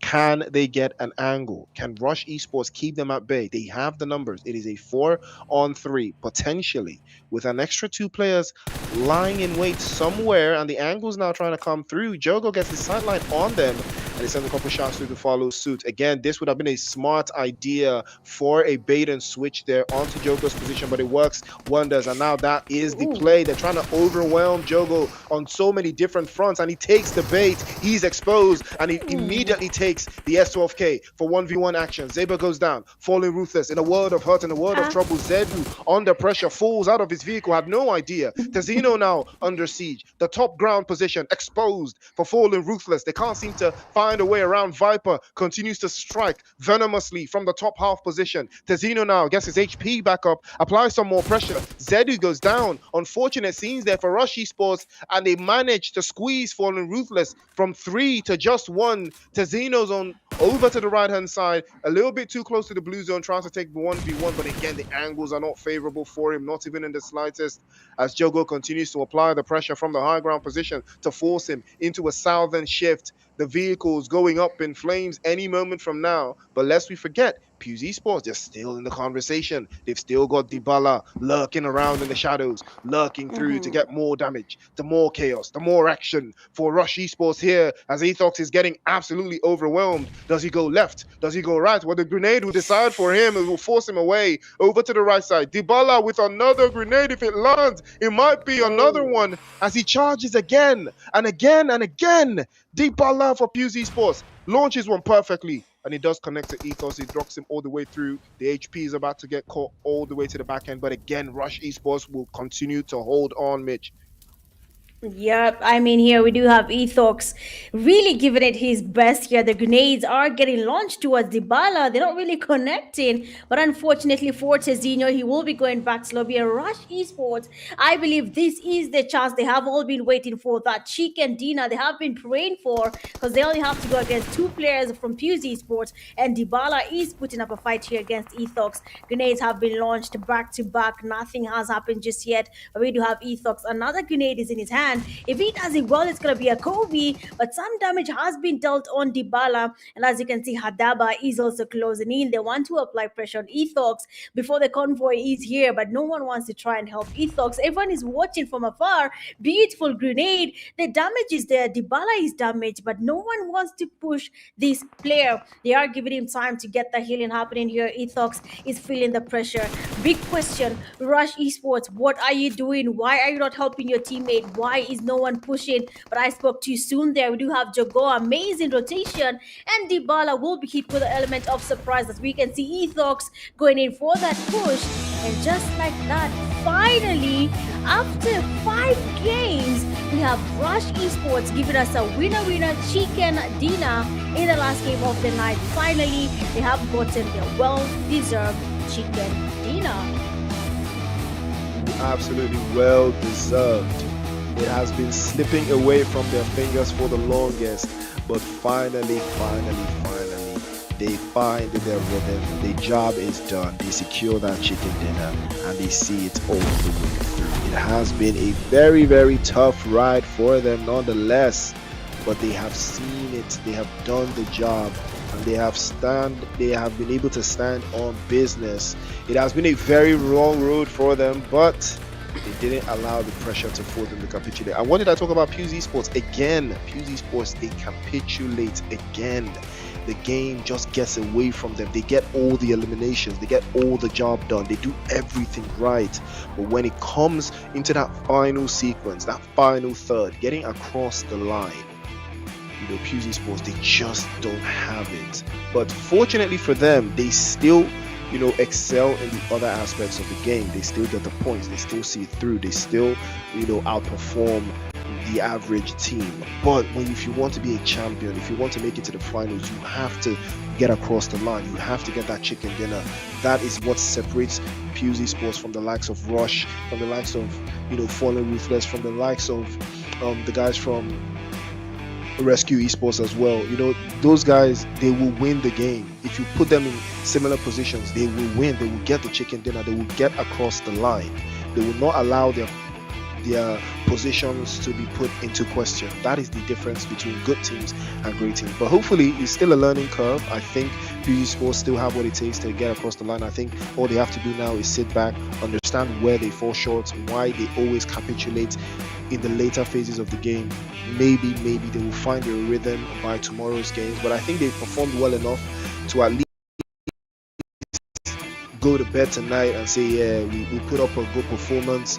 We're not in any immediate danger of losing, falling out of the top 16. So I think that is something that they can go to bed with, but there's still room for so much improvement on their part. For sure. I mean, at the end of the day, they just have to take your advice.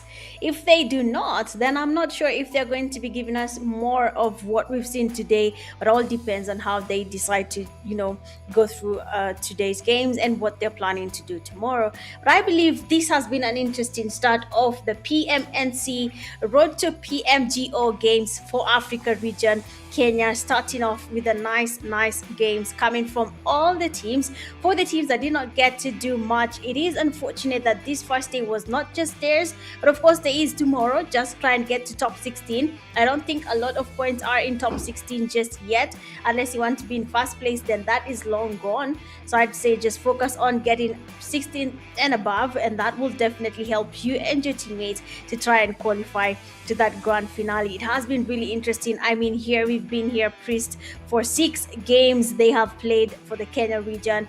A lot has happened. FR has surprised us. Rush Esports has done the most, and I think that will give them a boost. Though they were, I think, in the last page, which is unfortunate. They had at least 2 points after 2 games, which is not a good look for them. So I hope after this last game, it has changed for them. But so far, so good. I think some teams will be sleeping happy tonight. They have created a big margin, big enough to be comfortable, but not to ruin their chances tomorrow. Exactly. The foundations are built on day one when it comes to qualifier stages. And some of these teams, they've built a very, very nice foundation to lay their head on. So I think they're comfortable going into the game. They've been very, very idealistic and holistic in their approaches. The likes of Fallen Ruthless, they know that if they do well enough on day one, they can ease into game two, or rather, they can ease into day two, improve their odds, improve their points, improve on what went wrong today for them, even though not much really went wrong because they still finished top of the leaderboard. But even at that, the level of improvement still has to be significant going from day one to day two. They have done a magnificent job, but again, they didn't run away with it, right? They are still touchable. They are still within touching distance to second place, third place, and fourth place. You have to blow teams out of the water, especially in qualifier stages. You just have to blow them out of the water, kill any opportunity of getting caught, because that is going to ring back at you, especially when you get to the finals, because the finals is going to be a different atmosphere, right? It's going to be a physical event. It's an offline event in the finals, so that it's going to be balanced all through, right? The GT50 Pro is going to be in full display. Everybody's going to be on equal playing fields. Everything is going to be the same, so that in of itself invites a different type of pressure, right? Playing at home in the comfort of your house is different, but when you're playing in a physical event, you can see your opponent eye to eye. They can look you in the eye and tell you, you're not winning today because of me, and I'll make sure that you don't win.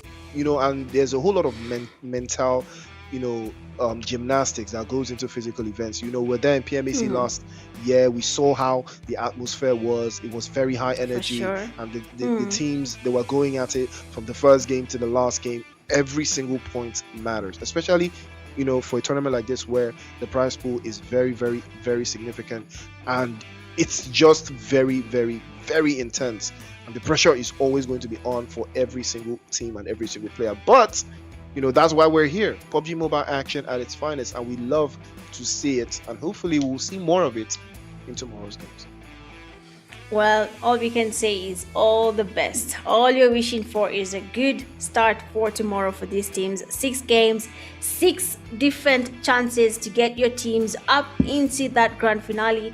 I think we'll be seeing a little bit of some rondo there. I think that's a good chance for teams to get a lot of points, and I mean a lot of points, just from rondo, from eliminations to placements. I hope they use that to their advantage, and then it will be a good start for most teams. And I cannot wait to see how they will play being on the GT50, every single player. I mean, the playing field will be evened to a point you cannot say that team won because they have iPhone 18, 17. But yes, I like that now it's going to be an even playing field, because Infinix is here and they're sponsoring every single player with that GT50 Pro, and they will be enjoying a good, smooth day there. The 2 days in the grand finale, Kenyan teams will be happy. All teams from Nigeria and everyone else who gets to play on the GT50, I believe they'll be having a good time trying to play on a smooth phone. It's also a good feeling, yeah. Of course, I mean, Priest, what will be your advice to the team that is on the last page right now for the overall ranking? I think the gap between that last page and the bottom half of the top 16, I think there's still a possibility of a one good performance, right, to change everything, right? So I don't think the game has gone away from them just yet, because I mean, Rush Esports was just there, right, and they're not there anymore following this last game. So I think it's still a mentality thing. If you can still stick to your mentals and stick to understanding what went wrong for you today, improve your strategy just a little bit more, you can add to the game and then bring your A game tomorrow, improve your odds, and potentially maybe snatch a chicken dinner out of those 6 games. Just snatch a chicken dinner somewhere and put yourself in the running inside of that top 6 because it's going to be a bubble. It's going to be a serious bubble tomorrow. I think the goal would be if you can get like 50 points, right? I think if you can get 50 points, I think you should be fine with 50 points. But I don't usually like to put numbers on this, but I think if you do the math, I think 50 points gets you through the door. I think 50 points is going to be enough to get you through the door, but we'll see how it goes. But either way, the action continues nonetheless. But ladies and gentlemen, it has been a very, very interesting turn of events. Five to six games, 6 games down. We'll be right back after this short break to give you guys all of the breakdown of all of the action.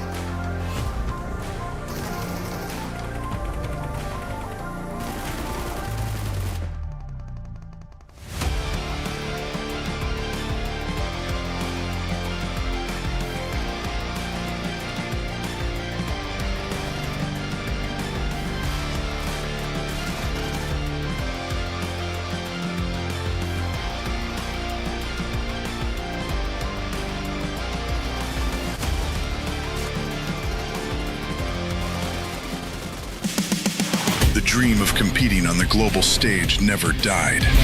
Now your chance to rise has returned. New beginning, new season. PMNC Qualifiers, Kenya. 4 paths, 1 road, 1 goal. This is 2026 PMGO Africa Season 2.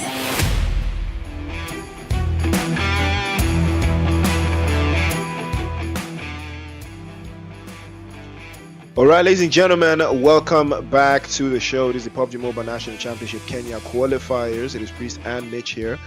We did have our last game, Rush Esports taking that chicken dinner. Unfortunately, there's a little bit of hiccups with the technicals. We can't have the results on the stream right now, but fret not, it is still going to be posted on social media, and make sure you follow PUBG Mobile across all social media platforms so you stay up to date with what we've got in store for you. Tomorrow the matches continue, and tomorrow you will also have the latest leaderboard that ties in to the top 16 and the road to PMGO.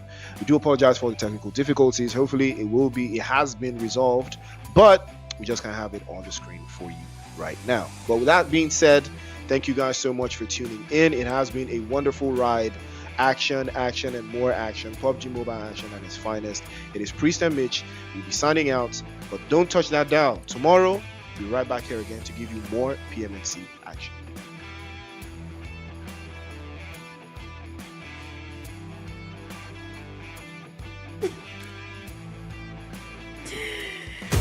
Peace out.